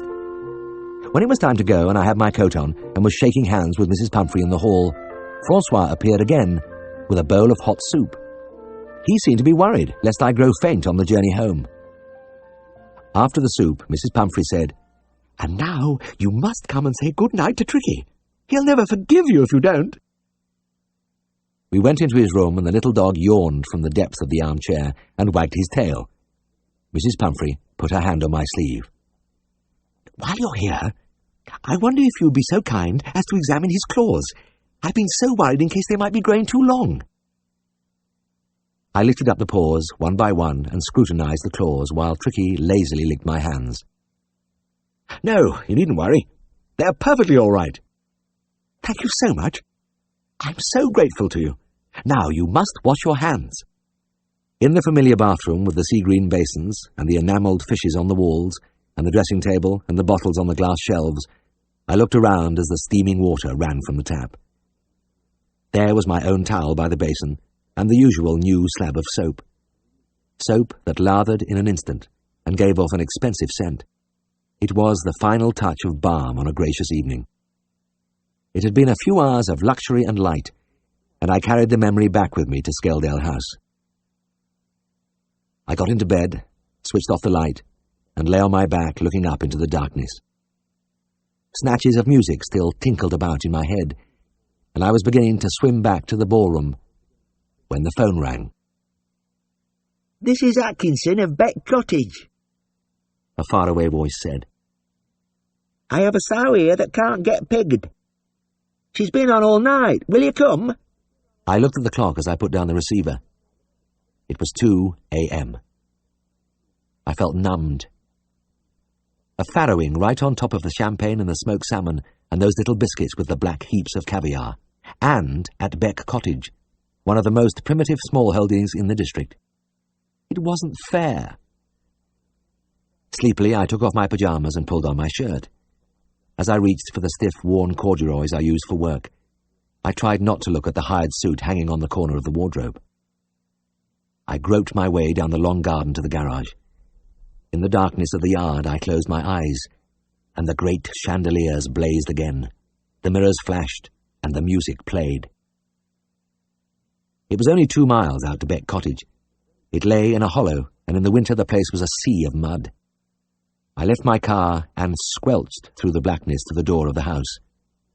My knock was unanswered, and I moved across to the cluster of buildings opposite and opened the half door into the byre. The warm, sweet bovine smell met me as I peered towards a light showing dimly at the far end where a figure was standing. I went inside past the shadowy rows of cows, standing side by side with broken wooden partitions between them, and past the mounds of manure piled behind them. Mr. Atkinson didn't believe in mucking out too often. Stumbling over the broken floor, splashing through pools of urine, I arrived at the end, where a pen had been made by closing off a corner with a gate. I could just make out the form of a pig, pale in the gloom, lying on her side. There was a scanty bed of straw under her, and she lay very still except for the trembling of her flanks. As I watched, she caught her breath and strained for a few seconds. Then the straining began again. Mr. Atkinson received me without enthusiasm. He was middle-aged, sported a week's growth of beard, and wore an ancient hat with a brim which flopped round his ears. He stood hunched against the wall, one hand deep in a ragged pocket, the other holding a bicycle lamp with a fast-failing battery. "Is that all the light we've got?" I asked. "Aye, it is," Mr. Atkinson replied, obviously surprised. He looked from the lamp to me with a "what more does he want?" expression. "Let's have it then." I trained the feeble beam on my patient. "Yeah, just a young pig, isn't she?" "Aye, nobbut to gilt. First litter." The pig strained again, shuddered, and lay still. "Something stuck there, I reckon," I said. "Will you bring me a bucket of hot water, some soap and a towel, please?" "Haven't got no hot water. Fire's out." "OK, bring me whatever you've got." The farmer clattered away down the bar, taking the light with him. And, with the darkness, the music came back again. It was a Strauss waltz, and I was dancing with Lady Frenswick. She was young and very fair, and she laughed as I swung her round. I could see her white shoulders and the diamonds winking at her throat and the wheeling mirrors. Mr. Atkinson came shuffling back and dumped a bucket of water on the floor. I dipped a finger in the water. It was ice cold, and the bucket had seen many hard years. I would have to watch my arms on that jagged rim. Quickly stripping off jacket and shirt, I sucked in my breath as a villainous draught blew through a crack onto my back. "Soap, please," I said through clenched teeth. "In bucket." I plunged an arm into the water, shivered, and felt my way round till I found a roundish object about the size of a golf ball.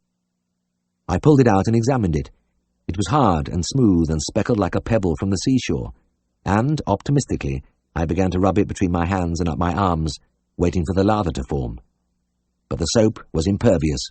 It yielded nothing.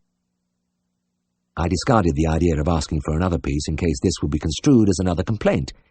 Instead, I borrowed the light and tracked down the bar into the yard, the mud sucking at my Wellingtons, goose pimples rearing on my chest. I searched around in the car boot, listening to my teeth chattering, till I came on a jar of antiseptic lubricating cream.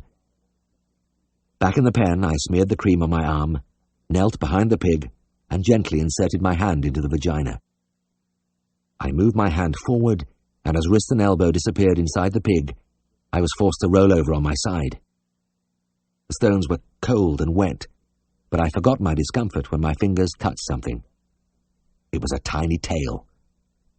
Almost a transverse presentation. Biggish piglet, stuck like a cork in a bottle. Using one finger, I worked the hind legs back until I was able to grasp them and draw the piglet out. "Yeah, this is the one that's been causing the trouble. He's dead, I'm afraid, been squashed in there too long. But there could be some live ones still inside. I'll have another feel." I greased my arm and got down again. Just inside the os uteri, almost at arm's length, I found another piglet, and I was feeling at the face when a set of minute but very sharp teeth sank into my finger. I yelped and looked up at the farmer from my stony bed.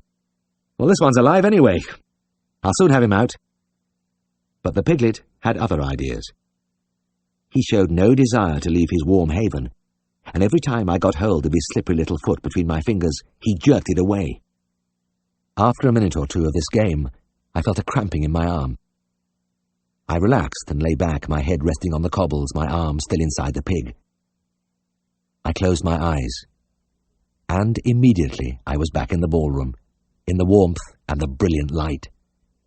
I was holding out my immense glass while Francois poured from the magnum. Then I was dancing, close to the orchestra this time, and the leader, beating time with one hand, turned round and smiled into my face. Smiled and bowed as though he had been looking for me all his life. I smiled back, but the band leader's face dissolved, and there was only Mr. Atkinson looking down at me, expressionlessly, his unshaven jaw and shaggy eyebrows thrown into sinister relief by the light striking up from the bicycle lamp. I shook myself and raised my cheek from the floor. This wouldn't do. Falling asleep on the job? Either I was very tired, or there was still some champagne in me. I reached again, and grasped the foot firmly between two fingers, and this time, despite his struggles, the piglet was hauled out into the world. Once arrived, he seemed to accept the situation, and tottered round philosophically to his mother's udder. "Well, she's not helping at all," I said. "Been on so long that she's exhausted. I'm going to give her an injection." Another numbing expedition through the mud to the car, a shot of Petruitin into the gilt's thigh, and within minutes the action began with powerful contractions of the uterus. There was no obstruction now, and soon a wriggling pink piglet was deposited in the straw. Then quite quickly another, and another. "Coming off the assembly line now, all right?" I said. Mr. Atkinson grunted. 8 piglets had been born, and the light from the lamp had almost given out when a dark mass of afterbirth welled from the gilt's vulva. I rubbed my cold arms. "Well, I should say that's the lot now." I felt suddenly chilled. I couldn't say how long I'd been standing there looking at the wonder that never grew stale. The little pigs struggling onto their legs and making their way unguided to the long double row of teats, the mother with her first family easing herself over to expose as much as possible of her udder to the hungry mouths. Better get dressed quickly. I had another try at the marble-like soap, but it defeated me as easily as the first time. I wondered how long it had been in the family. Down my right side, my cheek and ribs were caked with dirt and mucus. I did my best to scrape off some with my fingernails, then I swilled myself down with the cold water from the bucket. "Have you a towel there?" I gasped. Mr. Atkinson wordlessly handed me a sack. Its edges were stiff with old manure, and it smelled musty from the meal it had long since contained. I took it and began to rub my chest, and as the sour grains of the meal powdered my skin, the last bubbles of champagne left me, drifted up through the gaps in the tiles, and burst sadly in the darkness beyond. I dragged my shirt over my gritty back, feeling a sense of coming back to my own world. I buttoned my coat, picked up the syringe and the bottle of Petruitin, and climbed out of the pen. I had a last look before I left. The bicycle lamp was shedding its final faint glow, and I had to lean over the gate to see the row of little pigs sucking busily, utterly absorbed. The gilt carefully shifted her position and grunted. It was a grunt of deep content. Yes, I was back. And it was all right. I drove through the mud and up the hill, where I had to get out to open a gate, and the wind, with the cold, clean smell of the frosty grass in it, caught at my face. I stood for a while looking across the dark fields, thinking of the night which was ending now. My mind went back to my school days, and an old gentleman talking to the class about careers. He had said, "If you decide to become a veterinary surgeon, you will never grow rich, but you will have a life of endless interest and variety." I laughed aloud in the darkness, and as I got into the car, I was still chuckling. That old chap certainly wasn't kidding. Variety. That was it. Variety. Chapter 20. As I checked my list of calls, it occurred to me that this time Siegfried didn't look so much like a schoolboy as he faced Miss Harbottle. For one thing, he hadn't marched straight in and stood in front of the desk. That was disastrous, and he always looked beaten before he started. Instead, he had veered off over the last few yards till he stood with his back to the window.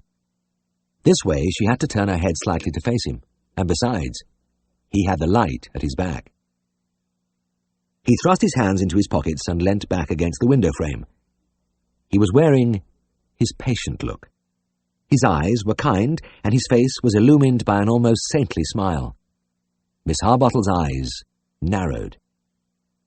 "I just wanted a word with you, Miss Harbottle." one or two little points I'd like to discuss. Now, first, about your petty cash box. It's a nice box, and I think you are quite right to institute it, but I think you will be the first to agree that the main function of a cash box is to have cash in it. He gave a light laugh. Ah, last night I had a few dogs in the surgery, and the owners wanted to pay on the spot. I had no change and went for some to your box. It was quite empty. I had to say I would send them a bill, and that isn't good business, is it, Miss Harbottle? It doesn't look good, so I really must ask you to keep some cash in your cash box. Miss Harbottle's eyes widened incredulously. But, Mr. Farnan, you remove the entire contents that go to the Hunt Ball, and... Siegfried held up a hand, and his smile took on an unearthly quality. Please hear me out. There is another very small thing I want to bring to your attention. It is now the 10th day of the month, and the accounts have not gone out. Now, this is a very undesirable state of affairs, and there are several points to consider here. But, Mr. Farnan, just one moment, Miss Harbottle, till I explain this to you. It is a known fact that farmers pay their bills more readily if they receive them on the 1st of the month. And there is another, more important factor. The beautiful smile left his face and was replaced by an expression of sorrowing gravity. Have you ever stopped to work out just how much interest the practice is losing on all the money lying out there because you are late in sending out the accounts? Mr. Farnan, I am almost finished, Miss Harbottle, and believe me, it grieves me to have to speak like this, but the fact is, I can't afford to lose money this way. He spread out his hands in a gesture of charming frankness.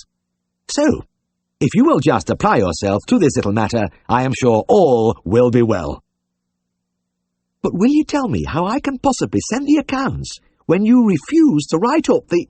In conclusion, Miss Harbottle, let me say this.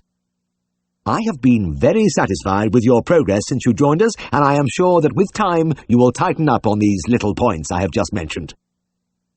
A certain roguishness crept into his smile, and he put his head on one side. Miss Harbottle's strong fingers closed tightly round a heavy ebony ruler. Efficiency, he said, crinkling his eyes. That's what we must have. Efficiency. Chapter 21. I dropped the suture needle into the tray and stepped back to survey the finished job. Well, though I say it myself, that looks rather nice. Tristan leant over the unconscious dog and examined the neat incision with its row of regular stitches. Very pretty indeed, my boy. Couldn't have done better myself. The big black Labrador lay peacefully on the table, his tongue lolling, his eyes glazed and unseeing. He had been brought in with an ugly growth over his ribs, and I had decided that it was a simple lipoma, quite benign and very suitable for surgery. And so it had turned out. The tumour had come away with almost ridiculous ease, round, intact, and shining like a hard-boiled egg from its shell. No hemorrhage, no fear of recurrence. The unsightly swelling had been replaced by this tidy scar which would be invisible in a few weeks. I was pleased. We'd better keep him up here till he comes round, I said. Give me a hand to get him onto one of these blankets. We made the dog comfortable in front of an electric stove, and I left to start my morning round. It was during lunch when we first heard the strange sound. It was something between a moan and a howl, starting quite softly but rising to a piercing pitch before shuddering back down the scale to silence. Siegfried looked up, startled, from his soup. What in God's name's that? Must be that dog I operated on this morning, I replied.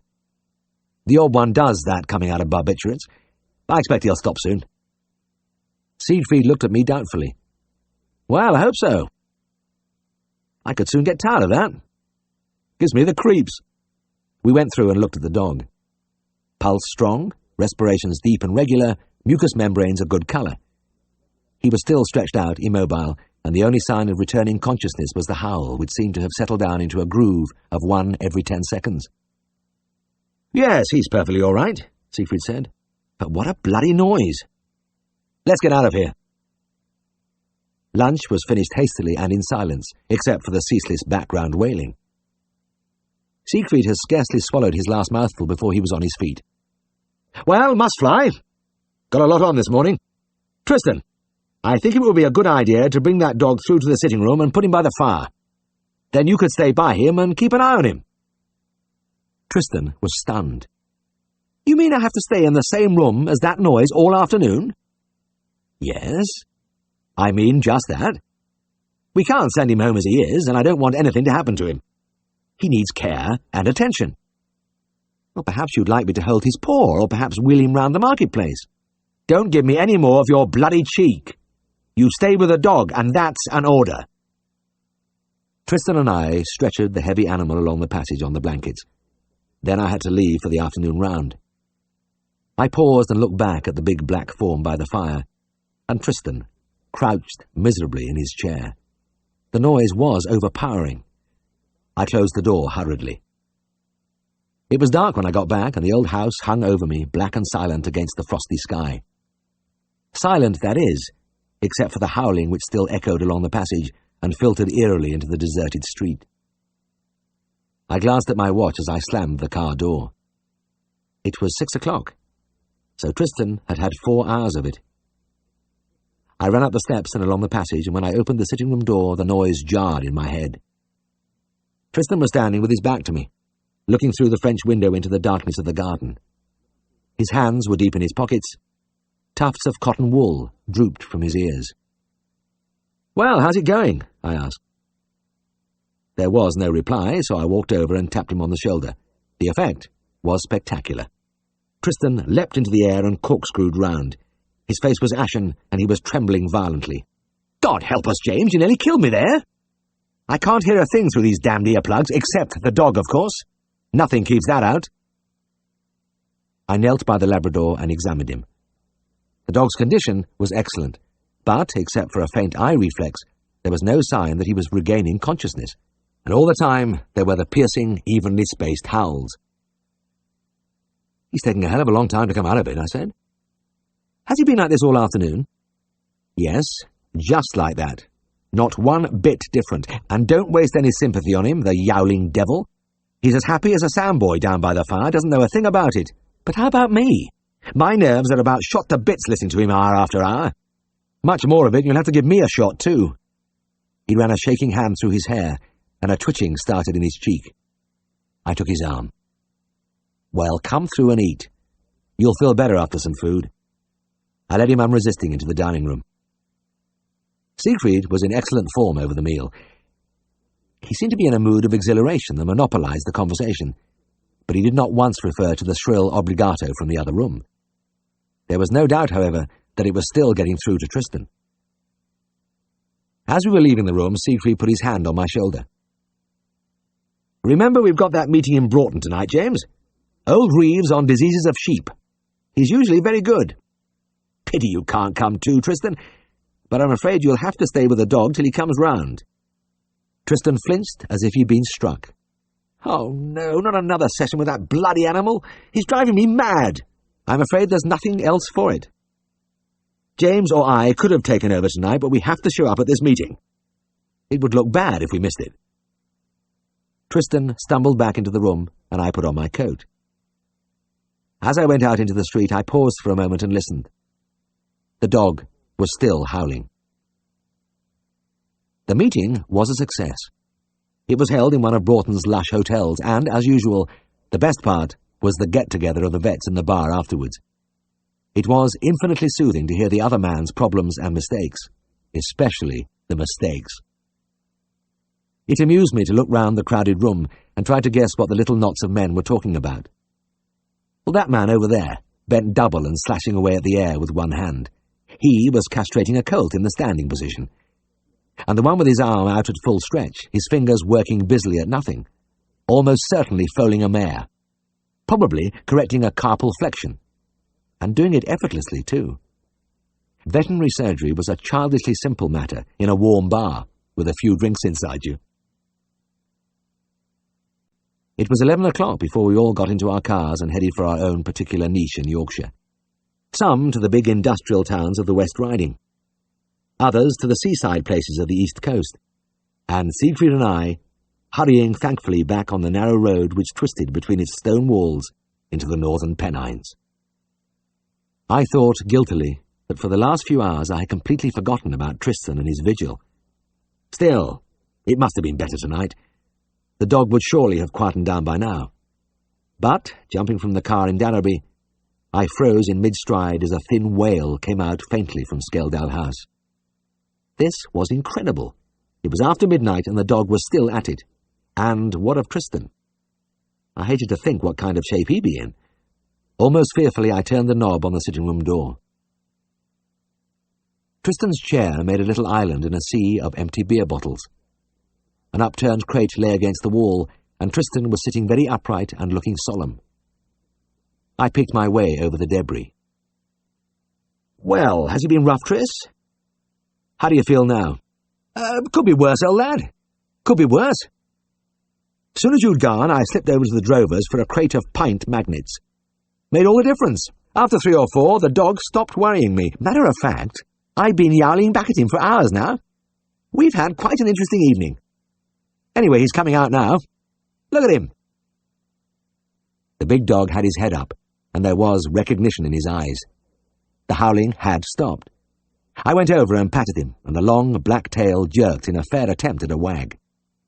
"That's better, old boy," I said. "But you'd better behave yourself now. You've given your Uncle Tristan one hell of a day." The Labrador responded immediately by struggling to his feet. He took a few swaying steps and collapsed among the bottles. Siegfried appeared at the doorway and looked distastefully at Tristan, still very upright and wearing a judicial expression, and at the dog scrabbling among the bottles. "What an infernal mess! Surely you can do a little job without making an orgy out of it." At the sound of his voice, the Labrador staggered up and, in a flush of overconfidence, tried to run towards him, wagging his tail unsteadily. He didn't get very far and went down in a heap, sending an empty magnet rolling gently up to Siegfried's feet. Siegfried bent over and stroked the shining black head. Nice friendly animal, that. I should think he's a grand dog when he's got his senses about him. He'll be normal in the morning, but the problem is what to do with him now. We can't leave him staggering about down here. He could break a leg." He glanced at Tristan, who had not moved a muscle. He was sitting up, straighter than ever, stiff and motionless, like a Prussian general. "You know, I think the best thing would be for you to take him up to your room tonight. Now we've got him so far, we don't want him to hurt himself. Yes, that's it. He can spend the night with you." "Thank you. Thank you very much indeed," Tristan said in a flat voice, still looking straight to his front. Siegfried looked at him narrowly for a moment, then turned away. "Right then, clear away this rubbish and let's get to bed." My bedroom and Tristan's were connected by a door. Mine was the main room, huge, square, with a high ceiling, pillared fireplace, and graceful alcoves like the ones downstairs. I always felt a little like a duke lying there. Tristan's had been the old dressing room, and was long and narrow, with his small bed crouching at one end as if trying to hide. There were no carpets on the smooth, varnished boards, so I laid the dog on a heap of blankets and talked down soothingly at Tristan's wan face on the pillow. "He's quiet now, sleeping like a baby, and looks as though he's going to stay that way. You'll be able to get a well-earned rest now." I went back to my own room, undressed quickly, and got into bed. I went to sleep immediately, and I couldn't tell just when the noises started next door, but I came suddenly wide awake with an angry yell ringing in my ears. Then there was a slithering and a bump, followed by another distracted cry from Tristan. I quailed at the idea of going into the dressing room. There was nothing I could do anyway, so I huddled closer into the sheets and listened. I kept sliding into a half-sleep, then starting into wakefulness as more bumping and shouting came through the wall. After about 2 hours, the noises began to change. The Labrador seemed to have gained mastery over his legs and was marching up and down the room, his claws making a regular tick-tack, tick-tack, tick-tack on the wooden floor. It went on and on interminably. At intervals, Tristan's voice, hoarse now, burst out. "Stop it! For Christ's sake, stop it! Sit down, you bloody dog!" I must have fallen into a deeper sleep, because when I awoke, the room was grey with the cold light of morning. I rolled onto my back and listened. I could still hear the tick-a-tack of the claws, but it had become irregular, as though the Labrador was strolling about instead of blundering blindly from one end of the room to the other. There was no sound from Tristan. I got out of bed, shivering as the icy air of the room gripped me, and pulled on my shirt and trousers. Tiptoeing across the floor, I opened the connecting door and was almost floored as 2 large feet were planted on my chest. The Labrador was delighted to see me and appeared to be thoroughly at home. His fine brown eyes shone with intelligence and well-being, and he showed rows of glittering teeth and a flawlessly pink tongue in a wide, panting grin. Far below, the tail lashed ecstatically. "Well, you're all right, chum," I said. "Let's have a look at that wound." I removed the horny paws from my chest and explored the line of stitches over the ribs. No swelling, no pain, no reaction at all. "Oh, lovely!" I cried. "Beautiful! You're as good as new again." I gave the dog a playful slap on the rump, which sent him into a transport of joy. He leapt all over me, clawing and licking. I was fighting him off when I heard a dismal groan from the bed. In the dim light, Tristan looked ghastly.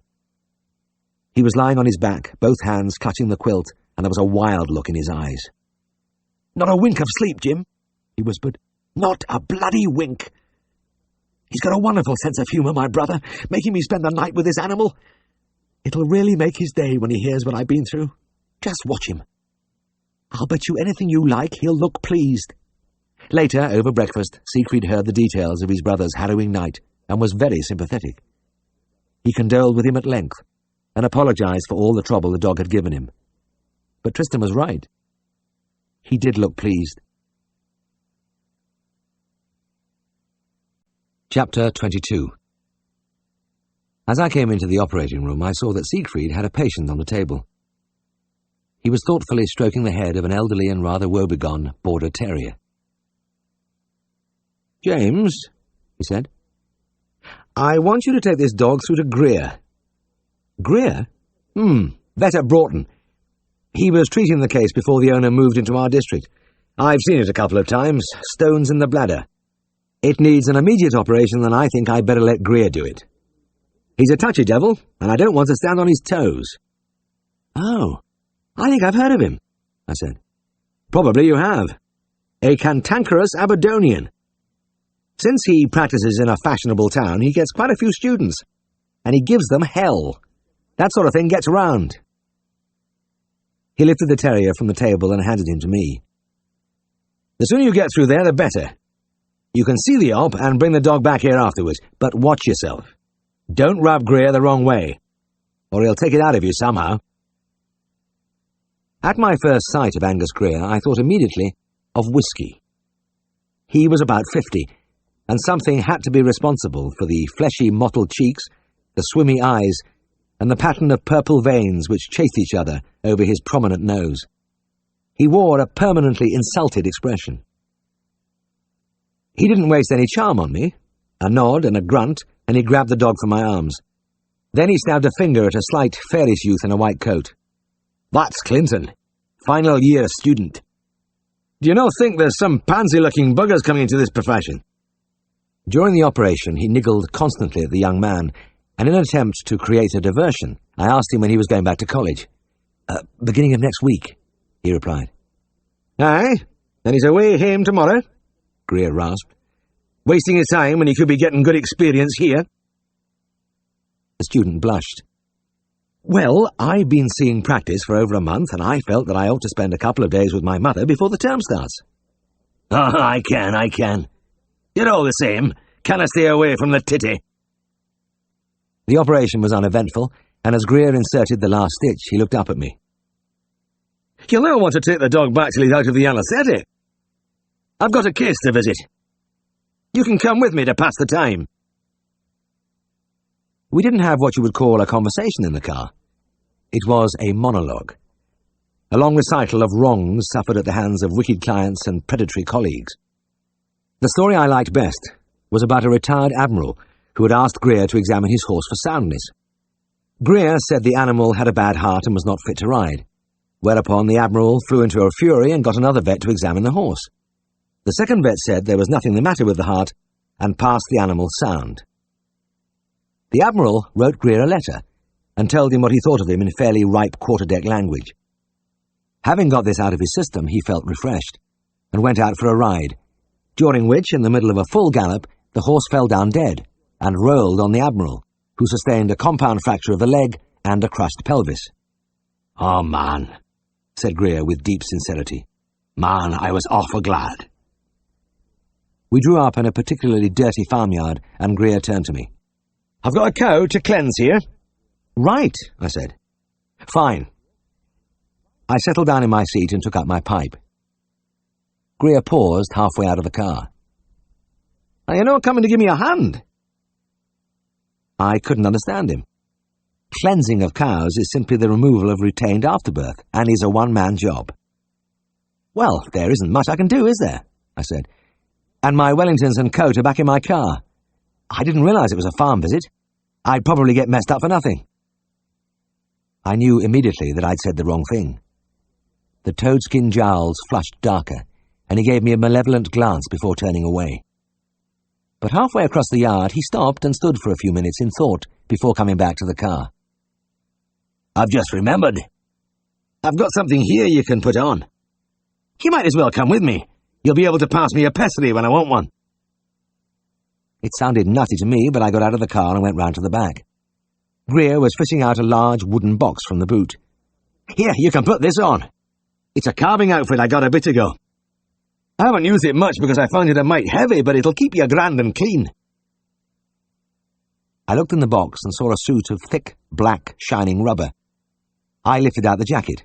It bristled with zip fasteners and press studs and felt as heavy as lead. The trousers were even more weighty, with many clips and fasteners.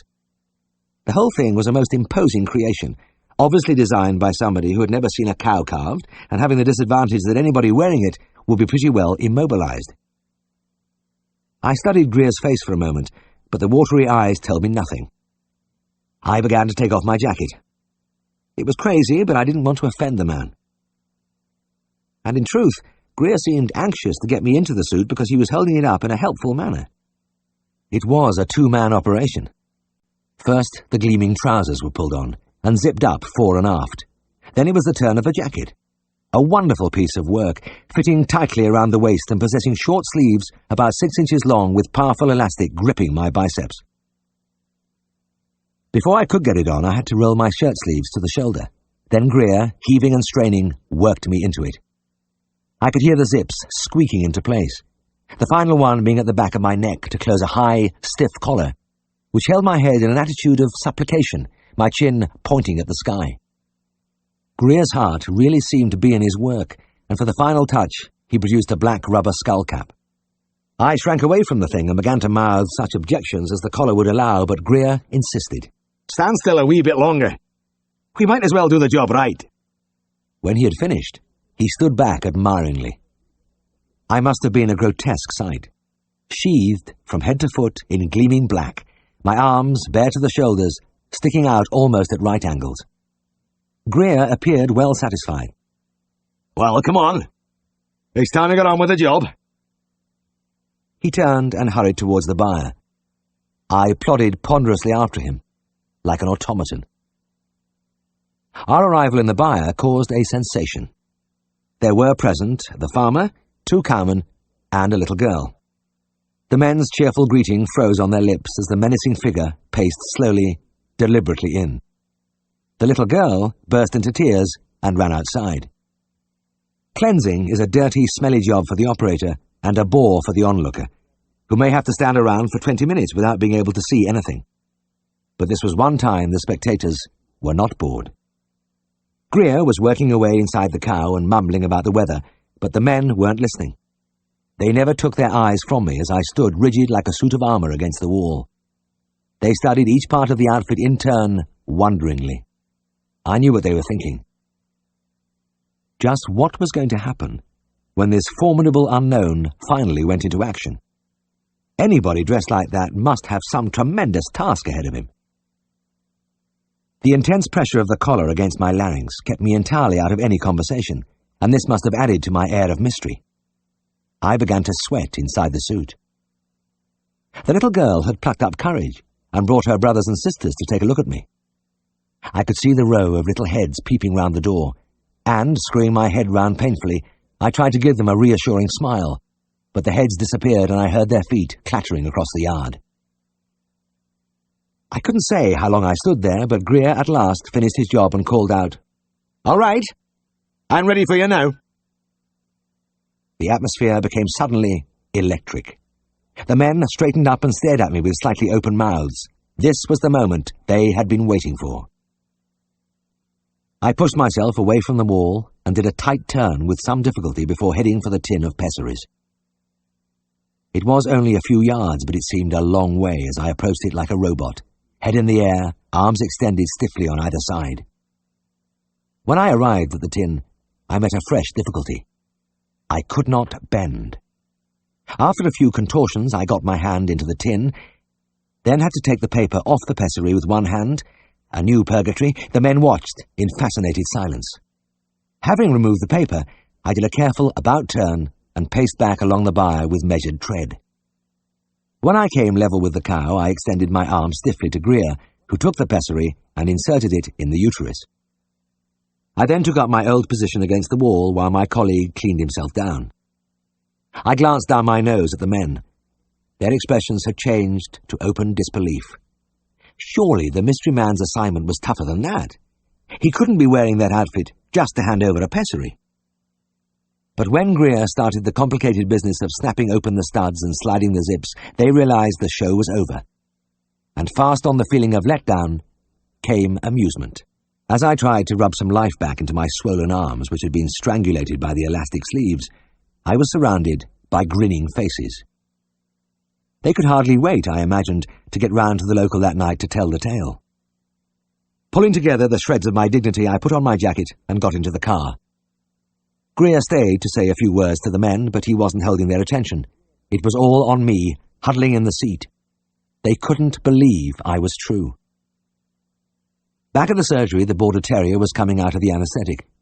He raised his head and tried bravely to wag his tail when he saw me. I wrapped him in a blanket, gathered him up, and was preparing to leave when I saw Greer through the partly open door of a small storeroom. He had the wooden box on a table and he was lifting out the rubber suit, but there was something peculiar about the way he was doing it. The man seemed to be afflicted by a kind of rigour.